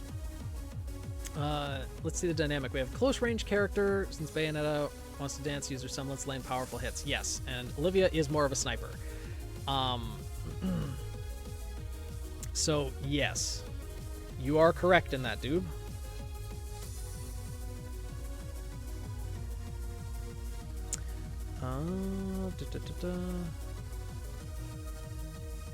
Yeah. She has range on most opponents, so fight she tries to keep to cover in extreme range to use her semblance to spot her target. Never gets to melee with opponents. She tries to disengage and get some distance between them. She uses her dagger with the earth dust to create obstacles and try to use it as a distraction to get away. So she's not skilled in melee. Yeah, her weapon can't transform, so she's reliant on her rifle. Yeah. Summons take aura, which you can draw out with the right biome. Whereas having a hawk literally being your eyes sky above. Yeah, I can see where you think that, Pink Rose. I can see that. But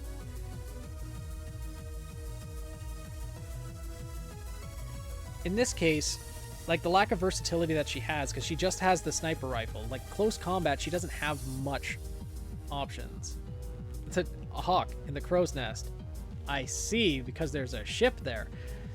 This would be easier to decide if it was a dance battle. Biomes make no difference, so I think it comes down to weapon plus semblance. I mean, for a sniper like Olivia, the urban biome really helps her. I think. Gives her a lot of cover. She could use even the ocean biome as a perch, but Salsa can cover from Olivia's shots as well. Huh. A crow's nest up there to snipe from. Yeah, that's true. Salsa would have a lot of time to charge up her semblance. That's true. The urban biome would probably be more of a benefit for Salsa. She could hide from Olivia and be able to charge up her semblance. So yeah, I think Salsa would probably be able to take this if she could get close range, because Olivia can't really handle close range. I believe the arenas favor more long-range fight style, and Salsa has a disadvantage. I believe Olivia would win. Okay. Could dance dodge Olivia's shots. Salsa and Quackable are best buddies. Yeah.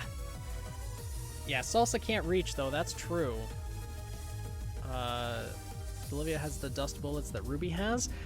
I don't see any mention of the dust.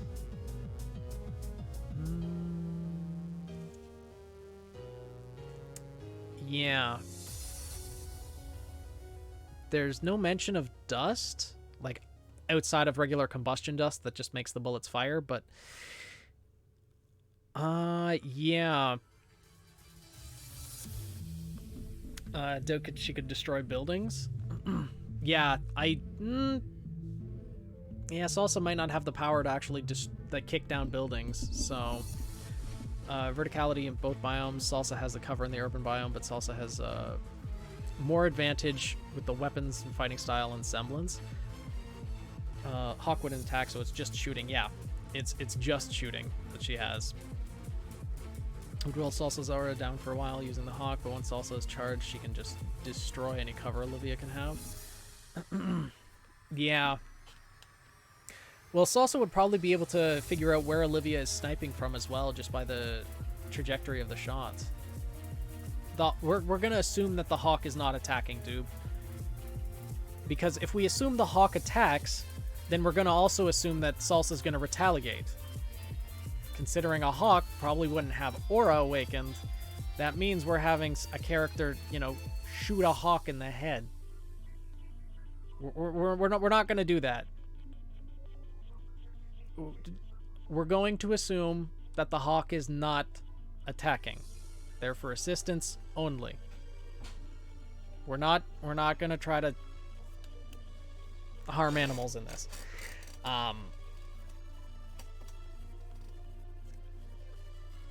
The cats say hi. Yeah, my cat's actually not here at the moment, but say hello to your cat back. Your cat's back. Say hello to your cat's back. Okay, there we go. What is this with this chat and animal abuse? What do you mean animal abuse, Namonobi? There is no animal abuse here. In fact, the cat abused me with all the meowing. First the frog girl, now the hawk. Oh, okay. We only harm summons like that. Yeah, because they're created from aura, not, you know, just living animals. Can Orion steal Salsa's weapons? We're gonna assume that the hawk only plays the role in sharing senses, in giving Olivia a literal bird's eye view. That is... it could still get shot by Salsa because animals shouldn't be in the arena. It's flying above the arena. We're assuming that Salsa's not just shooting wildly into the air. I think Bio advantages Olivia because she has a lot of cover, and Salsa is exactly the type of character who will win if you give her enough time. That is true. Hawk is scout only. Yeah. Because Olivia being a sniper, she's only got the sniper, really. And the dagger's more for just getting the heck out of dodge. Whereas Salsa, if she's able to get close, she will be able to land a barrage of attacks, and if she's able to power up her semblance, she'll be able to land some pretty devastating ones. Do we end it here, or do the loser bracket? Oh, we're still going to do more fights after this, but I'm going to try to go through them quicker, because this is the first introduction of the characters, and then we'll go. Can you fire one bullet after the other? I guess that would depend on the magazine. And again, I don't have complete information about all these characters. So in that case, I don't know. All I know is that she has the light sniper rifle and the dagger. It does say she's reliant on her rifle and really only has the one way to fight. So she's strictly a sniper. Alright, good night, Chaos. Thank you for sticking around so long. Olivia cannot match Salsa at close range and probably cannot deal enough damage to win fast enough at long range. Time is of the essence. That is true. You're not wrong there, Doob. I think Salsa probably would take that. Because Olivia just doesn't have the versatility. Salsa has the cover that she would need to be able to charge up her semblance, and after charged up, she could get enough speed to dodge out of the way of Olivia's attacks to get close to her. And if she's at the top of the crow's nest or at the top of a building, then Salsa would have a way to be able to get up there. I don't know if Olivia has to close her eyes to tune into Orion's vision. I'm assuming that her vision would be taken away when she's trying to see through the hawk's eyes. I'd imagine that'd be the case, because it'd be very disorienting to try to look through two sets of eyes at the same time. I'd imagine. But yeah, I think Salsa would eventually be able to power up her semblance, get close enough to deal pretty devastating blows to Olivia. So, yeah, I think overall, would Olivia be distracted while using her semblance? Like, how do you mean? Distracted by her opponent moving around? Distracted by, you know, shiny objects like a bird would be? Or what? Because I think Salsa just has the advantage in this. Yeah, the ocean biome really isn't that favorable for her with her firearms.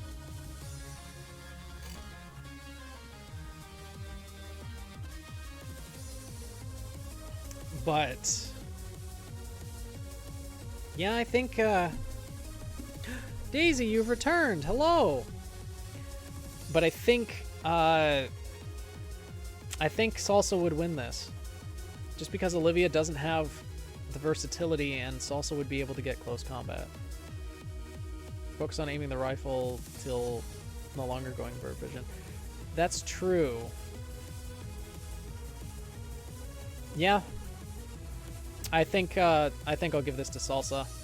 It could also be vulnerable if she uses Orion, has to stay in the place to use the Hawk Senses. Yeah, that's true, because if she uses the Hawk Senses, she can't really move around on her own, lest falling if she's on top of a building.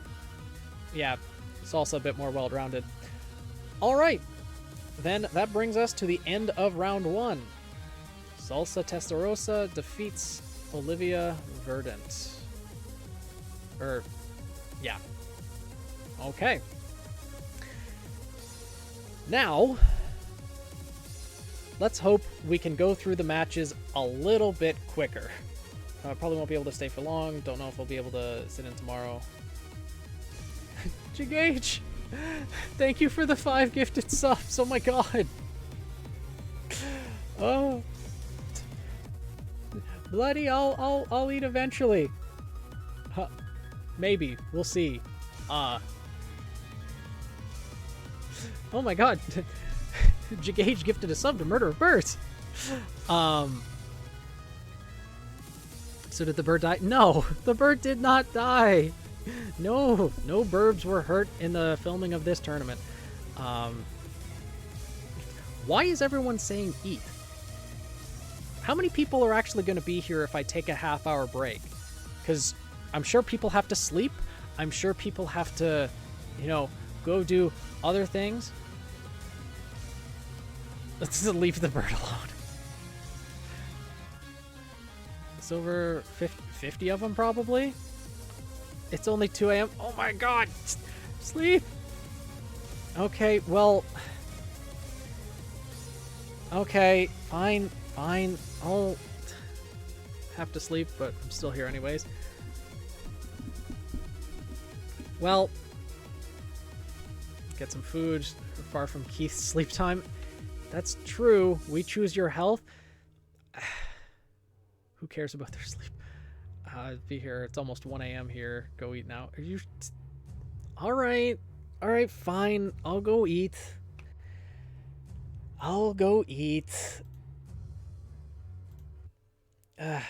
Okay, I'll take a half-hour break then.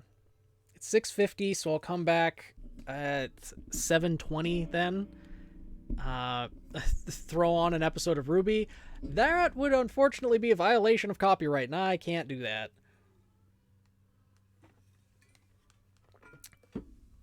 But in this case, I'll take a break then. Posture and hydrate. Okay. I did.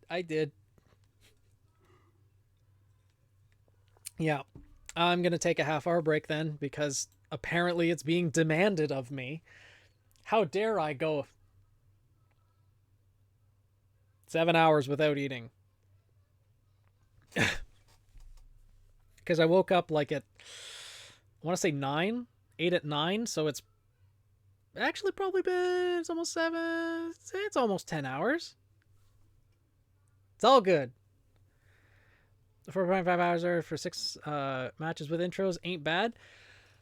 Yeah, I guess. So, who command you to take a break? What do you want? You commanding me too? How dare you? You don't have that right. Ask Rooster Teeth for permission? No. I'm not going to do that, Shift. No. I would rather give the revenue to the people who created the show. I would rather the revenue go to support RWBY, who makes the show. The cat sides with us. All right. Fine. All right, well, I'm going to take a break then. I'll be back in a half hour. Are you happy now? Okay. I'll be back. It has been decreed by the cat. Just stream a video or something. Or put the camera... The cat will not stay still. The cat won't stay still.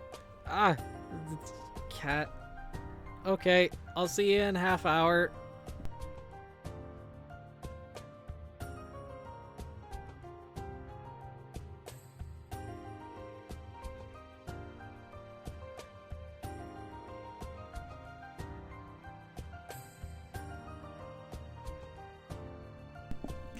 Doob, I eat at the desk. If I leave the camera, then you'll just be watching me eat, which, I'd prefer not. But anyways, I'll be back in a half hour.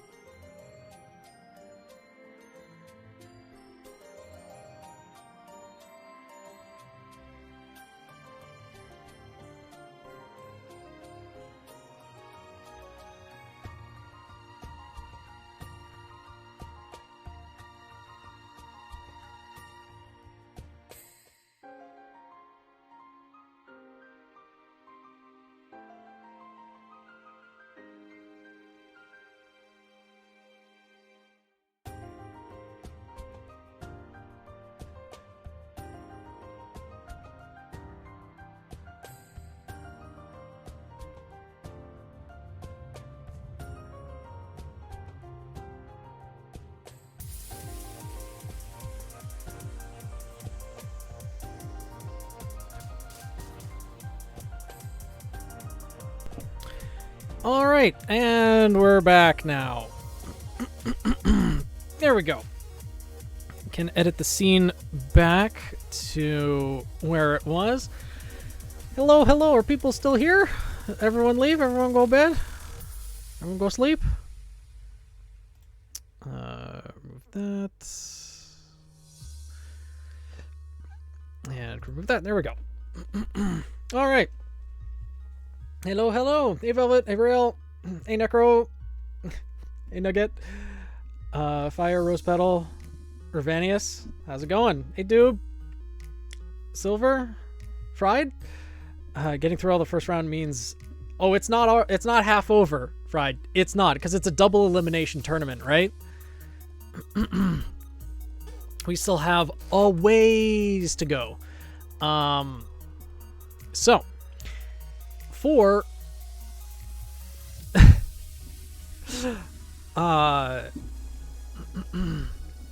still here. Want to look at something? If it's on Discord, I'll have to look at it afterwards, Shift. Yeah, we're not half done yet. No. Also, it's only 4:26, so I would remain. Oh, okay. Excellent, Rail.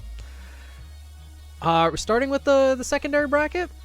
Well, this is the tournament breakup. We have 8 matches in the primary bracket and 8 matches in the secondary bracket. I'd like to get through all of these 16 as well as the next 8 in here, but given how long it took for the first round, we may not be able to. Look at DMs. Is it important, Shift? Yeah, I'll respond after stream, Shift, because right now we're gonna focus on the tournament. Because yeah, I'm not gonna interrupt stream for personal reasons. Needed to introduce people and ads. Yeah.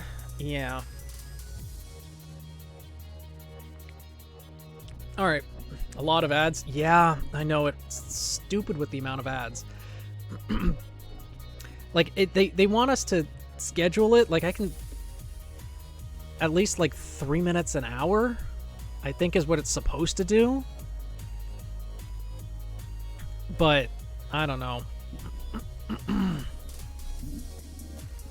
Anyways, this is the tournament breakdown currently, and I'd like to get through at least the next 16 matches. So, next time I'll do an ads tournament? No. So, we can start with the secondary bracket and finish with the primary bracket. Well, which bracket do people want to start with? Do they want to start with the primary bracket or go with the secondary bracket first? Because the secondary bracket is going to be our first set of eliminations as well. Start before I and others fall asleep. Yeah, that's fair. Okay. Secondary bracket first. Secondary. Start backwards. Sure. So we'll start with the secondary bracket here. We'll start with Akari Kazuma versus more familiar characters will be first. True. Well, yeah. I guess that's true. Okay, we'll go in reverse then. So we'll have Hyacinth Everard versus Olivia Verdant then. That'll be the next one.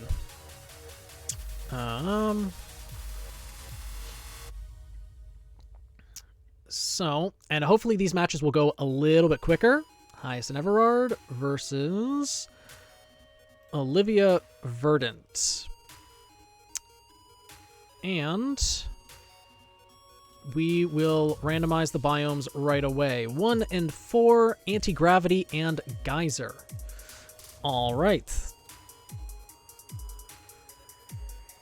So, we will go Anti-Gravity and Geyser. All right. Let's see. I imagine the Amity tournament would have a few sponsors. Yeah, probably. I mean, they're sponsored by like the kingdom and the overall peace in Remnant, in theory. But two familiar characters indeed from the last couple matches. Yeah, Olivia has the range advantage first and foremost, but she doesn't really. Olivia is pretty much strictly ranged, and Hyacinth is pretty much strictly close range. There isn't a vantage point, no. And Hyacinth, push comes to shove, could possibly use the geyser biome to his advantage by freezing the water. That's true. Using the steam in the geyser biome as well would provide excellent cover for Hyacinth to use their semblance. So, it's just Annual Vital Festival, and it's sponsored by Raid Shadow Legends. Yes, I'm back, Shad. Hello! There's not really good vantage points. Anti-grav could provide some vantage, but it'd be temporary, because once it shifts, and also, especially if Olivia is trying to... Well, like, I don't know if she'd really need to use her semblance to see through the Hawk's eyes, because can Olivia's semblance counteract the camouflage? I don't know, because I'd imagine the camouflage, it's from anywhere that would be seen, including the Hawk. It'd be still camouflaged to the Hawk. It's just whether the Hawk would be able to see Hyacinth moving while camouflaged easier, because it's camouflage. It's not strictly invisible. So the Hawk may allow her to get more of an advantage. This tournament is brought to you by Shopkeep, the man, the myth, the legend, who will help you anytime, anywhere. Hello, Shad. Yeah, there's no cover in either biome. So it would be pretty much, can Olivia break Hyacinth's aura before Hyacinth can actually get close? Perfect poetry. As the poem continues to grow longer and longer. Just like how the eternal flame continues to burn for all eternity. I think Hyacinth would easily be able to use a semblance in the gravity area, so that's a plus. Yeah. Though the shifting gravity would also pose a problem for both combatants, really. Yeah, I think Hyacinth has the advantage here as well, because Olivia just keeping him at bay would be a lot more difficult, given that there is no cover. Olivia's knife could probably activate the geysers? Maybe. But that would be more of a last-ditch effort, assuming Hyacinth's getting that close already, right? And if Hyacinth's already that close, then, especially in the geyser biome where it's pretty open, I think it might be difficult for Olivia to win at that point. Olivia's Hawk with sense sharing could help, since Hawks have excellent hearing. That's true. Like, Olivia would be able to find where Hyacinth is, but whether she'd be able to take him down before he gets close is more my concern with this, right?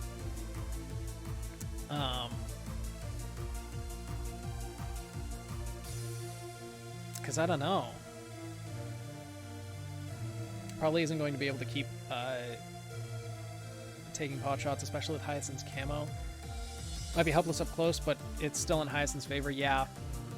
Long-range fighter, so it would be a bit difficult for Hyacinth to ensnare her. Yeah, it would be difficult for him to ensnare her, but it's more so whether he can just get close enough to start landing hits. Because if he can, I'm pretty sure he would win. And in this case, I think he would have the advantage. Constantly going off might affect that hearing.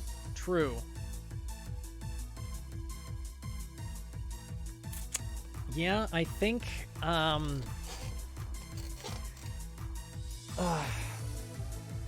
gotta be the one providing a lot of pressure. Yeah. Even if Olivia would use her semblance, she'd need to stop in order to fire. That's true. Anti-gravity is actually very good biome for snipers. Is it? 160p and it's still paused? What's going on, Pyro? I think Hyacinth's the faster fighter, but their speed is probably comparable to one another. It's easy to do a hit and run on that biome. Yeah. But how far could you run and get away? I use a point in time to use semblance to do a sneak attack. True. Ison has the advantage and he can camp and utilize the geyser biome. Well, if he camps, then he's running the risk of just getting sniped. Hyacinth can't camp, because Olivia will find him and she'll snipe him. Olivia is absolutely better at long range. Oh, phone is slow and at 160p. Just try and stop the pausing. Oh no. Yeah, it's just pot shots. But how long would that go on? Like, I don't think... Even if Olivia takes advantage of anti-gravity to take the higher ground, she may have a hard time taking shots when Hyacinth starts blending in. Unless Olivia's Orion can keep track. Yeah, there are a number of unknowns here, whether the Hawk could keep track of Hyacinth even when camouflaged, but I think just more often than not, Hyacinth would end up winning. Don't need to find a position in the biome, you only need to keep running and preventing Hyacinth from catching up and shooting him while running. Hyacinth can't exactly blend in that biome. That's true. Yeah, that's a good point.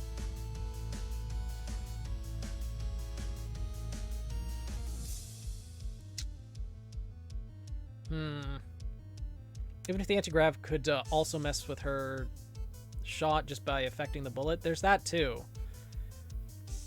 But I think Doob is more talking about using the anti-grav biome, since it is largely open if you're on the same platform. He's talking about using the sniper rifle, which is mainly for long range, as more of a short range thing. Or mid-range thing. Which could be effective.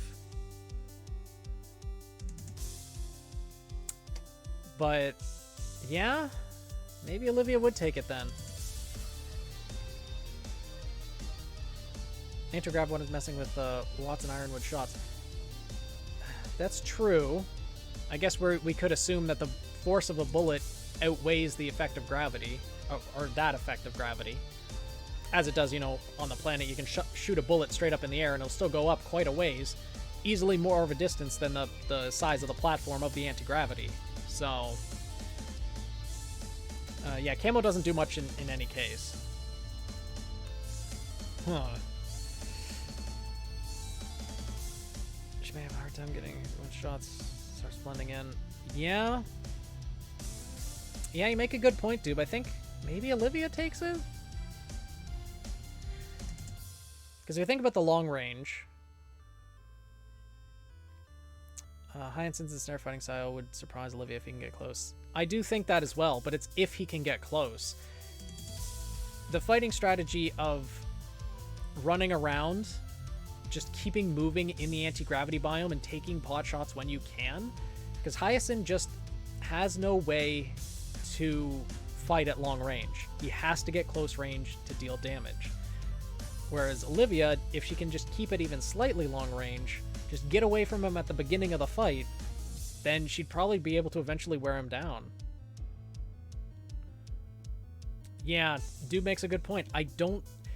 If Olivia's persistent enough using the anti-gravity biome, I don't think he'd be able to get close.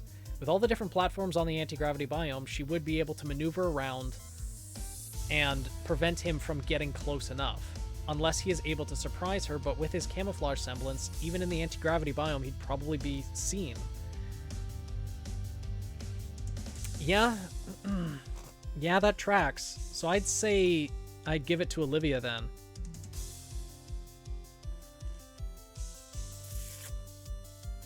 Yeah, I think we'll give it to Olivia. Unfortunately, that means Hyacinth is our first elimination. I just have to run and jump. We need to know their mentality to know for sure, huh? Yeah. Randomly shifting as well, which could provide opportunities. That's true. The biome would be randomly shifting, but that would mess up both of them, right? It would disorient both. It'd be who could recover faster, probably Hyacinth in those cases, and Hyacinth would be able to close the gap on Olivia.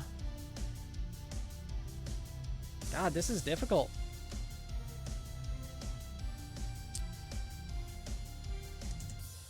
Because we just don't have perfect information on all of the different characters. In order to use the biome, you need to get to it before the opponent gets to you. This was supposed to be quick. Yeah, I know. But I don't want to decide it just by a coin flip, though. I don't want to actually... I don't think snipers are suited for this one in this style of fight. Yeah. There is no real way to keep... that'll stop Hyacinth from closing the gap. Yeah. Because if he's just able to dodge enough of Olivia's shots... Because that's one thing we need to consider as well. Even if she does the run strategy, run and take pot shots, she has to pause and turn around to fire at Hyacinth. And to actually take aim with a sniper rifle, she'll need to pause for a little bit. If Hyacinth just keeps running and is able to use his movement, the way that he flows in battle, to dodge out of the way, then he would eventually get close enough to ensnare her. She doesn't have to turn around. She can use the hawk eyes while running, but then her eyes don't work. That's the thing. She sees through the hawk's eyes, but given that there's so many platforms and biomes, she might not be able to see exactly where she's running. She might run right off of the platform. Oh my god, Pyro! Thank you for the gifted sub. I appreciate it. Yeah, because she'd need to be able to aim, and the platforms themselves wouldn't be able to do it. Yeah, I can look at yourself from the sky too, unless one of the platforms in the anti-gravity biome is obstructing your vision. There's just more situations in where it's not advantageous compared to Hyacinth. Hawk isn't looking through the scope. Yeah, exactly. It'd be so difficult to gauge. You know what? That's a good point. I am thinking that Hyacinth wins. Hyacinth wins this one. Who is faster? I would say that Hyacinth is probably slightly faster when it comes to movement speed, but it would be comparable between the two. Hawk flying above wouldn't much count the vertical axis. Yeah. I gave my vision of the fight. Yeah. I think Hyacinth would win. I think Hyacinth wins. That would be my opinion. So we'll select Hyacinth as the winner. Now it's Azul Silva versus Narcissa Daffodil. Okay.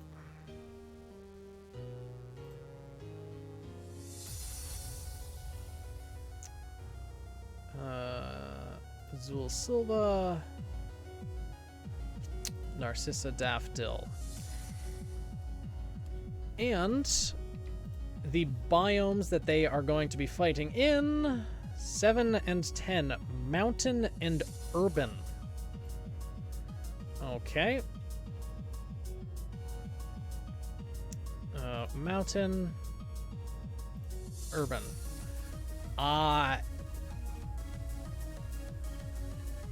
Yeah. Yeah, that's the thing. Tuning fork against a metal shield, amplifying the sound of metal vibrations. I think Azul Silva just takes this one. Yeah. I think this one's our most straightforward match yet. Because she's...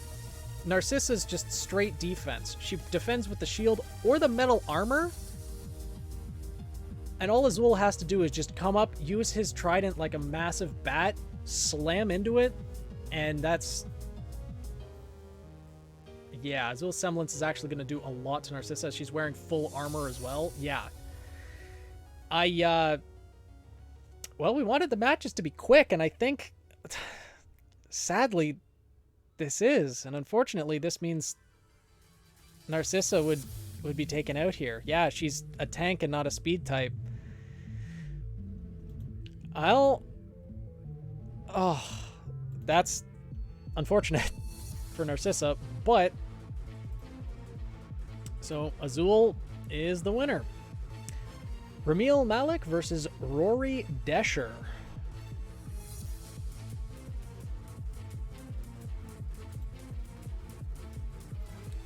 I wonder if the next one is going to be over in 5 seconds. It might be.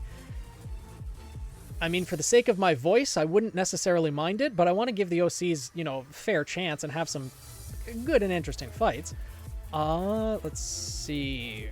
Ramil, Rory.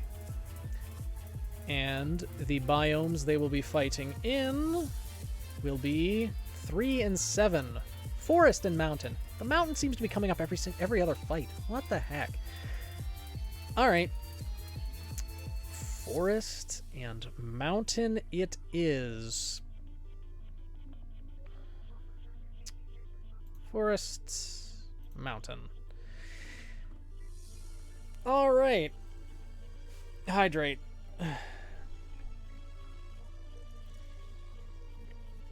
Yeah, it was a quick round, Pyro. It was a bad matchup. Oh yeah, Narcissa definitely is a beast in a team fight, but...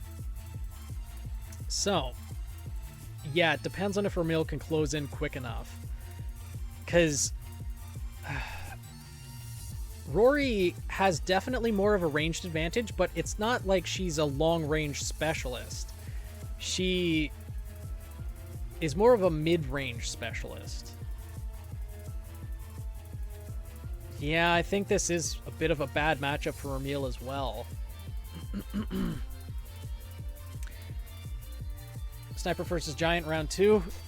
But the thing is, Rory's not like a full-on sniper. She wouldn't be able to go from like across the map or anything.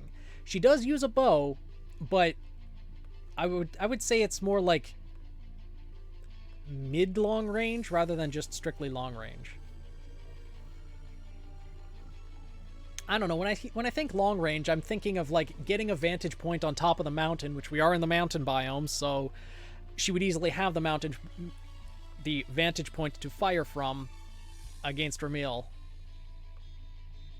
So, slightly better, but the second he sends out the Giant, yeah, Rory's just got to unload as much as possible. And she'd know what his semblance is, most likely, assuming he used it in the first round. So... Ramil might be able to control mid-range fight too, since the boulders in the forest can be hurled by the King's Construct. That's true. Boulders and trees could be hurled, but they wouldn't be that great of accuracy, so while he's throwing, Rory could still be taking pot shots at him. Doesn't actually... Oh yeah, she's not a close-ranged fighter. She's not good at close range. That was part of her character description. But also, if Ramil does stay in the forest, Rory can start lighting it on fire, too. Yeah. I think... Another fight with two different fighting styles. Exactly. And I think Rory would win. Like, Ramil, his semblance is another one similar to Narcissa, where it seems really good if there's support. But in Ramil's case, although he would be good close combat fighter, I don't think Rory would allow him to close the distance. Close the gap, throw trees, rocks, Rory disrupting her shots. That's true. That's true, Ray. He probably could. The players know each other's stats. These fights are going to take more tricky angles. Yeah, absolutely, Bloody. Death by 1,000 cuts or one shot. Slower fighter. True. But here's another thing as well. Like, if Rory does get up the mountain, how fast could Ramil climb it with his King's Construct? Since it mimics his movements, it would take some coordination for it to climb the mountain. The mountain might be one of the worst biomes for Ramil, now that I think about it. Real shield would be enough protection to let him close the big gap. That's true. Why can't I fight someone with a sword or something? Ramil, yeah. He might not need to, but the mountain's pretty tall. Taller than his construct would be. He could be hurling rocks and everything, but I don't know, one, how accurate that would be. Because it's, as far as I understand it, his senses are not shared with his construct. It's just mimicking the exact same movements. Oh, right, there's a hydrate reward.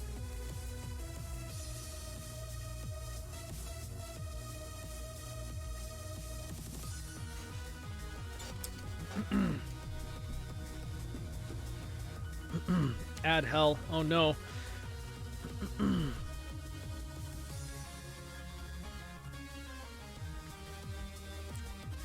Okay.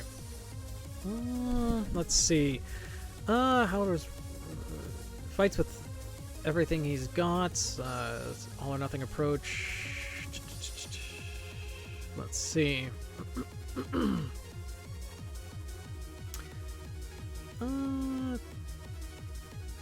Loves to.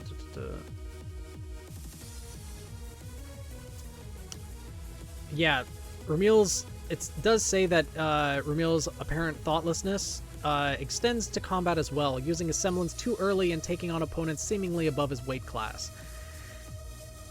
Thanksgiving leftovers just keep going. Oh no. I think both biomes, Ramil doesn't have a lot of options. Yeah, I think that as well. I think Rory would end up taking it. Is Rory an intelligent fighter? I believe so. Give me one moment.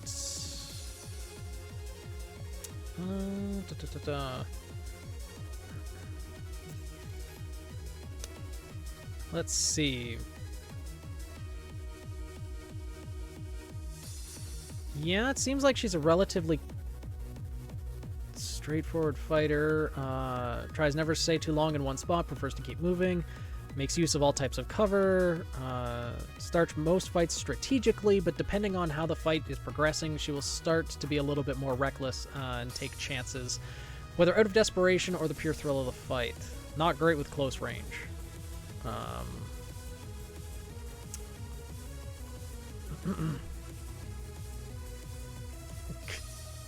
How are y'all getting ads?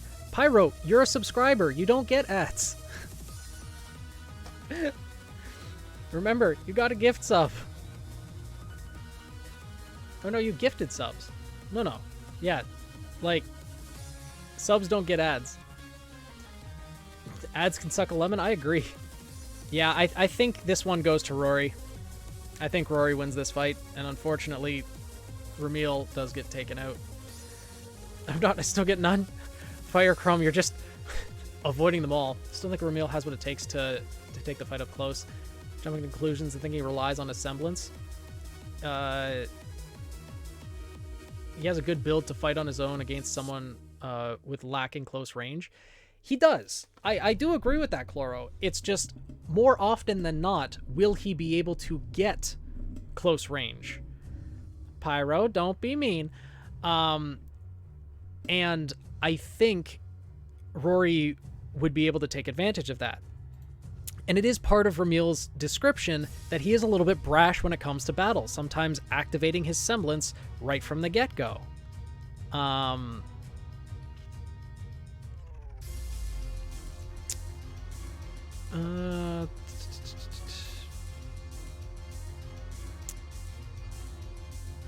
Let's see.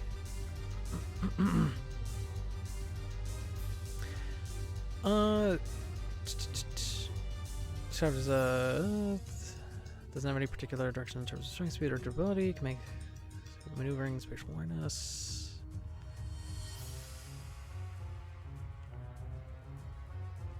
Yeah. Like, he does have excellent close range capability, but he has no ranged capability, is the thing.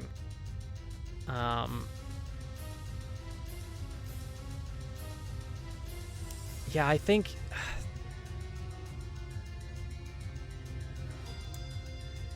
Yeah, it's very difficult. Like, he wouldn't need his semblance necessarily. He could try to get close without it. He does have the greaves to block. And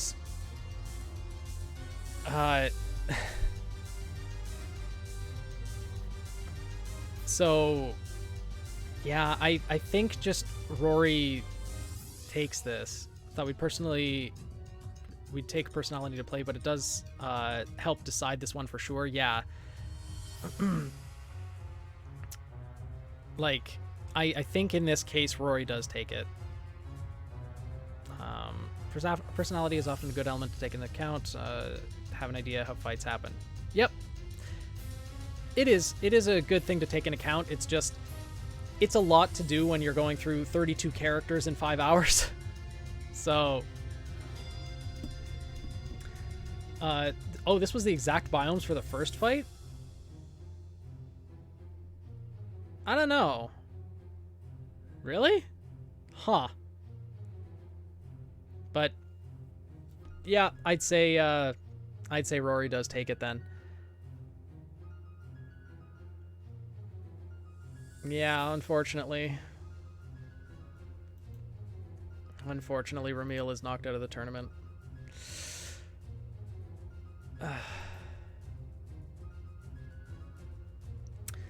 Next is Nyx Aureus versus Kashoku Tsukido. Okay.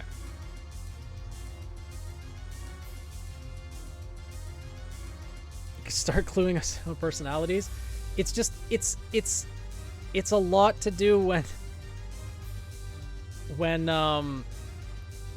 it's like 32 characters. It's a lot is the thing. So yeah.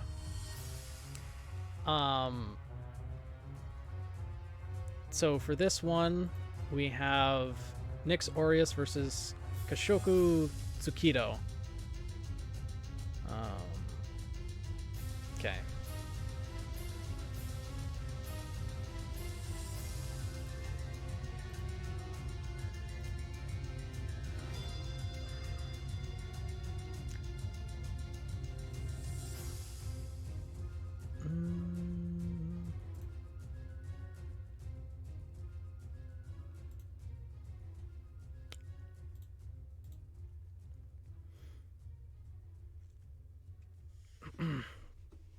For next stream, hope we can help Phoenix expand a bit on faunus traits, and a few traits of personality can easily be added without taking too much space. I'm already juggling a lot, Doob. I don't know if I'm going to do another OC tournament, honestly. So I don't know. It's a lot to do. It's a lot of effort. It's a lot of time and stress. So I don't know. Let's focus on this tournament first before we start focusing on others, please. Yeah. So let's determine the biomes first. So 9 and 3, Savanna and Forest.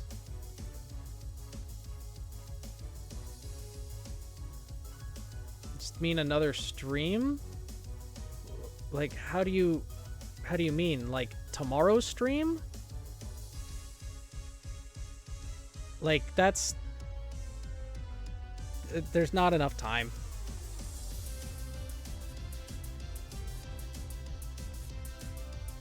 Goddess of Shadows and Aureus Slave Boots even. What was it again? 9 and 3.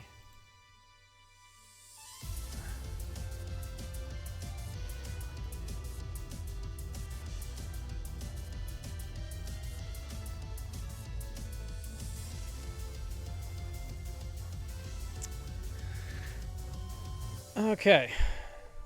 So Savanna and Forest. Well, that still gives a lot of cover for Nyx in this case.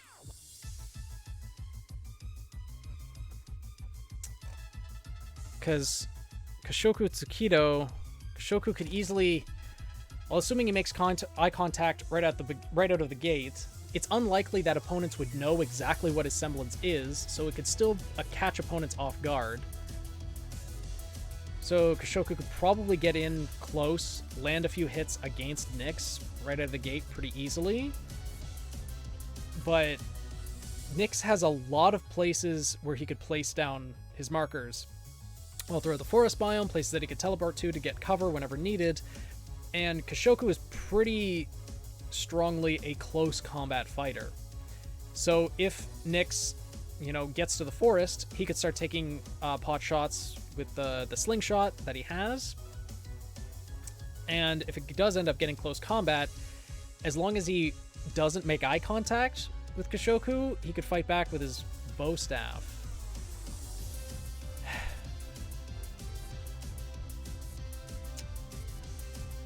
Yeah, Nyx has the range possibilities. There's a lot of cover. Oh, yeah, that's right. The cover would make it difficult to get eye contact. Doing half the tournament one weekend and half the following weekend or something. Yeah, unfortunately, I'm doing it all this one weekend because it's just, I want to finish it in one weekend, because it's something that I want to do, but it's also been looming over me for a while, and I'd like to, when I get on the momentum of doing it, I'd like to just get it done. That's true. Kashoku knows Nyx's semblance. He'd know that he has a teleportation style semblance. Which, does that help though? That's the thing. Could Kashoku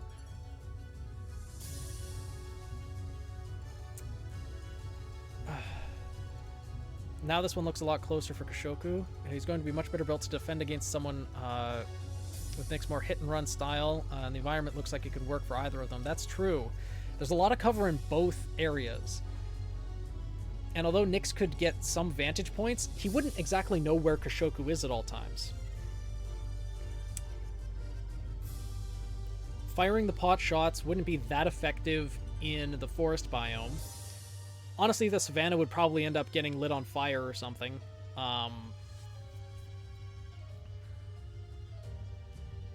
So it's difficult to say.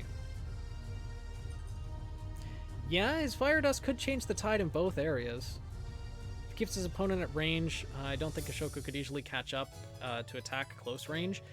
Yeah, Nyx would be able to keep the distance between them. His semblance would be excellent for that, but he may not need to rely on it that much given the forest biome. And in the instances where Kashoku could make eye contact with Nyx, okay, he forgets about Kashoku for a couple seconds. Is that enough time for Kashoku to close the distance?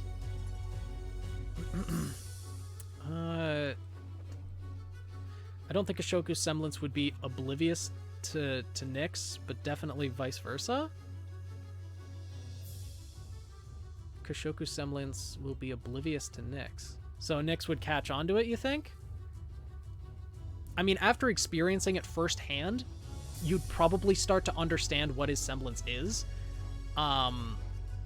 It's just from viewing previous matches, you might not be able to get it. What is with these people and setting up the forest on fire? They saw Nora do it once, and now everyone wants to. I think Nyx, especially with the semblance in the forest, would be able to outspeed Kashoku. That's probably a good thing as well. Change the biome into a burning land biome. The true secret of the Amity Coliseum is that eventually every biome becomes the lava biome. Because it all just either gets melted or burnt. Maybe after the first 10 seconds, yeah. Especially with semblance forest, to be able to outspeed, yeah. Should do another tournament. All of your team wants to participate. All you should ask for more fight info so you don't need to struggle with the info. It's just, we can't account for every situation, right? And even assuming that I have the information on how each character would handle every biome and fight against like close range, mid range, and long range opponents, and different dust capabilities and all that, that's so much information to go through and keep track of at a single time. I don't think the tournament would be able to be done in replace the list of the biome with 10 lava biomes. I don't think the tournament would be able to be done in a timely manner. And that's the main issue. And that's what I'm struggling with. Lava biome and other lava biomes. Oh, the net died on me. Oh no, Shad, welcome back. Would Kashuko use a strategy like hiding in the forest to use a semblance? Yep, he would. But if both are using the forest as cover, the likelihood of Kashoku like directly making eye contact. Anything is a lava biome if you try hard enough. True. I think Nyx would be able to win this more often than not. Yeah, Kashoku needs eye contact. I think Nyx does win here. With the teleportation and the ranged options that he has, as well as the massive amount of cover, I think Nyx would win here. Is Kashoku from Vacuo? I can check.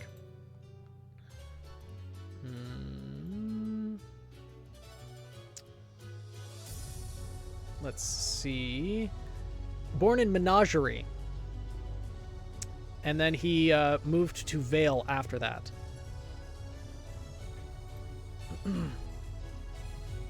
So, yeah, looks like Nyx is going to win this one. So, we will have load. And Nyx wins this round. Next one, Iris Shade versus Nila von Hella. Okay.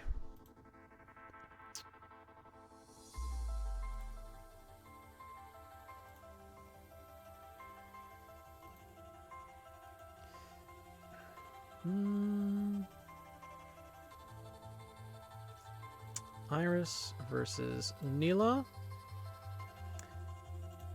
And the biomes 6 and 3. I think we had the forest biome like 3 or 4 matches in a row at this point. Why does this number generator favor the number 3? Okay, well, so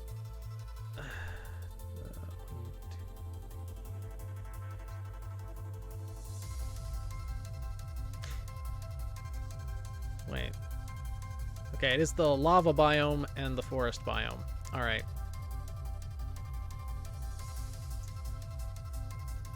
Lava and forests. There we go. Reroll? Nah, we'll keep it lava and lava. Yeah, kinda.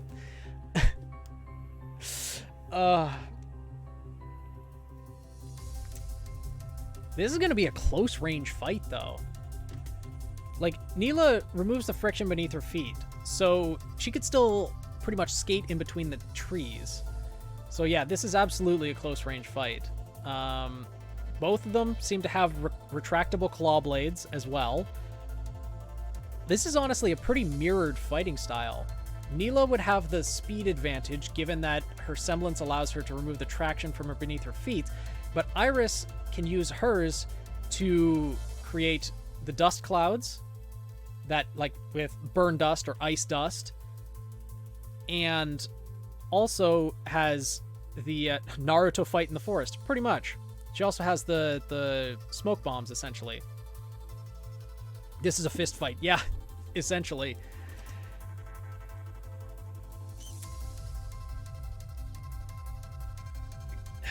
This is interesting, because both attacks, so Iris is the only one with dust on hand. Yes. And that would probably give her the advantage in this fight, because it would absolutely, it has to come down to close combat. And Iris, I think, just has the better tool set. Nila's faster because of her semblance, but Iris just has the dust. Iris has the advantage with cover. Frictionless feats can be exploited with ice or water potentially. That's true, Kimiko. That's true. do feel like Iris' smokescreen would drag the fight on a bit, since it can fizzle the damage and do a bit of damage in the process. Yeah. Yeah. It would drag the fight on, depending on how Iris wants to handle it, but I think she could go close combat as well and use the smokescreen to dodge out of the way and then counter. So I think the forest biome is the most beneficial for both of them. The lava biome doesn't really seem like a benefit to either of them. I guess maybe more fire dust crystals for Iris to use, potentially. But smoke is more so her secondary to her overall close combat skills. Just assists her by making opponents openings and guards and escaping if need be. Okay. So yeah, I think Iris just has more versatility here. Neela can use her speed to either escape from Iris, escape from attacks, or just get in close a lot quicker. But with the burn dust clouds as well as the ice dust clouds, I think even if just used sparingly, could also make obsidian. Maybe. I don't think that would be her main go-to, though. Without biomes, I would give this to Neela. Yeah, without biomes, I think Neela would just have free range to use her semblance to get so much speed. But with these biomes, I feel like Iris would probably have the advantage, especially with the trees to hide in and her fighting style being, well, she is a ninja, so she would know how to use her cover to her advantage. I do think Iris would take this one. Neela might be able to catch on and find a way to counter Iris' stealth. I think she takes close quarters fights after that. Would she be able to consistently counter the stealth, though? We don't know that for sure. And considering it is a maybe, like, that's the thing. Again, this fight, it's not 100% either way. Neela could still take out Iris a number of times, but out of like 10 fights or 100 fights, I think Iris would win more often than Neela would, is the thing. She can't turn into smoke, Steven. She turns her aura into smoke to make a smoke screen. She's still physically there. So if Neela is attacking like dead on target, she can still punch through the smoke screen and still land a hit on Iris. So she doesn't search for direct confrontation. Again, taking pot shots or doing hit and runs using the smoke. Oh, okay. Yeah, makes sense, Steven.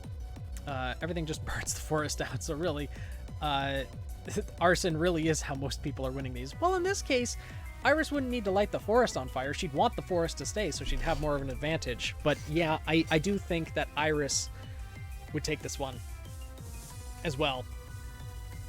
So, I will give this fight to Iris.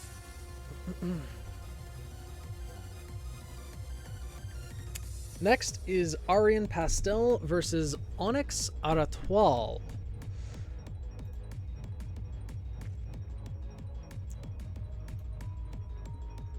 Glad to be here, but I need to go sleep now. And Phoenix, make sure you and everyone else gets a good night's sleep. I'll do my best, Fire. Neela would need to burn down the forest to get the advantage, but then I would put her in the lava biome where she can't really run. That's true.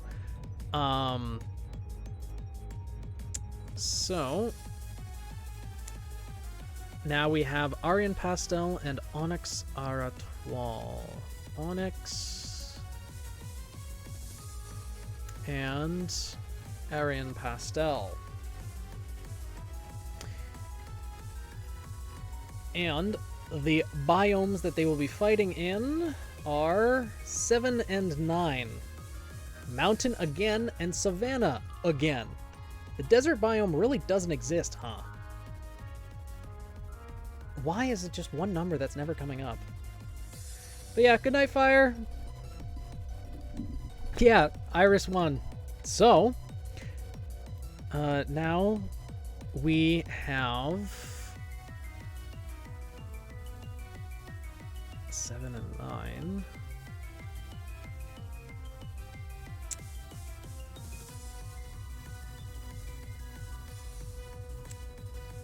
So, mountain and savanna. Okay. Let's see. So, animated sketch versus an adrenaline boost. Huh. So the thing is, Arian has the range because she uses a crossbow with the dust-infused bolts, and she's also in the mountain biome. So that does give her the vantage point. And although the savanna biome does give places to hide, if you can see from above, you can spot anyone if they're hiding in the grass. But ink manipulator, yeah. Yeah, one of the painters versus a ranged combatant, pretty much. It's almost like a summoner versus a ranger. That is a very apt description. I'd say that's very accurate to what's happening. Because for Onyx to be able to deal damage, either he needs to get close, or his the ink creations that he has, his ink tattoos, need to be able to get close. Does she also have the speed? I think she's weaponized her feathers before. She has, but her feathers are more for giving the adrenaline boost to others, because for her semblance, she needs to inject it. Oh, can use the dragon to climb the mountain. That's true. Because the ink creations are physical. Are physical. Be able to force Arian to close between two targets, allowing him to get close. That's true. He does have the numbers advantage. Because at the end of the day, Arian has one bow. And Onyx... It'd also be interesting to see if Arian's afraid of spiders or not. Because you could animate a bunch of spiders that would easily be able to sneak up on Arian. You know, climb up her leg, freak her out. He could get in close that way. Or the snake. Or just use the dragon.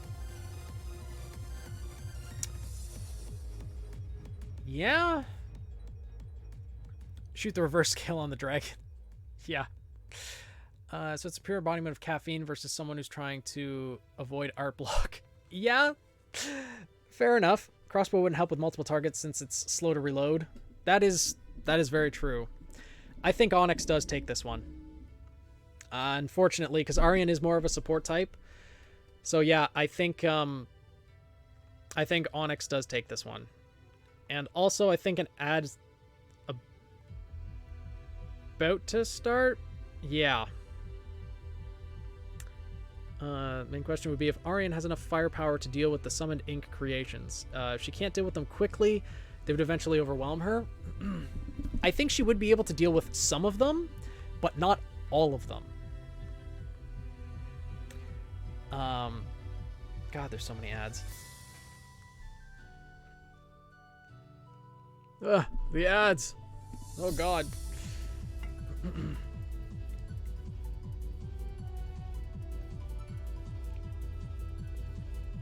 Onyx built different. Yeah. 3 each time consecutively. Oh my god. But yeah, I think Onyx does take this one.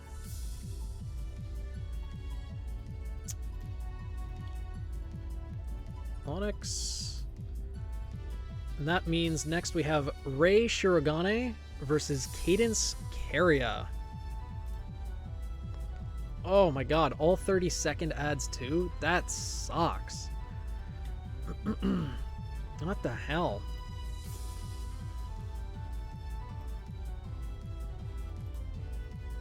right at the top. So Cadence and Ray. So we have both art semblances back to back. And the biomes they will be fighting in 5 and 8. Ice and ocean. Okay. Interesting.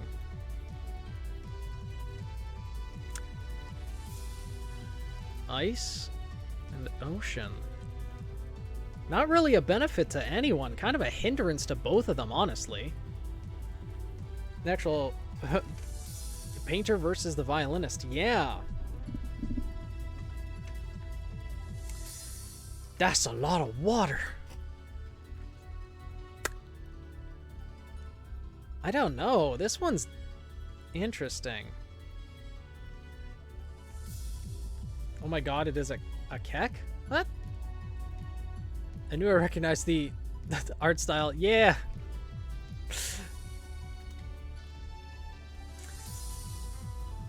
7.5 out of 10. Too much water. At least no one will be thirsty. That's true. She uses... I mean, Ray uses dust-infused ink. If she uses lightning dust, then that gives her the advantage here.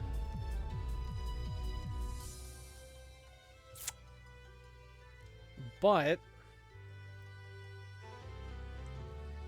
it's an older Greg drawing, but checks out. Indeed. Supposed to ice gives you a lot of space to draw. That's true. From the looks of it and what we saw in Volume 3, a lot of the ice does have sheer surfaces, so you can draw on the side or the face of an ice pillar, be able to animate that. I think with Ray being able to bring her paintings to life, she does have the numbers advantage.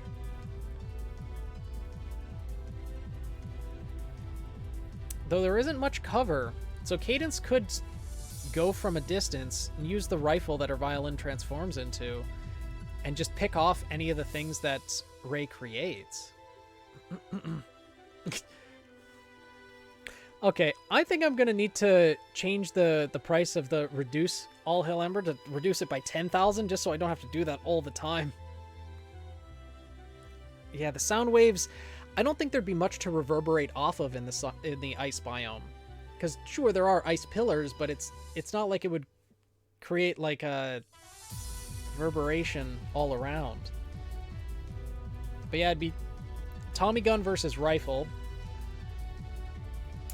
Cadence would probably have more punching power long range, but Ray would have the spray advantage, I guess. Cadence just say middle of the ocean, and ink summons won't cross said water. That's true. The ink summons can't get across. So Ray's semblance really wouldn't be able to do much in the ocean biome. Unless, of course, there's lightning dust. But nothing in the description said anything about lightning dust. Let's see. Yeah, there's nothing that says about specific dust that she uses.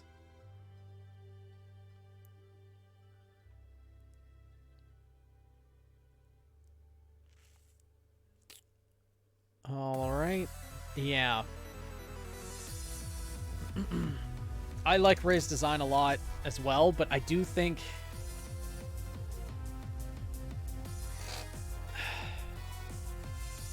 Because if the fight became close range, like,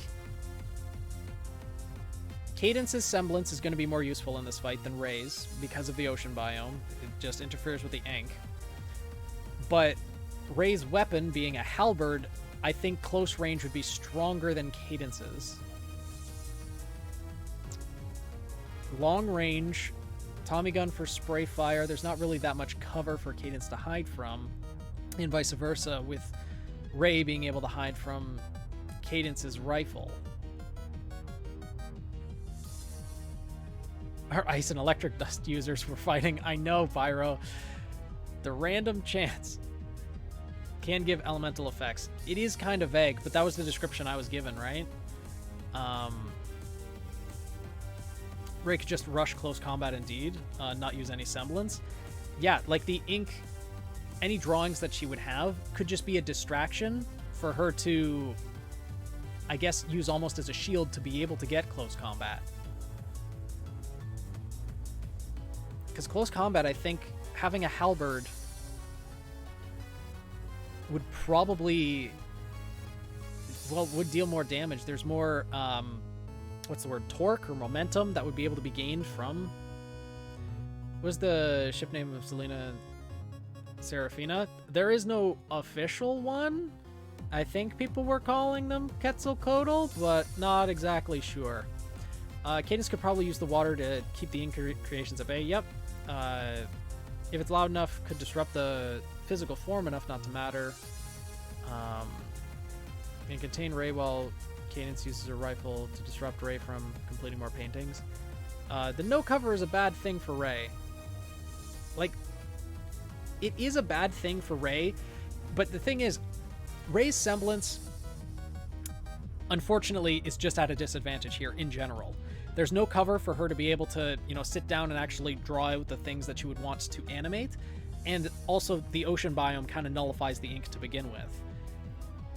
So I think the question is, can Ray, if she gets close combat, take on Cadence?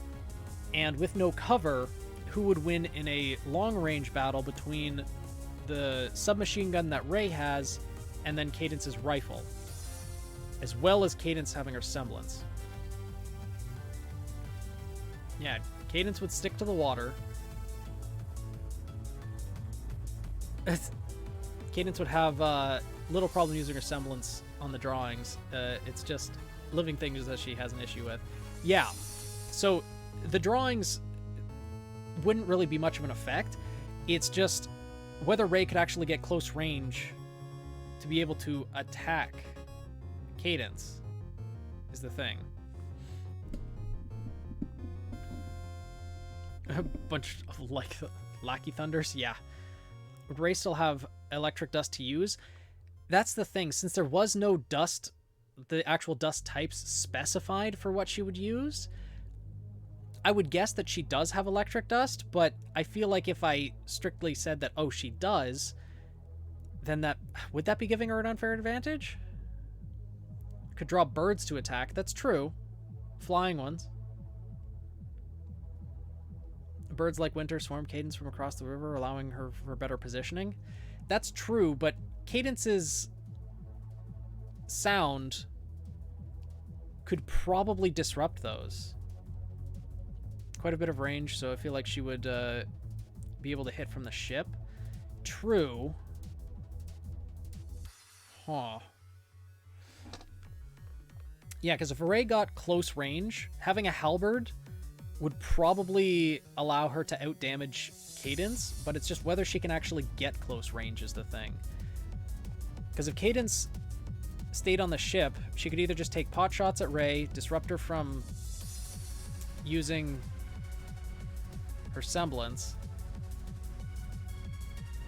Yeah, the ship provides a little bit of cover.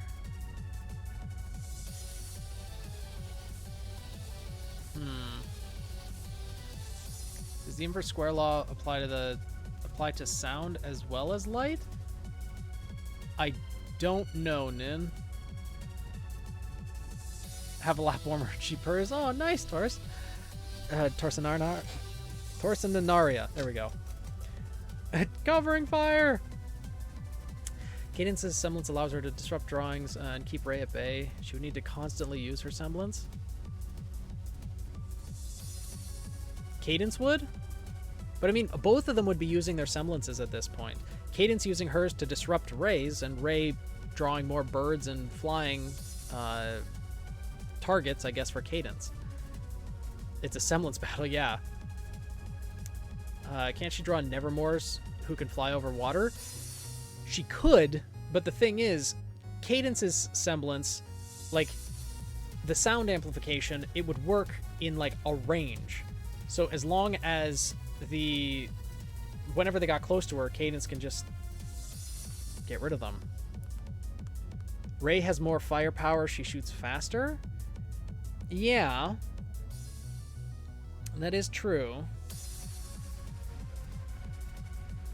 I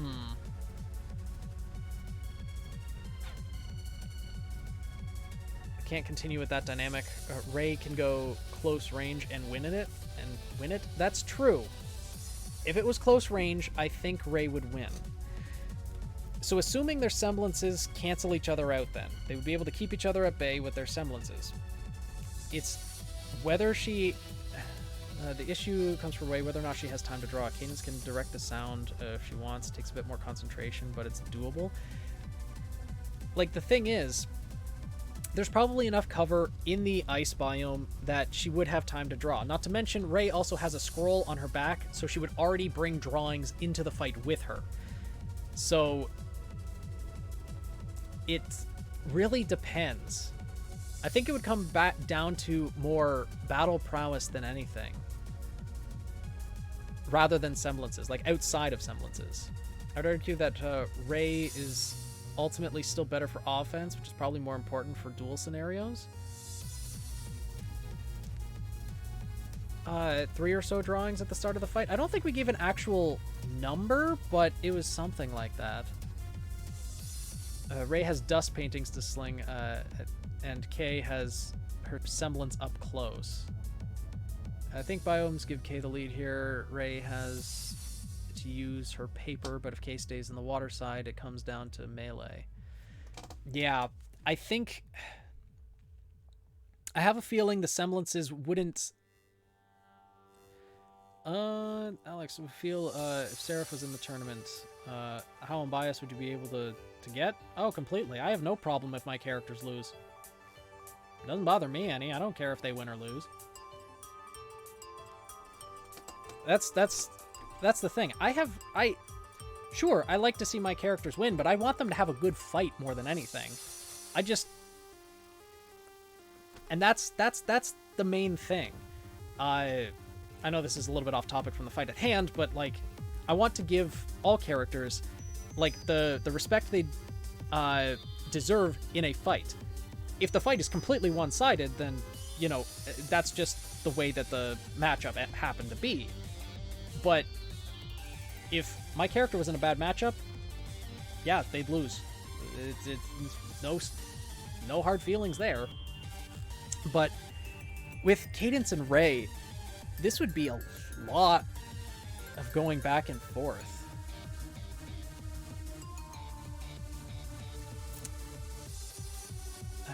So much hiding and standing around that can be done at some point. They just have to have at it and start swinging? I think so.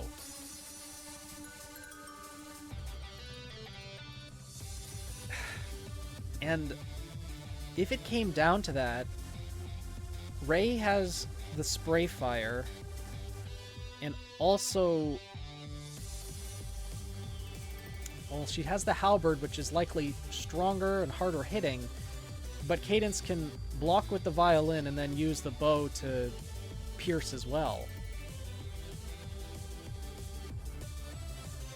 Pretty easy to take out the ice cover? Maybe. I don't think Cadence uses fire dust.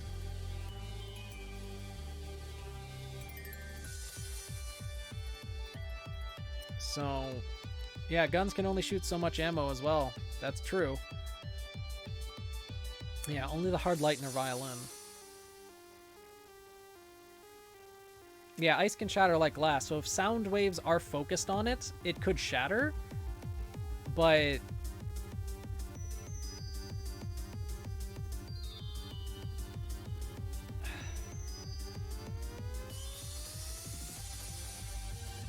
both pass out from aura depletion. That could be a very likely scenario, but we do have to pick one. Does Cadence's hard light ever exhaust? Well, in this case, it's similar to Watts using the shields that he used when fighting against Ironwood.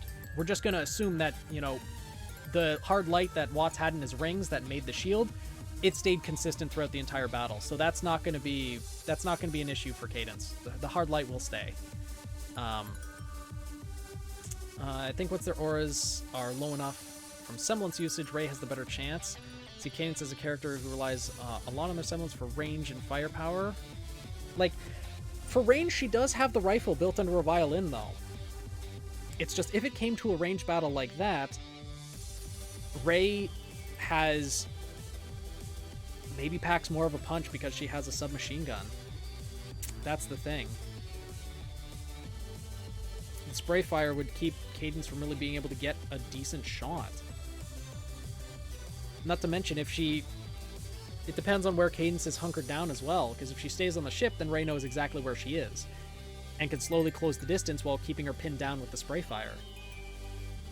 They aren't accurate, but if you're standing in the open, you're still going to get hit. Cadence has the accuracy with the rifle, but Rey can keep her pinned down. Covering fire, go burr, exactly. God, this would be close. Because both of their aura would be so depleted by the end of it, but I think... you miss 100% of the shots you don't take? Exactly. As much as I hate to say it, yeah, Cadence would have to rely more on her semblance in this fight in order to counter Rey, while Rey doesn't really have that same kind of problem.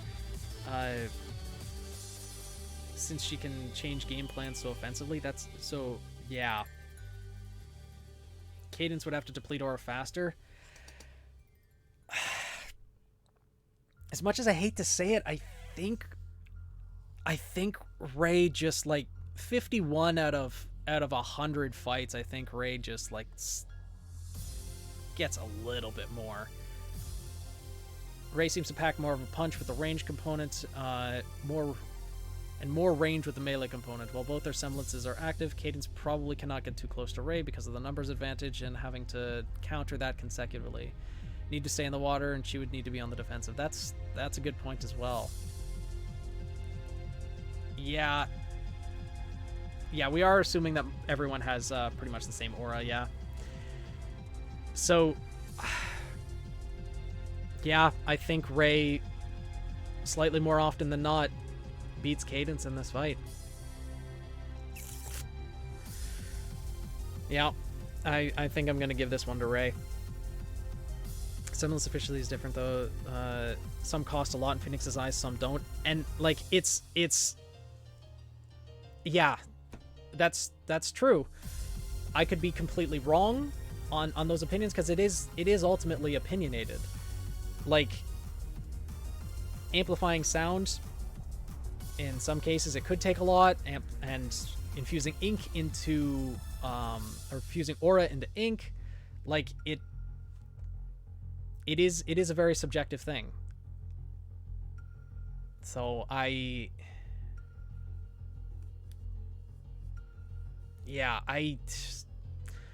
feel like just slightly more often than not, Rey would end up winning. Yeah, I'm sorry, Daisy. I think I'm gonna have to give this one to Rey. I'm sorry.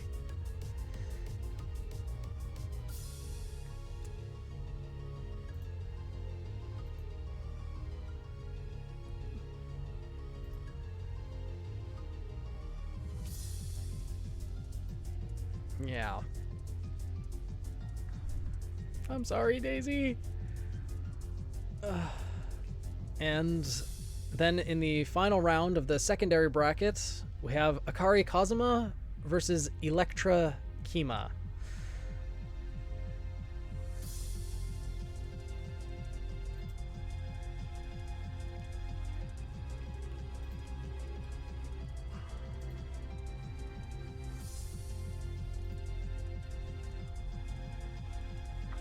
Okay, Akari versus Electra.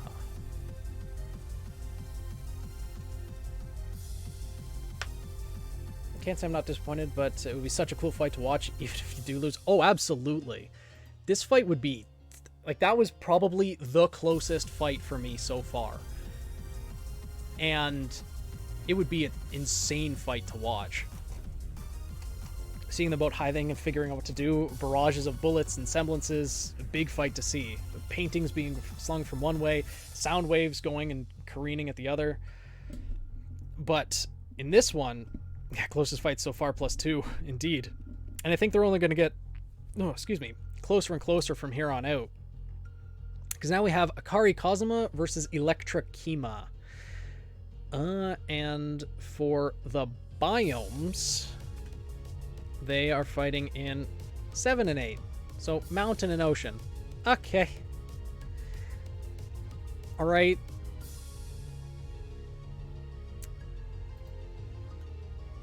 Mountains everywhere, huh?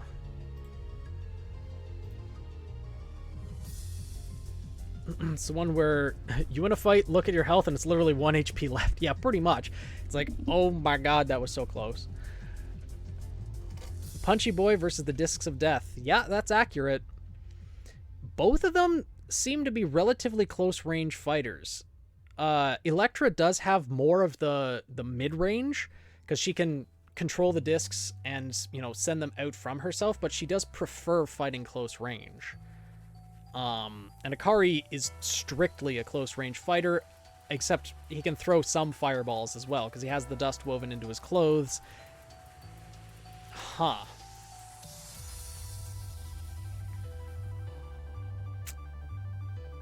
Yeah. Basically useless except for her weapons. And they both look like mid-range to me, so give it to Akari. I think that's a pretty accurate assessment, Jagage.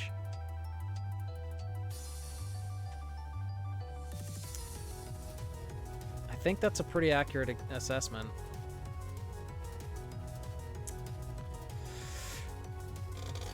Because although Electra does have numerous different types of dust, Akari, I think, could be able to punch through the discs that would come near him, and would be able to get in close range.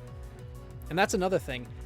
Akari needs to make contact with an opponent's aura, and I would imagine that would count if making contact with an object that is being boosted by a person's aura. Close range is getting a lot more out of a semblance than Electra. Absolutely. If Akari can get close range, he wins this. Also just give it to Akari. I think he has faster DPS between the two. Yeah, he would be able to attack faster, I think.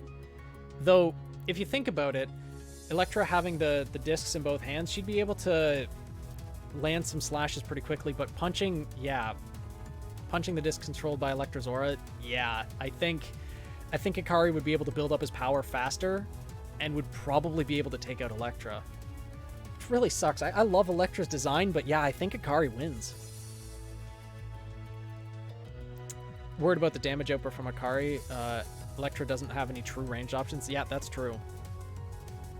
Only advantage would give Electra is being able to use electricity dust in the ocean, but that seems unlikely. Yeah. I think Akari would just be able to outspeed and outpower. Don't see Electra could easily hide in these biomes. Best thing she could do is use the lightning dust on the water. Yeah. Yeah, I think in this one, Electra is the winner. Or no, Akari is the winner, sorry. But yeah, Electra is eliminated here. Unfortunately, this is just a bad matchup for her. What round are we on? This is the final round of the secondary bracket, actually. And in this one, Electra could win, but she'd have to get a little lucky with just barely outside of Akari's range, which doesn't really seem likely. Yeah, and that's the thing. Electra could. There are ways that Electra could win, but just more often than not, Akari would end up winning. Not exactly a long-range fighter, it's unlikely, yeah. I should sleep afterwards? I mean, it's only like 8:45 for me, though. So it's not really that late. Okay. There we go. Round 23. No, 24. Actually, that was round... Yeah, 24. It's still super early indeed. Exactly. And I'd like to get through these 8 fights just so that we've gotten through approximately half. Because there's another 8 4 and 4, which makes 16, 17, 18, 19, 20.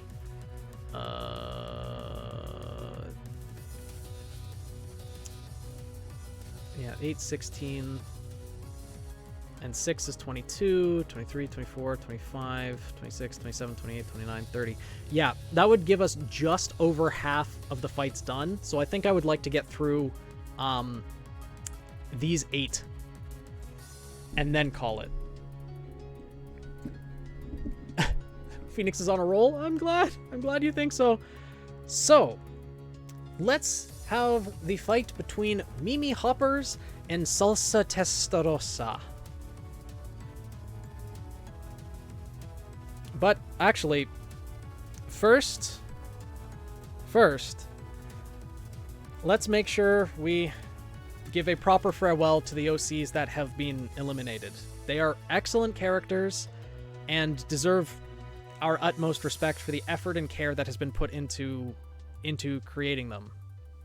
Olivia Verdant, Narcissa Daffodil, Ramil Malik, Kashoku Tsukito, Neela Von Hella, Arian Pastel, Cadence Carria, and Electra Kima. All amazing characters, and it's sad to see them being the first eliminated from the tournament, but unfortunately, we do need to press forward with the tournament. Thank you so much for participating, and I still greatly appreciate you giving me the honor and privilege to use all of your characters in this tournament. Yeah, thank you. I do appreciate it.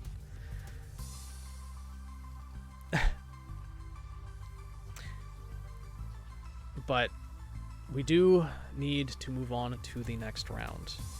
And for that, we will have Mimi Hoppers versus Salsa Testarossa. Normal order. And I could defend my girl live, but I should really go to sleep. Oh no, I'm sorry, JGH. Oh, just like you said 2 hours ago. I mean, do you want us to do? You're gonna go. Don't forget the earplugs for Opal versus Moko. Sounds good, Jagage. I won't.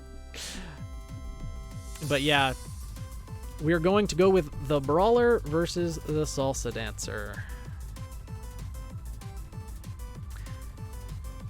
So we have our... where's Mimi? We have our cute frog girl back again versus Bayonetta the Salsa Dancer. Opal just has sheer power and versatility over Moko. I want to do Opal's first, I'd say, but keep going with that order. It's more logical. Yeah. Yeah, I think I'm gonna continue with this order, and then tomorrow we'll start. Well, tomorrow we'll actually have to start with these fights first, and then go from there. But yeah, we'll continue with this one. Sorry, Jagage. But you can always watch the VOD. It'll be saved for later, and there'll always be the replay later on. But since Opal is still in the primary bracket, at the very least, she will absolutely be in at least one more fight tomorrow. So there's always that to look forward to. Foot versus foot. Oh my god, you're not wrong. Now we have the biomes 6 and 4. Lava and geyser, huh? Interesting. Definitely watch the VOD first thing in the morning. Good night, Jagage. See you later. Thanks for joining in for so long. I appreciate you watching. So we have the lava and geyser. This is an interesting combination. Not really good for Mimi, I'll be honest. Because their semblance liking to hopping around. If a geyser on, like a lava geyser or a water geyser, yeah, random spouts in both biomes. That's rough. Hey, Mid-City, how's it going? Welcome to stream. Here's how I see it. Similar to Salsa's previous fight, Mimi is on a timer. However, Mimi is way more able to win through that timer.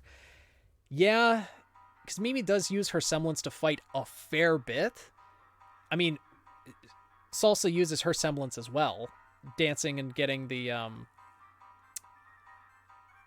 biomes are to kill the contestants. Yeah, you're not wrong. You're not wrong. The roasted frog jokes, no. But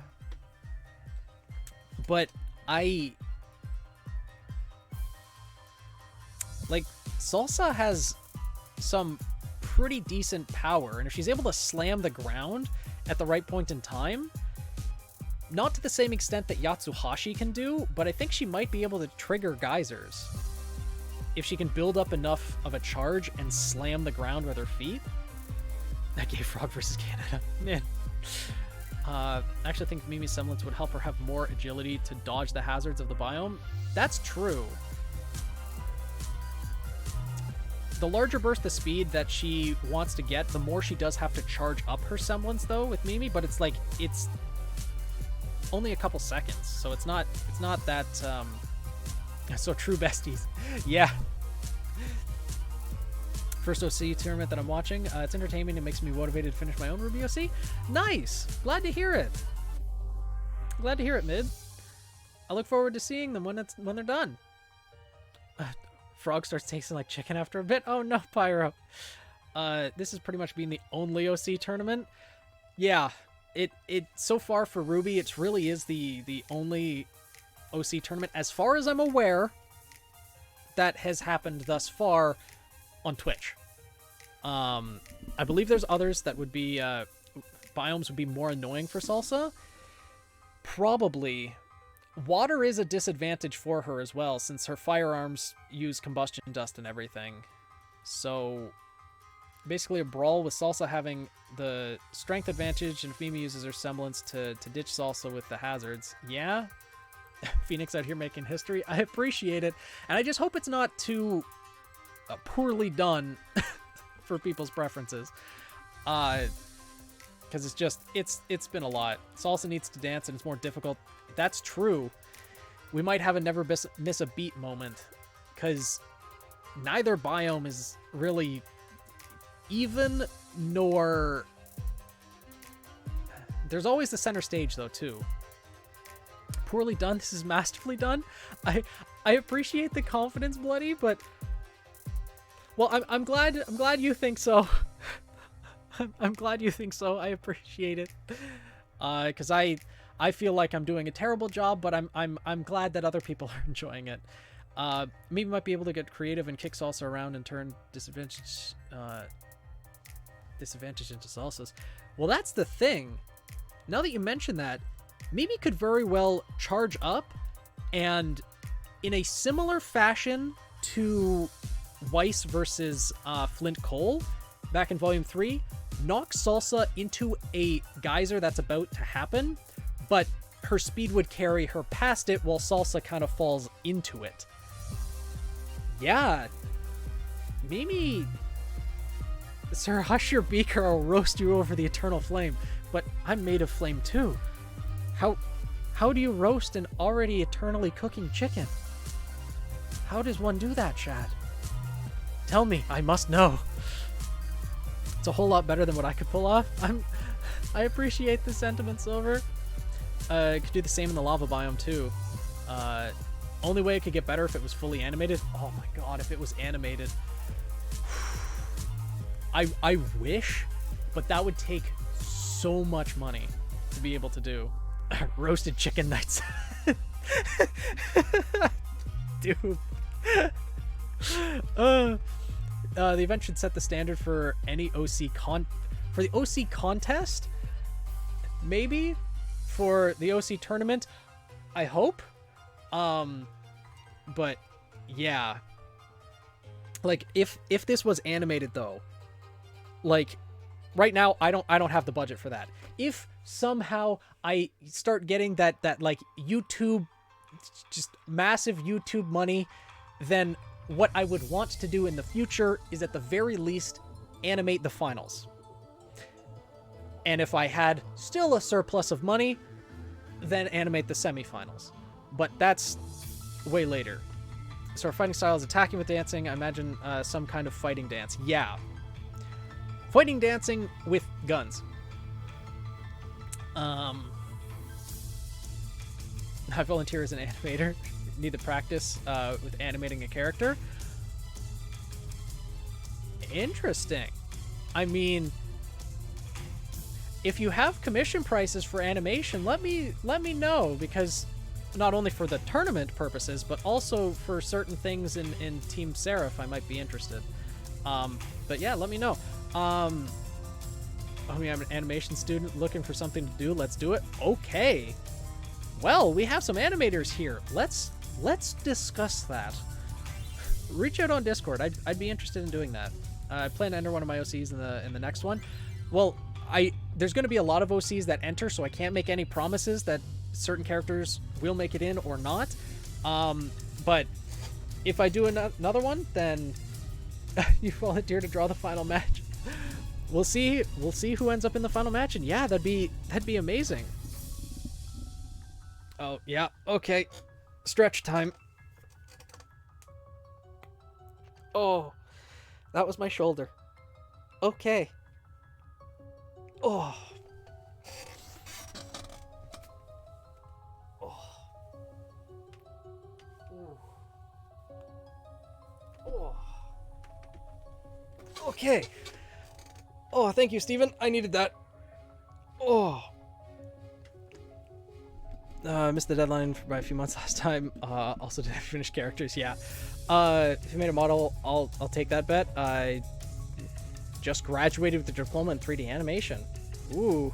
Unfortunately, I do not have a model, but you can hear the pops. Oh no, it did show up. It did appear on camera.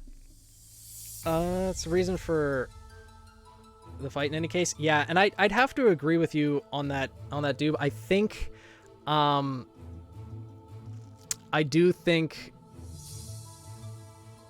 she would win if she could charge up enough power, but she needs the time. During that time, Mimi would aggressively attack. I think so as well. The Iron Prof probably just makes sure that it's a Shad quote. Yeah. Definitely want to draw Cadence Ray. That fight would be amazing to see. But yeah, in this fight, I think Mimi would take it.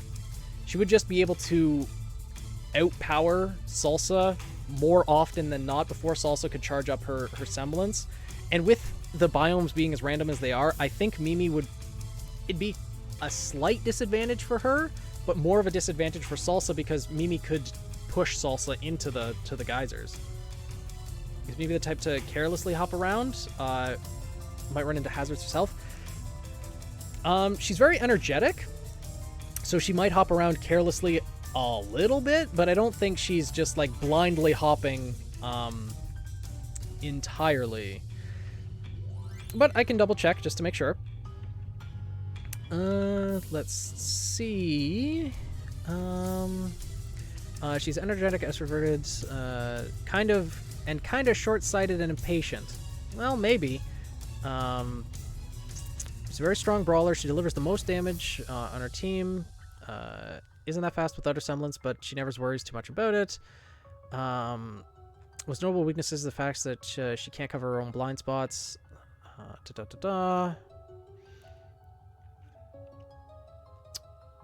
The fact that she always forgets to check her aura. There have been way too many times where her aura runs out mid-air and she either face plants or someone else has to run and catch her.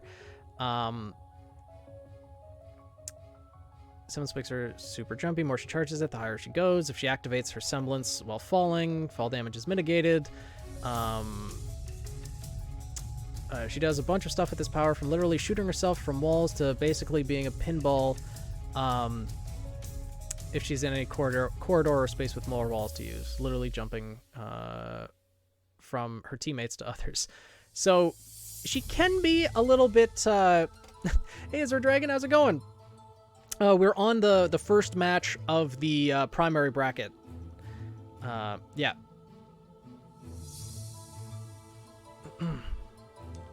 So In this one, tattoo versus sound, right? Yeah.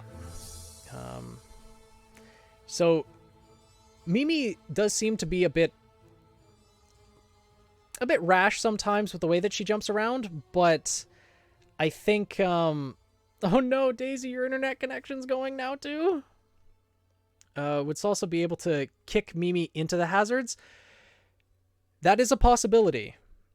Especially once charged up her semblance, she probably could kick Mimi into the hazards, but in the same vein, I think Mimi would be able to launch herself into Salsa, tackle Salsa into the hazard, but roll out of it afterwards. Welcome back, Daisy.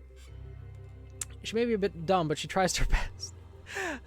She's just happy-go-lucky. Nothing wrong with that.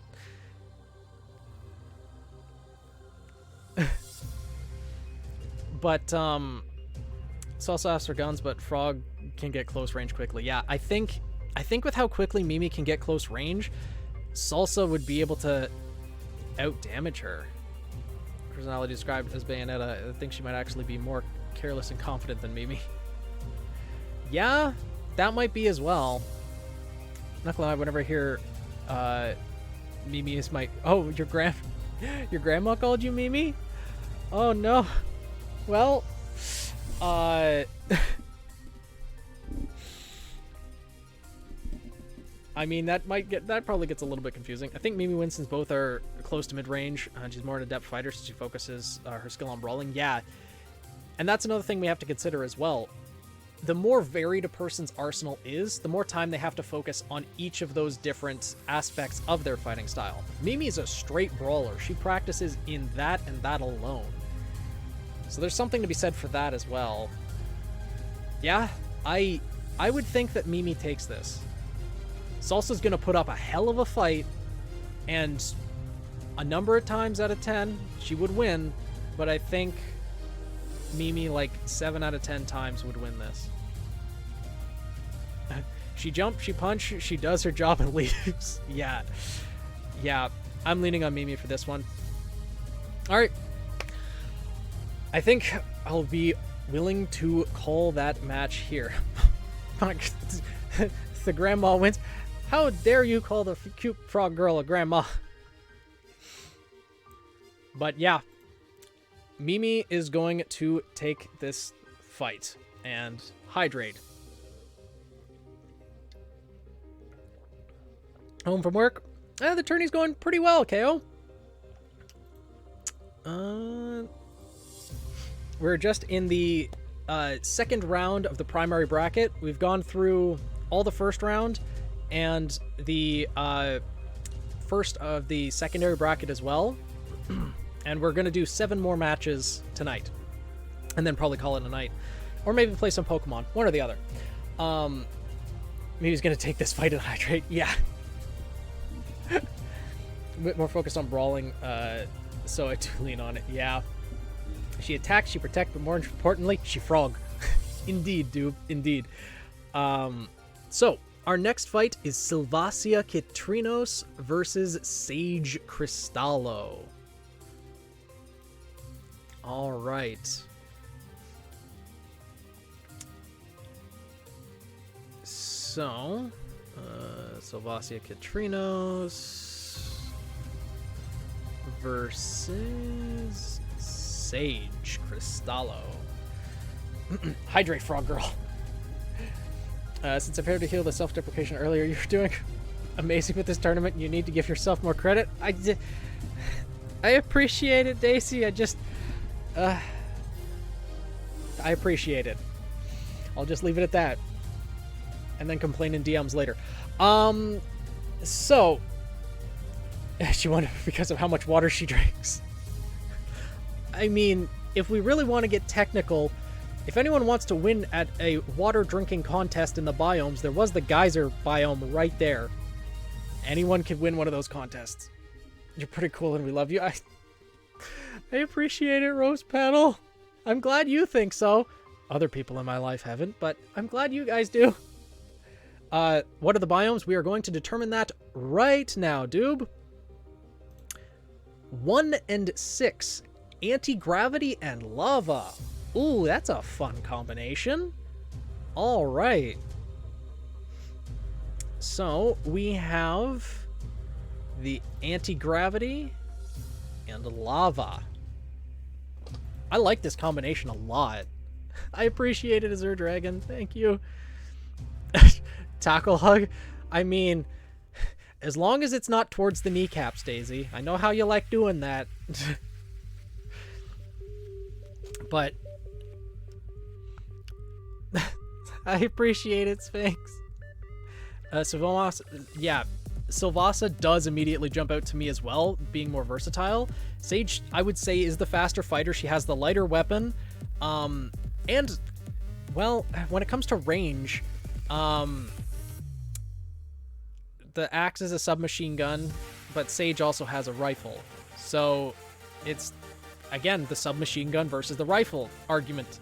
And although there is the platforms in the anti-gravity biome to use as cover, it can't be bees if there are no knees.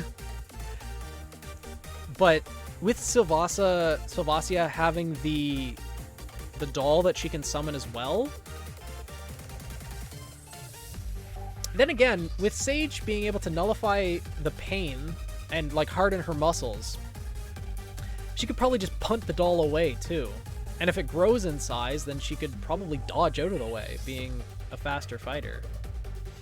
Though with it being a wooden doll as well, it'd be very easy to light on fire in the lava biome. So that would make it kind of terrifying. It already uses fire dust to ignite portions of itself, so entirely being lit on fire. Yeah, Sage is very aggressive. I have a cat girl in my head dancing the knees dance. Anti-grav with a puppet is interesting, yeah. I wonder if the doll is going to be encumbered moving around with the way the gravity shifts. It absolutely would be. Because when it's small, it can levitate, and I'm assuming the gravity, when it shifts, it would pull it in one direction or another. So it would be more difficult to control. And growing in size, it would absolutely be affected by the gravity as well. Punt into lava or anti-gravity, yeah. And that's one thing as well. It is a wooden doll, so it is ignitable. So if Sage is able to punt it into the lava, Sylvasia would have to reconjure it again using the aura to do so. And if it's small, she could probably do that. But if it was large when it burned up, then that would be a huge drain on her aura. Huh.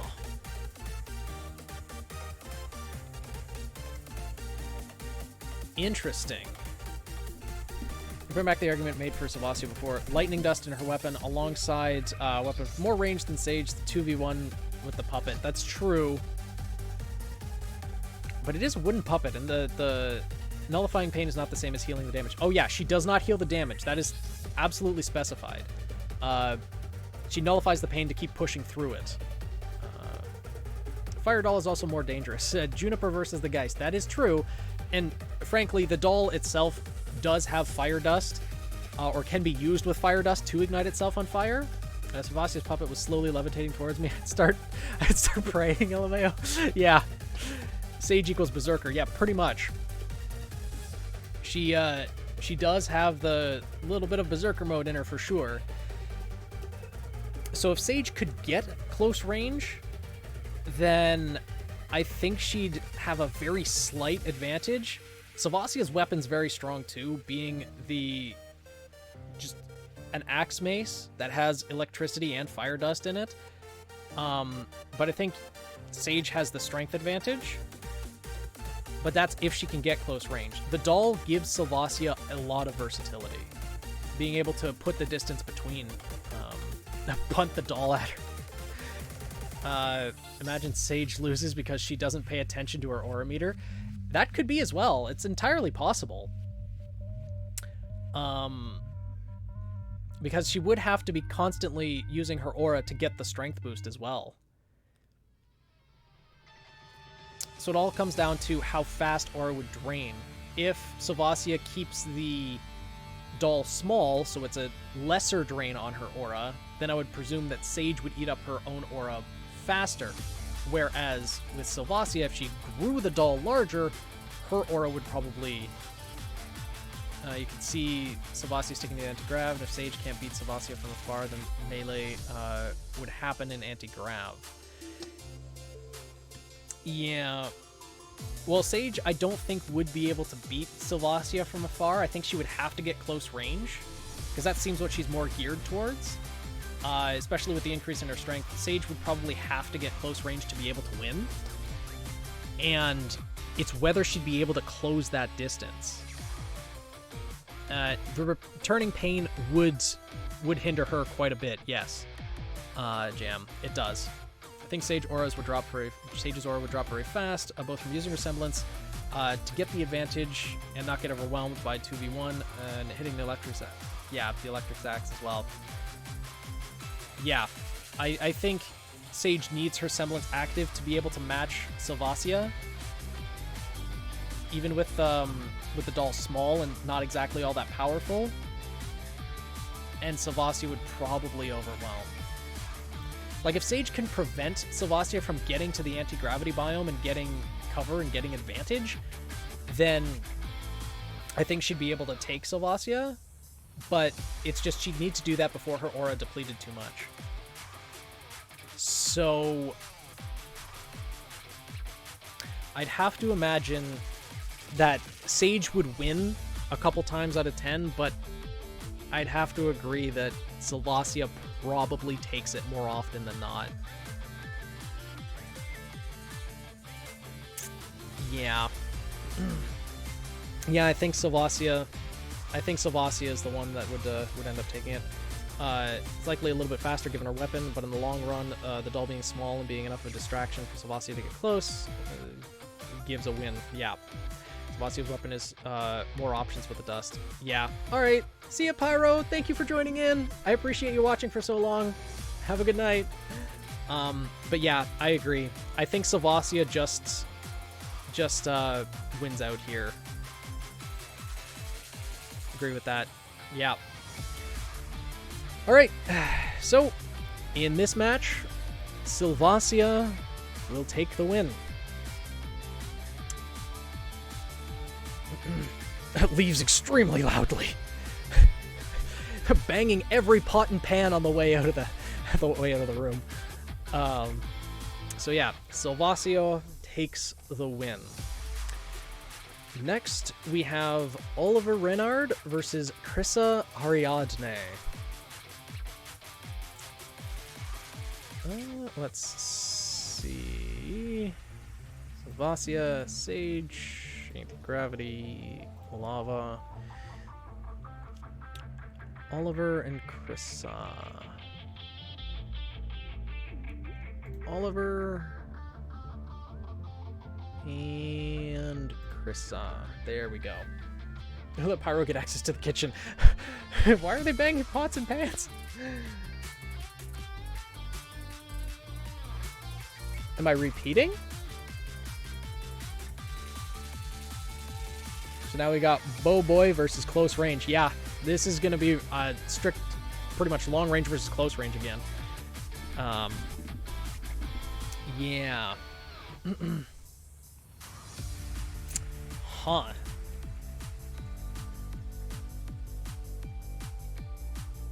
Pyro has lost the kitchen privileges. That's weird, Shift. Yeah, you're right. We do need to determine the biomes. That's an excellent point. And we have 10 and 6. Urban and lava. Okay. Desert biome really doesn't exist. Urban and lava. Yeah, biomes matter a lot in this one, because Krissa has a lot of mobility. And in the urban biome, that mobility is going to be pretty much the most useful it could be.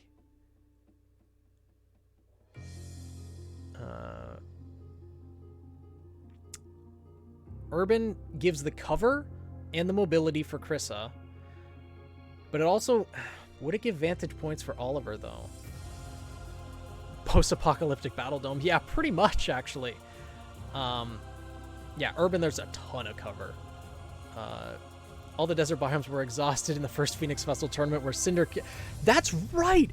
I forgot about that! Oh my god! I completely forgot about the first Phoenix Festival tournament, one of the past two. Cinder kept getting the desert biome over and over. Just unlimited ammunition she'd want to create the glass shards, and just, oh god, the ads. I forgot about that. It's all Cinder's fault. Everything is Cinder's fault. Yeah, that was annoying. Cause like, here's the thing. When it came to the previous tournaments, I wasn't doing it live like this. You couldn't see, like, people couldn't see live the odds that were happening with these biomes. I would have to roll those individually. I used the same randomizer. And I would get the biomes, and I'd be like, Cinder's getting the desert biome every single time. People are going to think that I'm favoring Cinder. I'm not favoring Cinder. I'm just, gotta say I'm extremely happy. I didn't make and choose Afra for this tournament last year. The lack of a desert biome showing up would have rendered her semblance useless. Yeah, like, it's just random chance. Unless the randomizer is for some reason rigged to not pick option number 2, which I have no idea why that'd be the case. It just, yeah, the desert biome has shown up once in... We had 16 fights and then 8, that's 24. This is fight, like, number 27? Yeah.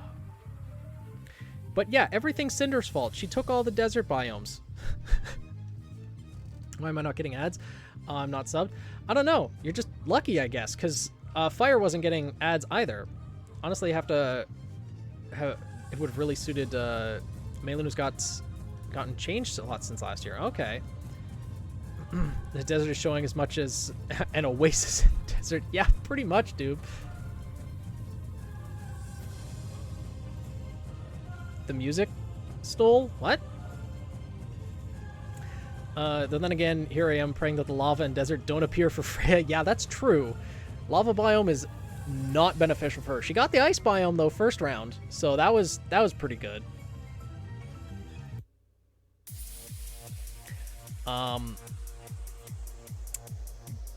But Forest and Ice again. Yeah, Forest and Ice was definitely good. But in this case, for Oliver and Krissa, I think Krissa has a pretty good advantage in the urban biome. She can set up so many traps with her threads, and she can use it for mobility as well. Desert is just waiting for Jin and not Aorta. Yeah. That too. Do you think you'd ever do an OC tournament with pairings? If it was pairings from the same team, maybe. If it was random pairings, like 2 random people's OCs are getting paired together and then they're in team fights, I would not do that. Because I know there was going to be some scenarios where certain pairings end up getting matched up, and then there's one character out of the 2 that has the unfavorable matchup. And then there's going to be that feeling that someone's character lost because of being paired with someone else's character. And I want to avoid that feeling in its entirety. I would rather have people hate the randomization and hate the biomes that were given rather than dislike a person's character that they were paired with, that type of thing.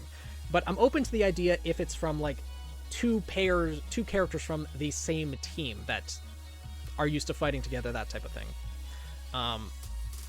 Random pairings would be awesome until it wasn't, and I want to avoid the bad feelings as much as possible.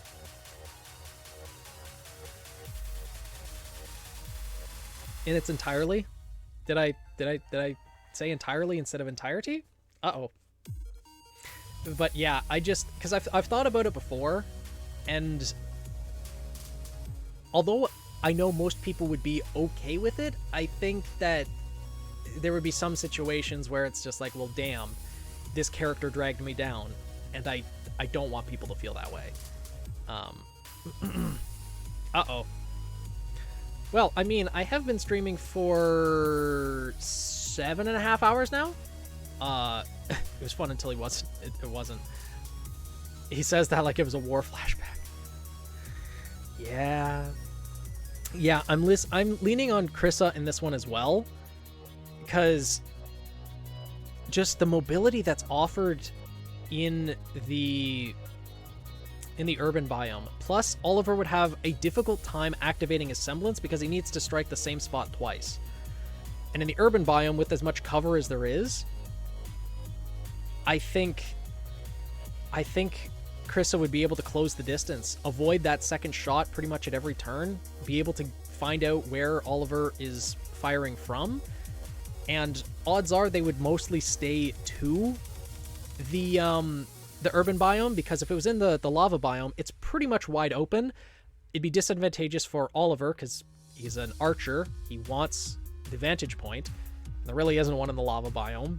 And Krissa would then try to get close combat with him, forcing him to run to the urban biome to find cover, and then Krissa would probably be able to overwhelm. Yeah. If it wasn't for the fact that the urban was rolled, I'd give it to Oliver. Yeah, if it wasn't for the urban biome, Oliver... I think the forest biome would also play in Krissa's favor. Maybe a little bit less than the urban, but the urban for sure plays for Krissa's favor. Jams to music. And music is good, isn't it? Jam, you say? How does his arrows counter her traps? Well, his arrows would be able to counter Krissa's traps. Yeah, he can use it on the environment too. That's true.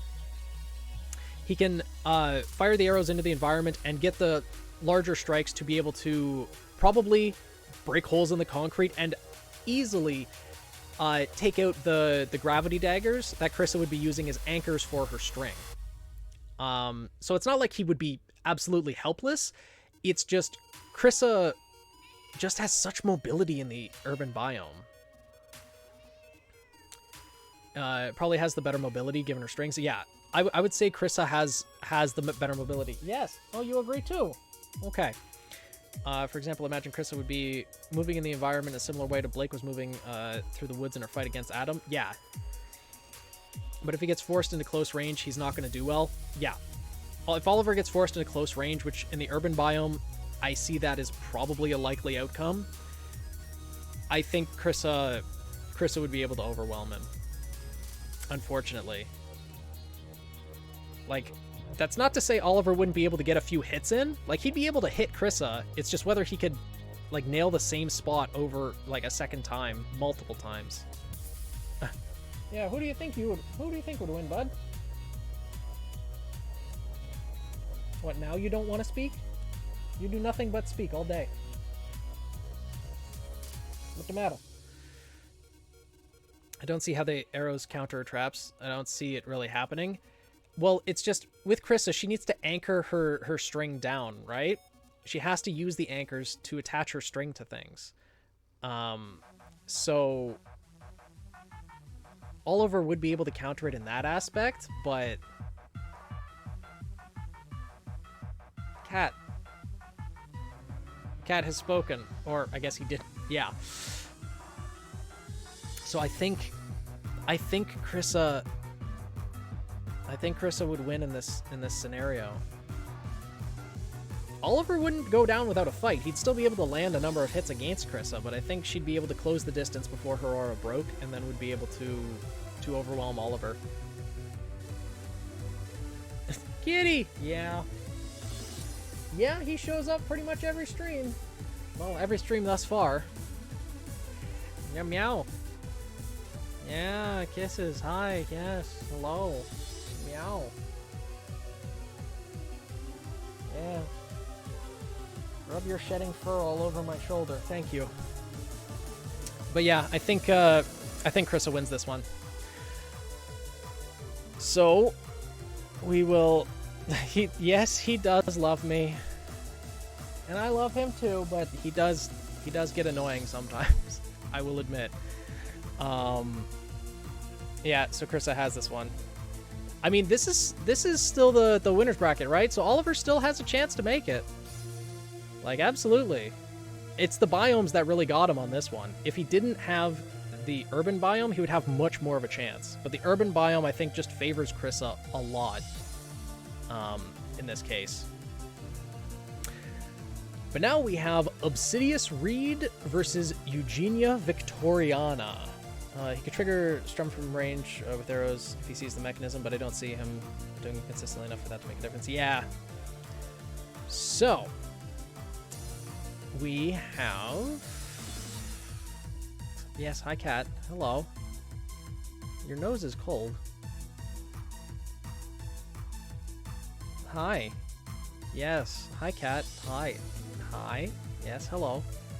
Hi. Okay. Obsidious Reed versus Eugenia Victoriana. There we go. And cat, Babu. The himbo is back. Yeah. Oh, the cat always wants pets. Isn't that right, buddy? Yeah. Huh? Yeah. Yeah, you little fluff. Okay. But now, for the biomes that they will be fighting in, we have... The desert exists! The desert exists! Okay. So we have the desert and the mountain biome, huh? Okay. So there's the desert and the mountain. Okay. So the desert exists. Huh. This matchup, though.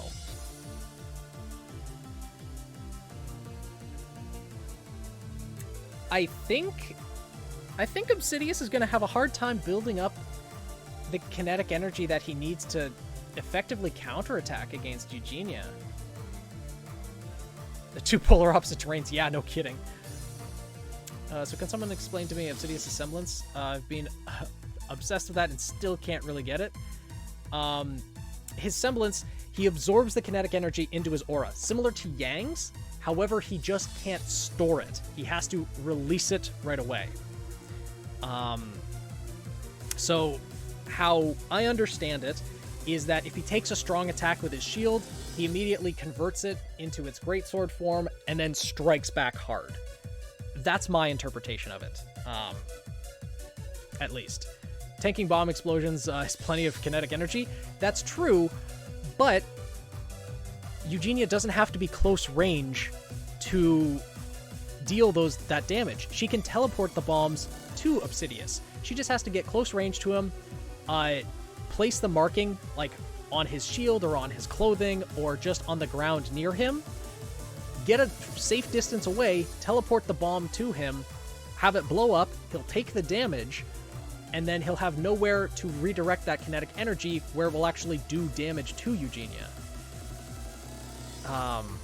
Also, thank you for the follow, Shadow.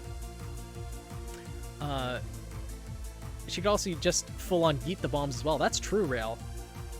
Especially with the Warfan and Wind Dust, I'm pretty sure she could, get a couple of the bombs, kind of toss them in the air, use the fan to use the Wind Dust to launch them at Obsidious. I think this is an unfavorable matchup for Obsidious. Not to mention the Wind Dust in the desert biome. We saw what that did in Volume 3 when Gale used that against Sage Ayana. She was able to create whirlwinds, and I'd imagine it'd be the same with a large Warfan.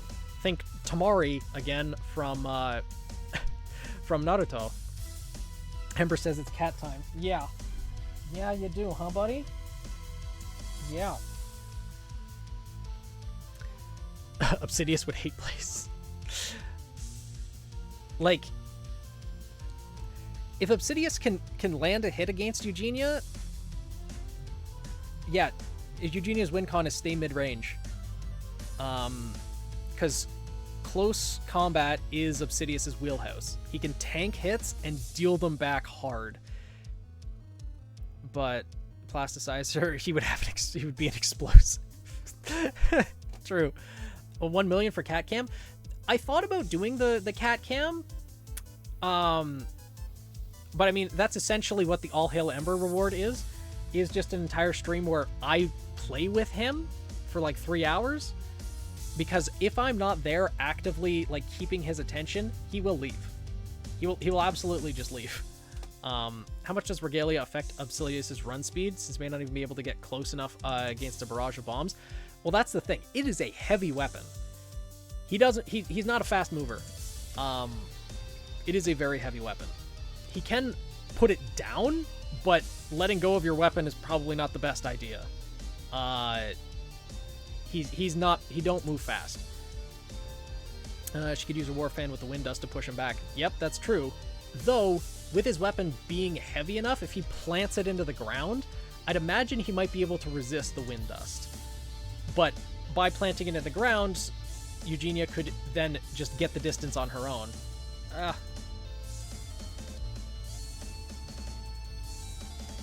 Cat, why? My ear can't taste good. Why are you... Why? What are you doing? Ugh. I just gremlin yelled arson as my mom was walking out of the room. Oh my god. Daisy, why?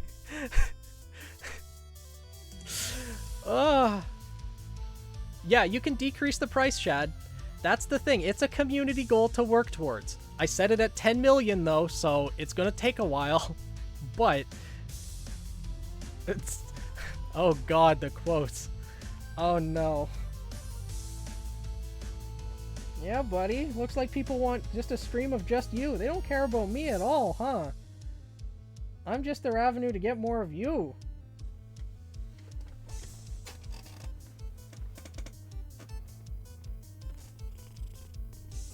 Huh?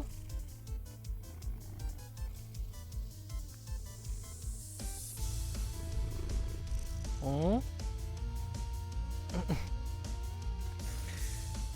You did decrease it twice already, Shift. Oh, she asked if I had a lighter. Okay.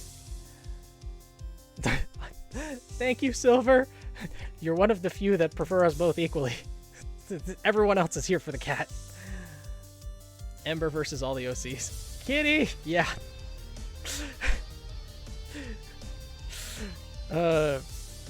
Phoenix and Ember name a more iconic duo. There's probably a lot of them. Yeah. But, as for this fight, we need the cat. Decrease it more, we need the cat. It must be loved. I think for the redeems, I'm probably gonna increase the decreasing to costing 10,000. It'll still be the same rate. Pay 10,000, decrease the overall thing by 10,000. It'll just make it so it's less frequent all the time. I'll probably keep accumulating up to 20,000 to get OC reviewed one day. Yeah, sounds like a plan, dude. But back to the topic at hand before the cat distracted all of us. Obsidius Reed versus Eugenia. I think this is just an unfavorable matchup for Obsidius. Because Eugenia can keep things pretty mid-range pretty consistently. And Obsidius pretty much relies on close combat. I vote Obsidius. Gotta get some food. You dare handicap us? I wouldn't handicap you, but I would be afraid to have my OC reviewed. Well, it's not like, when I say review, I'm more like offering advice. Maybe I should rename it, like OC advice, OC help type thing. One orange brain cell. The single orange brain cell. I think the desert biome also gives an advantage to the wind dust use. I think it does as well. I think, like, Obsidius could deal a lot of damage, but Eugenia could create sandstorms without too much difficulty, just using her fan and the wind dust. Along with the dust bombs, along with her semblance on top of that, she wouldn't even need to rely on it, but the fact that she has it, being able to create the markings near Obsidius and teleport the objects there, even if it's just small incremental damage that Obsidius takes, even if he can anticipate it, you know, the lightning dust, He's using a metal shield. There's ice dust, which can hinder his movements. Fire dust as well. No idea what's going on. Got here like 3 minutes ago. Oh, we're well, to give a little refresher, we've gone through the first round to see all of the fights that took place, and we did go through the first round of the secondary bracket as well. And now we're just in the we're going through these last 5 matches now, and those are going to be the last 5 that we go through at the moment. Yeah, unless Obsidious can get close somehow and avoid all the traps and other tricks, I think Eugenia does have this one. I think this is just unfavorable for Obsidious. Maybe a big boy, but he gonna get exploded. Yeah, pretty much.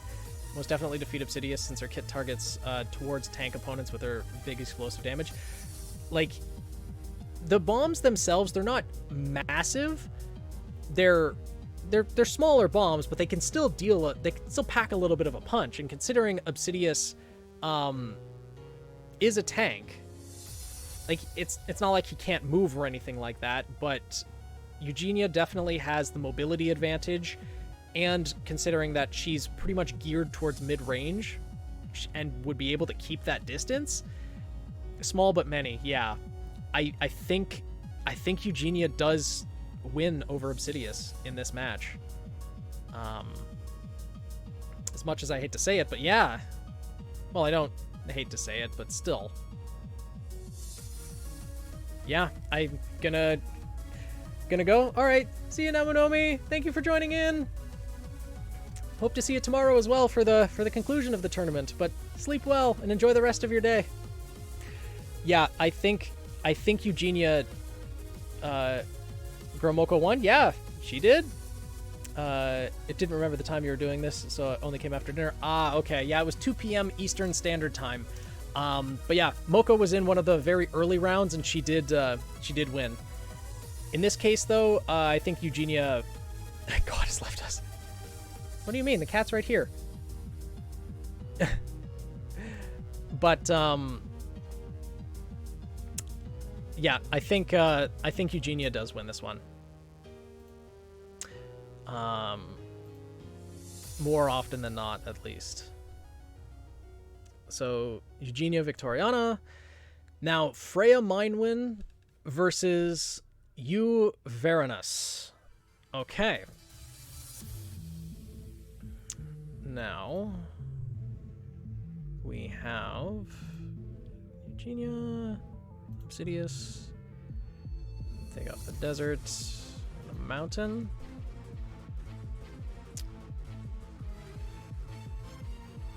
Freya versus you. Okay.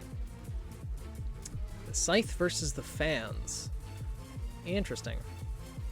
And the biomes they will be fighting in, which really determines the advantage in this case for Freya, is going to be 6 and 9. The lava and savanna. Also, nice. But, yeah, the lava biome, that hurts for Freya. Yeah. Nice. Freya does not have the advantage in this one. Yeah, I think Freya's not gonna do well in this one. Unfortunately. She's very much an ice-based fighter. With her semblance dropping the temperature, dropping air pressure, doesn't really work that well in the lava biome. Couldn't create the blizzard, wouldn't have that much cover. Yeah, the biome screwed her.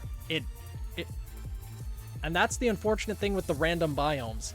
It really shakes up who you think could end up winning matches. Because in the first round, Freya had the ice biome. and that really helped her. But here, the lava biome does the complete opposite. And Yu does have heavier hits. With the scythe, as well as the scimitar form, he'd be able to hit pretty heavily. Yeah. Freya had a good advantage in the first round, not so much here. But the wind dust would still be very useful. In a pinch, Freya could probably try to use the wind dust. Depending on how powerful she could get the wind up, she could try to use it on the lava plumes and use the fire to spray against you. But I think you would be able to avoid it well enough, also use his semblance to get the ethereal dragon, and be able to maneuver around and manipulate that to offset any wind that Freya could create. Yeah, I think you would just be able to win. Fire Geysers against someone with a knockback semblance. Yeah, that's true. Fire Geysers and a knockback semblance. If he was smart, he would just, once again, set the savannah on fire, and then Freya would have a huge issue. Yeah, that's true. Not wrong there. Unfortunately, yeah, I think you just takes this one because Freya's at a huge disadvantage with the biomes. Funny that this follows my writing philosophy of duality and contradictions. She got ice first and lava second. Yeah, going to have to lean for the paper cutter. Yeah. Yep. Unfortunately, this was a quicker match to determine because the biomes just, in some cases, really do play that much of a factor. But we will see Freya again tomorrow, and maybe the biomes will play more in her favor this time around. Because you never know, if she gets the ice biome like 4 times in a row, could do some work. But in this case, you will be the one moving on in the primary bracket. Next, we have Jin Gypsum versus Celesta Obscurum. Another one where the biomes are going to play a pretty heavy influence. Because if Jin gets the desert biome, he's going to have all the material he needs. Jin Gypsum versus Celesta Obscurum. So, let's see. Just happy she actually made it into the tournament proper. True. And I'm glad that that's the case, Gem. That's an excellent mentality to have, and still, she's not out yet. She's only lost once. Doubles elimination, has to lose twice. So there's still one more fight for her to participate in. It's almost as fast as the Ultimate Tank versus Vibration Boy. Yeah, almost. But now, with the biomes, we are going to get 6 and 5. Lava and ice, huh? Interesting.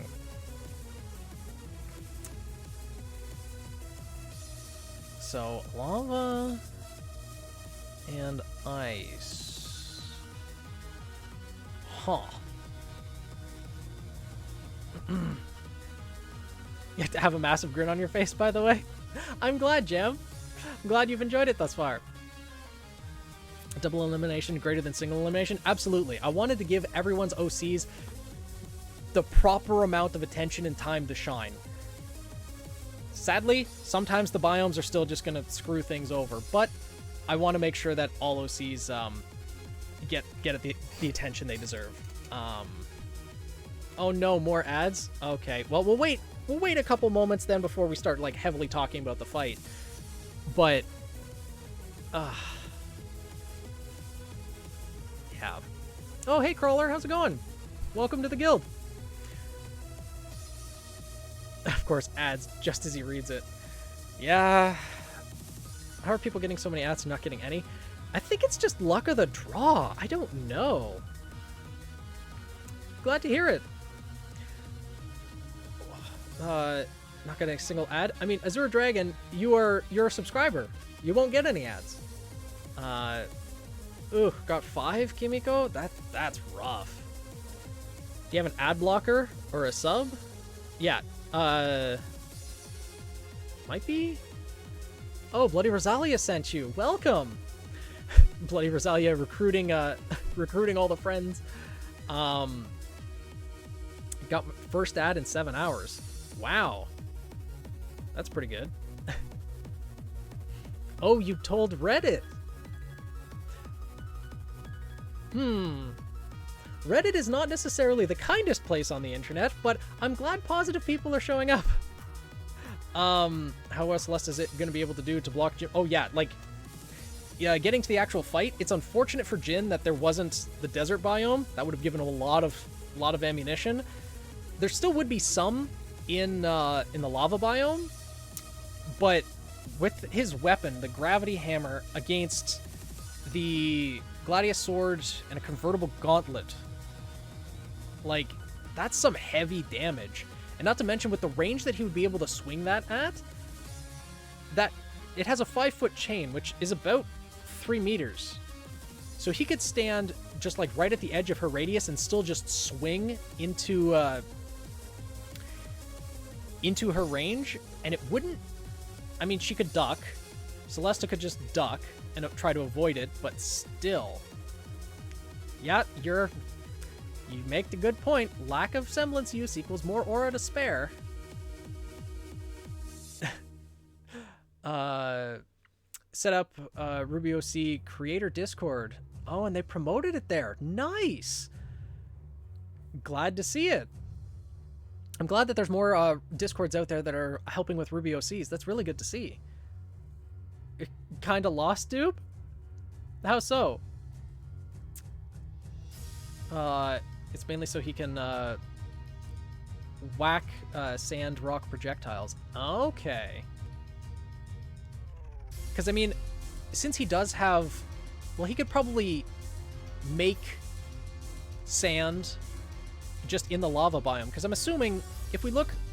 With the image that I have for the lava biome, it does look like there's, like, ash or dust, sediment, at the very least, in the lava biome. So I think there would be something for Jin to manipulate with his semblance. 3 meters is about 9 feet. Oh.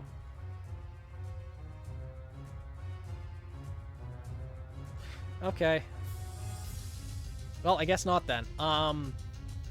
Yeah. The meteor hammer's still pretty good for being able to swing around, and Celesta would have to dodge. Even if light is distorted, it's not like she becomes invisible within that radius. So it disorients them, but the meteor hammer could still land a couple blows. Even a glancing blow would be pretty difficult to avoid.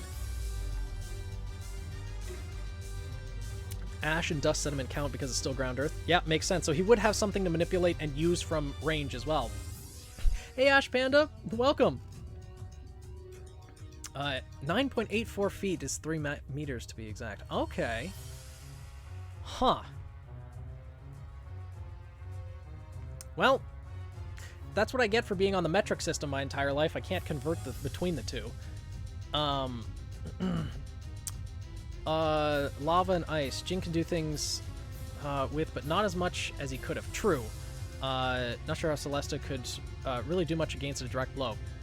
I don't really think she could. She has the shield, but it's like a convertible gauntlet, so it's more of a light shield than anything, I'd imagine.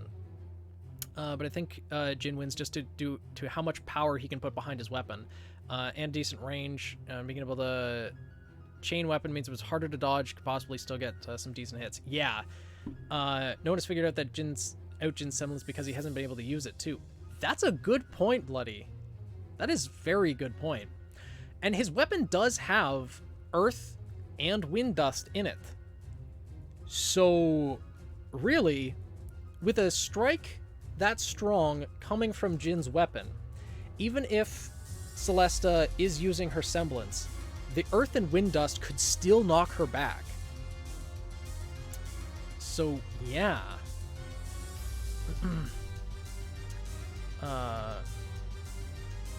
Set up a RWBY OC Discord, and they promoted it there. Okay.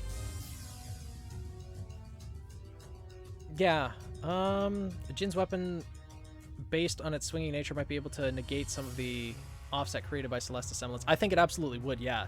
Chain weapons are good for getting the range, and for even if people try to dodge, still end up getting damage in. Harder hitter versus trickier, lighter hitter. Would either of them take advantage of the fire ice dust nearby? Well, the thing is, with Celesta's weapon, in the description, it did say the sword has a holster for burn dust crystals. So Celesta could utilize the burn dust in the lava biome. Thanks, Azure Dragon. I'm glad you've liked the Discord server so far. Ahmad, do you mind throwing out the link? Yeah, there was a link posted in chat for the Discord. Just previously. Velvet posted the Discord. You can also just use !Discord and it'll post the link in chat.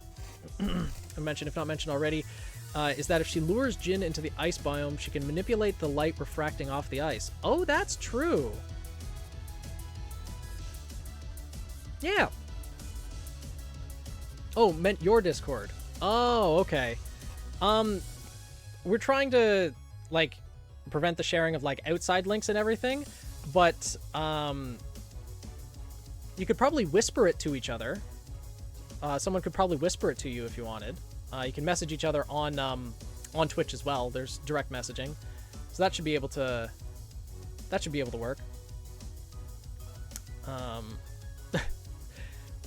But yeah, Celesta could manipulate the ice reflecting, or the light reflecting off of the light. The light reflecting off of the ice. There we go. English is difficult sometimes. So, but that's still only within the 3-meter radius. So, I don't know if that would have more of an effect. Love the guild, been in it for years. I'm glad, Azure Dragon. That makes me really happy to hear that. So it's essentially who can keep in their preferred biome. Yeah. Like, Celesta has some advantages in both of them. The extra light refraction in the ice biome, as well as the burn dust crystals she could take advantage of. But Jin's weapon gives him an advantage over Celesta. With the range that it has, as well as the earth and wind dust that's in it. So if she managed to trick him into attacking her close-range combat in the ice biome, she immediately has an advantage. Double-edged sword, though, yeah, pretty much. Lay down thinking that I could watch this comfortably, but nope, passed out for like 5 hours. Well, I hope you slept well, G. But joined on a whim, never regretted it. Been fun being a mod here, and everyone's so nice so far. I'm glad, Daisy. I'm glad. And not just a mod, the head mod. If only Celesta had more ranged options. Yeah, unfortunately she doesn't, which does hinder her in this case. But I think, like, this is tough because there are scenarios I see where both of these characters could win. To discuss the matchups with everyone. Yeah. And I'm glad you did, dude. I don't even remember why I joined the guild. All I know is that it had been an absolute blessing for both writing. Oh, that's awesome. And the wonderful people I've met there. I'm so happy to hear that, Jam. I'm so happy. That's amazing. Is Celesta's own vision affected by her semblance? No, it is not. It alters the perception of light around her. So other people seem, as far as I understand it, other people's vision is obscured. Well, not obscured, but like they can't see exactly clearly. They're disoriented, but she's not.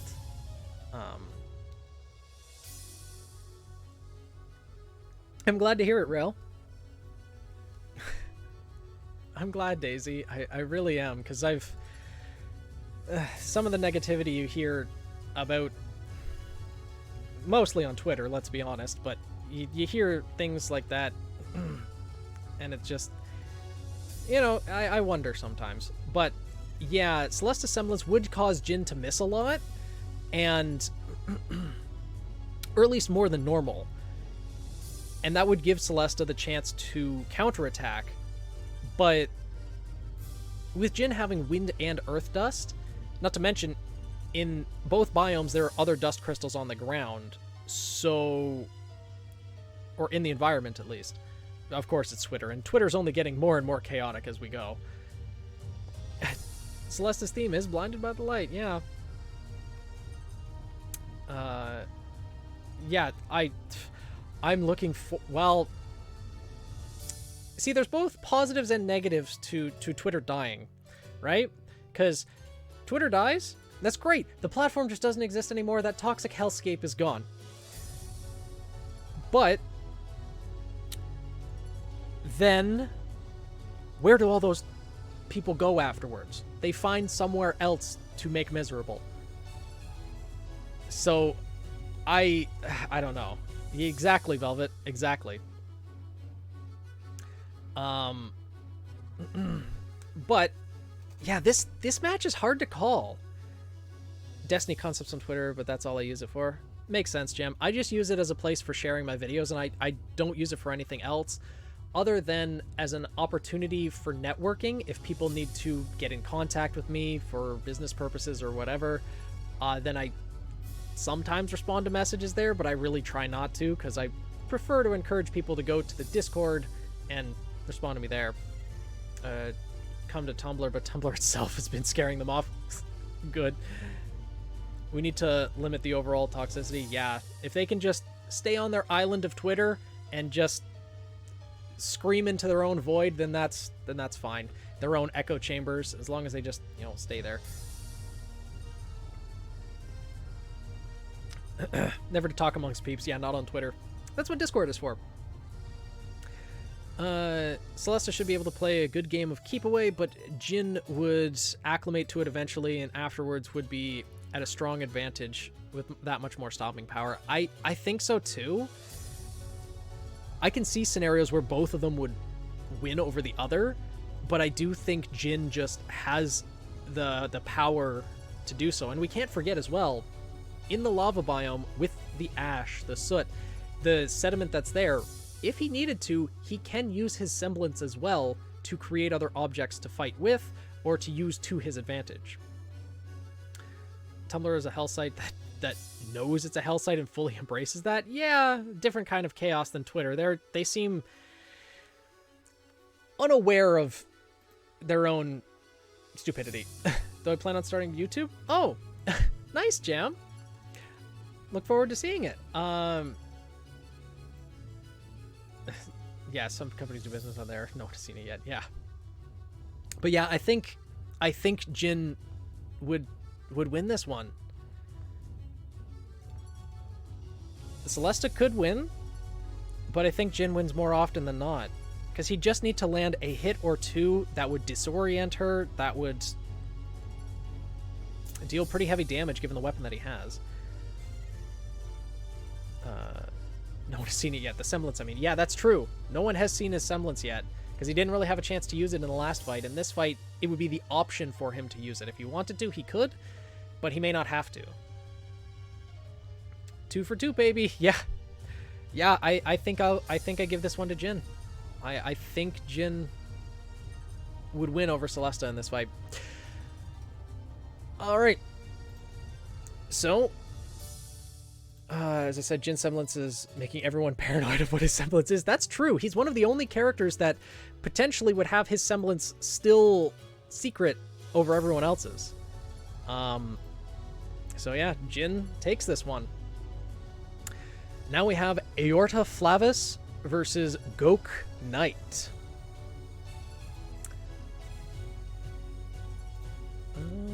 Let's see. Take out the biomes. Aorta Flavis versus Gok Knight.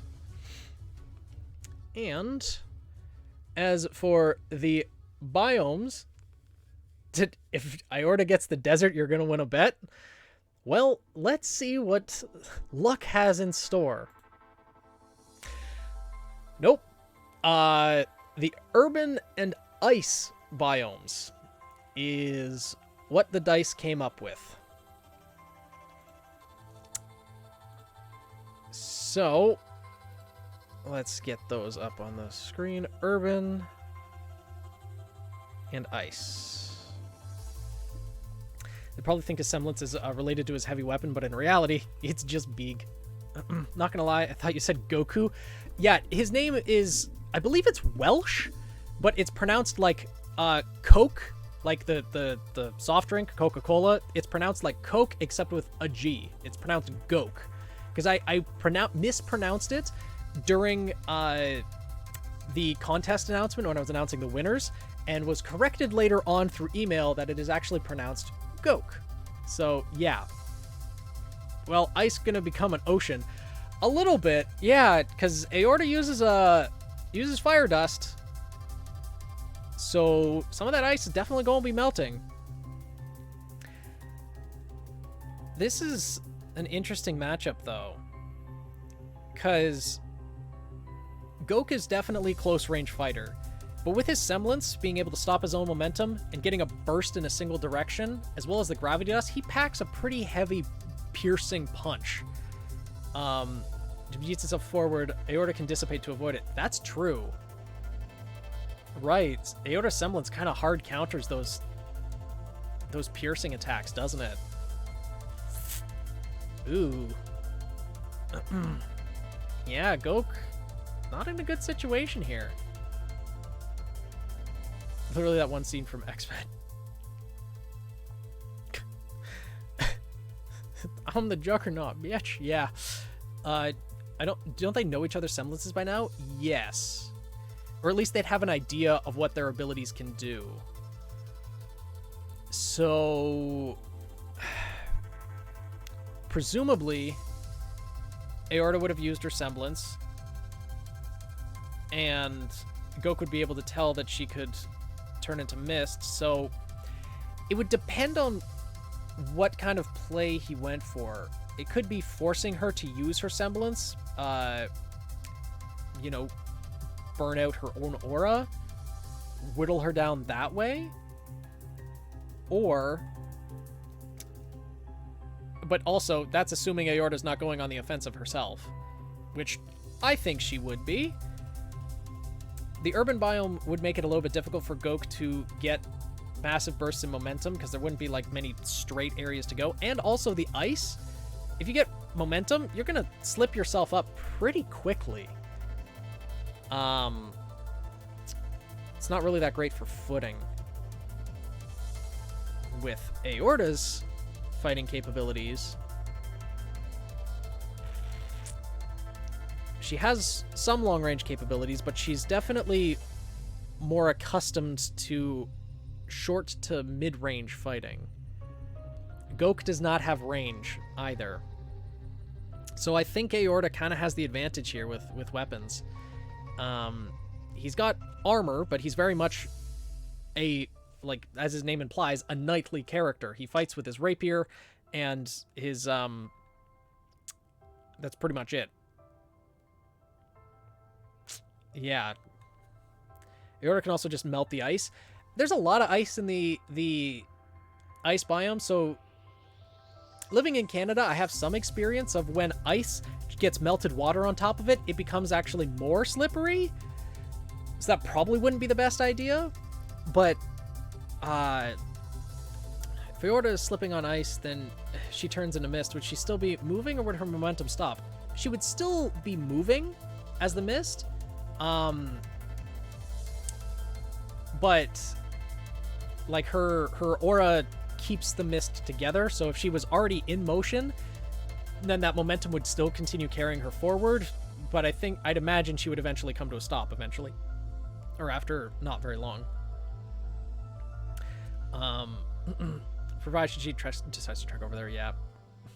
Hey, Daisy! Oh no, your laptop died too? In my opinion, she could camp out in the urban with the range advantages and force him to come over. Yeah, that's probably true as well, because there's not really that much.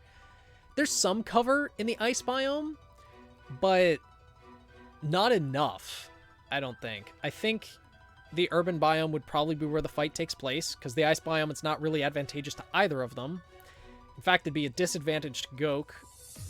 Maybe a little bit to Aorta as well. Oh, that's true. Right, I forgot you were Canadian as well, Jam. What is Jaime Dynasty's gun form? I think it's just built into the staff portion of it. Built into the handle. So I think it can just be removed and used as a gun, if I'm remembering correctly. Though with that in mind, Aorta could set a trap by making the ice more slippery. That's true. She could just make the ice more slippery for him. I think Aorta takes this. With Gok not having any ranged capabilities, Aorta can control the flow of battle, and rifle can be removed from the staff or used to shoot from the lantern. Yeah. Okay. The artifact. The thing he says it's a rifle. Yeah, I think Aorta can just control the flow of battle because Gok does not have ranged capabilities. I think this is just a favorable matchup for her. Make certain patches extremely slippery, but have Gok accidentally step over one. Yeah, really, if she melted some of the ice and then baited Gok into using his semblance, then she could absolutely cause him to slip up, slam either into one of the ice pillars that's in the ice biome or even into the urban biome, trip him up fairly easily. Yeah, I think Aorta has the advantage here and would take this fight. Ohio is basically America's equivalent to Canada. How much snow have you gotten so far? Have you gotten a lot of it so far? Because we've had a little bit. But yeah. Wisconsin would like a word. Imagine Gok could stop his momentum. Oh, that's true. He would be able to stop his momentum too when he's slipping and send himself in another direction. But yeah, he could stop his momentum. But the thing is, the more he stops his own momentum, the more he's burning through his own aura as well. Whereas Aorta wouldn't have that same problem, right? So Alberta is the Canadian equivalent to Texas. Yeah. I believe she does hard counter him. He's, especially in this, in these biomes. But yeah, Aorta takes this one.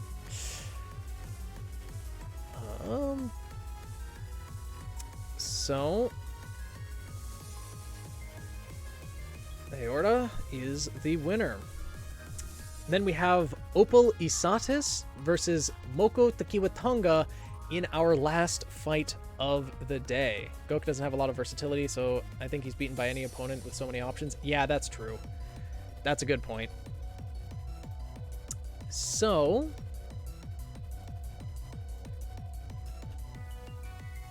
that and that.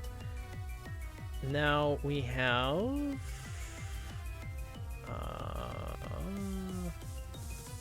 Opal Isatis versus Moko Takiwatonga.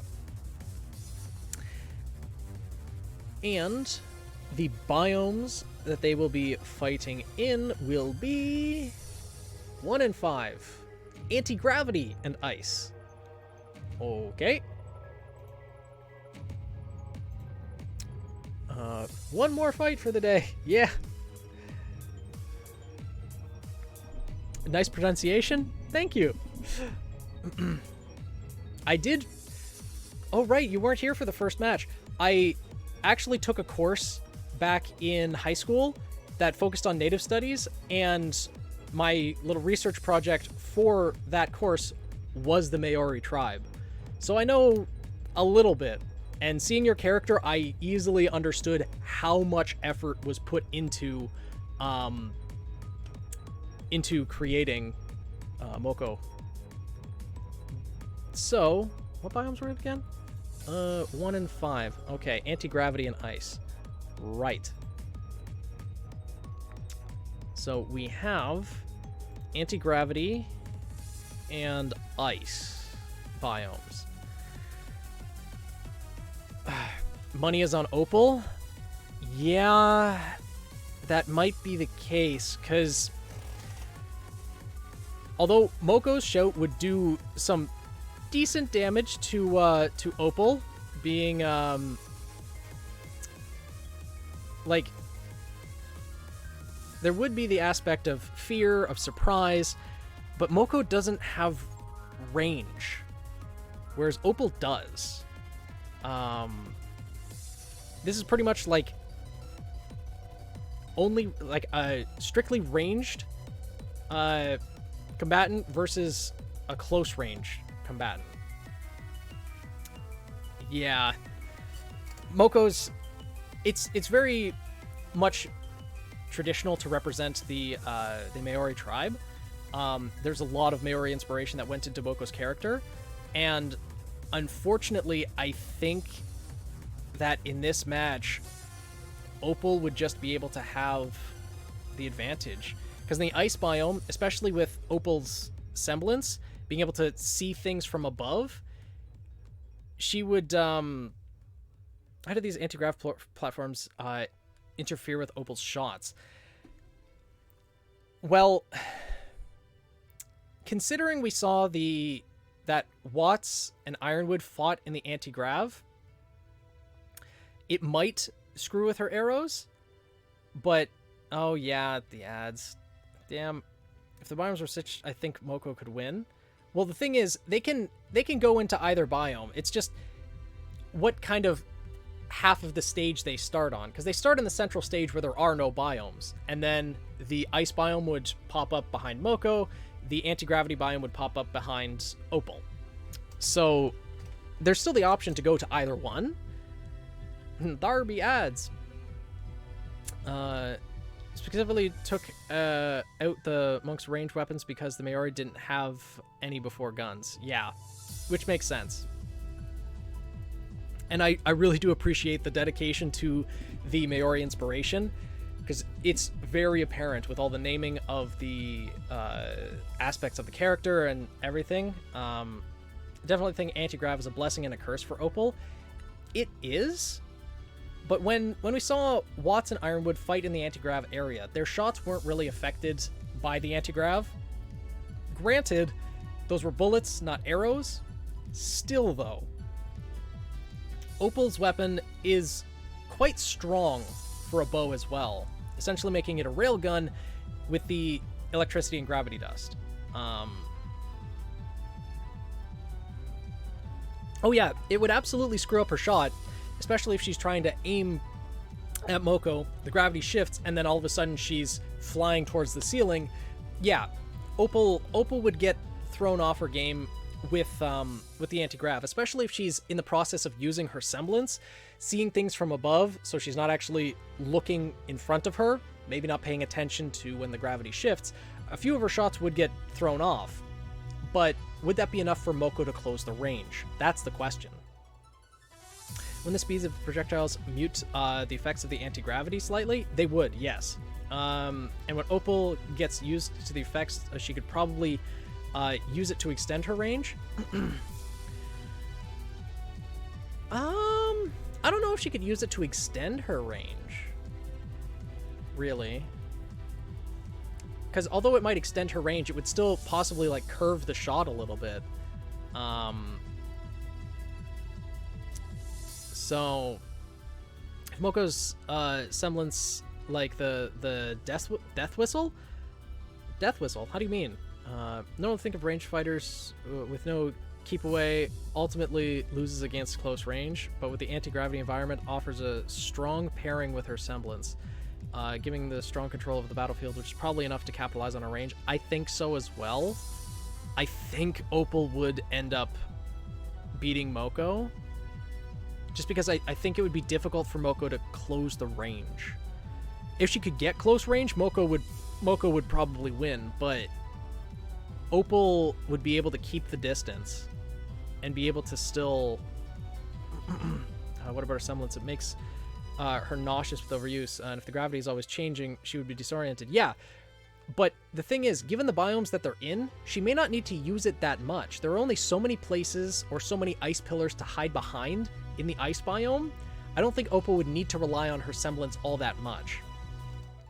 She could use it sparingly, find out where Moko is, and then focus on that area to either get to a platform in the anti-gravity biome that could be a good vantage point to attack, or even jump down herself and get a good vantage point. I think Opal has the advantage here.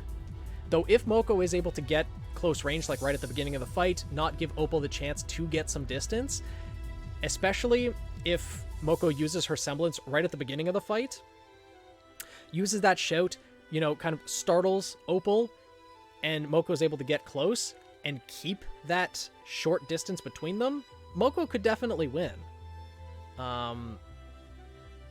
Just thought about a few variables. Yeah. That makes sense.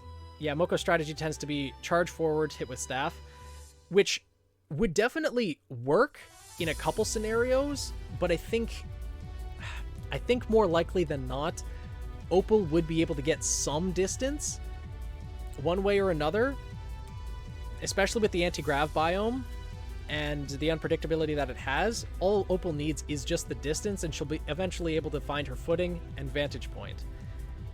So I think, how would Opal react to the shout?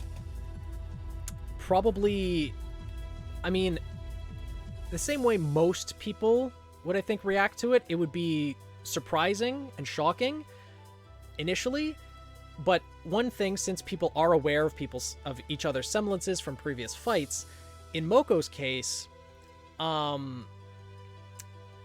semblance is less effective when people know what it is. So it would still startle, it would still catch her off guard maybe, but it wouldn't be as effective if it just came out of nowhere unexpectedly. I'm not sure she uses the shout in the beginning. Okay. But it'd be more difficult to close the range that way, like close the distance between them, I think. Because if Opal was able to get into the anti-grav, I think she would just get the vantage point. Moko could take the direction of going for cover first, but that puts her at the immediate disadvantage, because there'd be no way to really close the distance if she goes for cover first. She would have to go on the attack, go on the offensive, try to close the distance, and I don't know. I think the best way to do that would be to use the shout first thing. But Opal also knows that Moko's semblance, which may neuter effects at least partly. Yeah, it would lessen the effects of the semblance. So yeah, I do think that that Opal would probably win this fight more often than not. I could see either winning this, but Opal does seem to have a bigger advantage. Yeah, I think Opal just has more of an advantage more often than not. Moko absolutely has a chance to win, and there are scenarios where she could, but I think it'd just be difficult to close the distance and keep that distance closed. I think the range sells it. Yeah. Yeah, she's able to put consistent threat on Moko from the start. If Moko does use her semblance out of the gate, she stands a better chance, but since Opal already knows about the shout, it wouldn't be as effective, so she could probably get away before a serious bashing. The range really matters in this fight, yes. I agree, the range really matters, and like Moko's semblance would be able to disorient Opal for sure, but it's just, I don't think it'd be enough to just immediately get in close and be able to break Opal's aura with the club. Personally, I think Opal wins more often than not. And I think I'm gonna give this one to Opal. Yeah.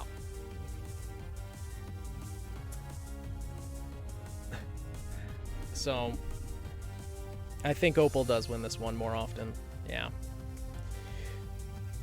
So with that being the case, that brings us to the end of round 2 of the primary bracket. So tomorrow, we will start off with the second round of the secondary bracket. Yeah. I think so as well. That would, it would be a good fight, but yeah. Progress! So, with that, we will call the tournament day 1 to a close. And tomorrow, we will continue with the fights in the secondary bracket, go back up to the primary, and continue down from there until the tournament comes to a close. So, congrats on surviving day 1. Indeed. So, with that being the case, now the question remains, do I continue streaming and play Pokemon, or do I call it a night? That's the question I face now. I'm glad everyone's enjoyed it. Brain hurts, Nin. Honestly, mine does a little bit too. Y'all exhausted with all this thinking? Yes. Yes. Call it a night. That's probably... I mean, it's only 10:30. I'll probably still be up a little bit, but call it a Phoenix night. Go Phoenix. Go raid someone. But who do we raid, though? I think I'm probably just gonna call it a night. 8 hours of stream? Yeah, probably. It's only bedtime. Go to sleep. It's 10:22. It's fine. Do I have work tomorrow? No, I do not have... I guess it depends on how you consider it, because tomorrow we're going to be doing the second half of the Phoenix Festival tournament, which I guess now that I'm getting paid by Twitch is technically my job, but technically I'm still sitting in my pajamas in my room. So yes, 2 p.m. Eastern Standard Time tomorrow is when the tournament will continue. All right, yeah, I'll go to bed then. So many people are telling me to leave. Fine, I'll take the hint.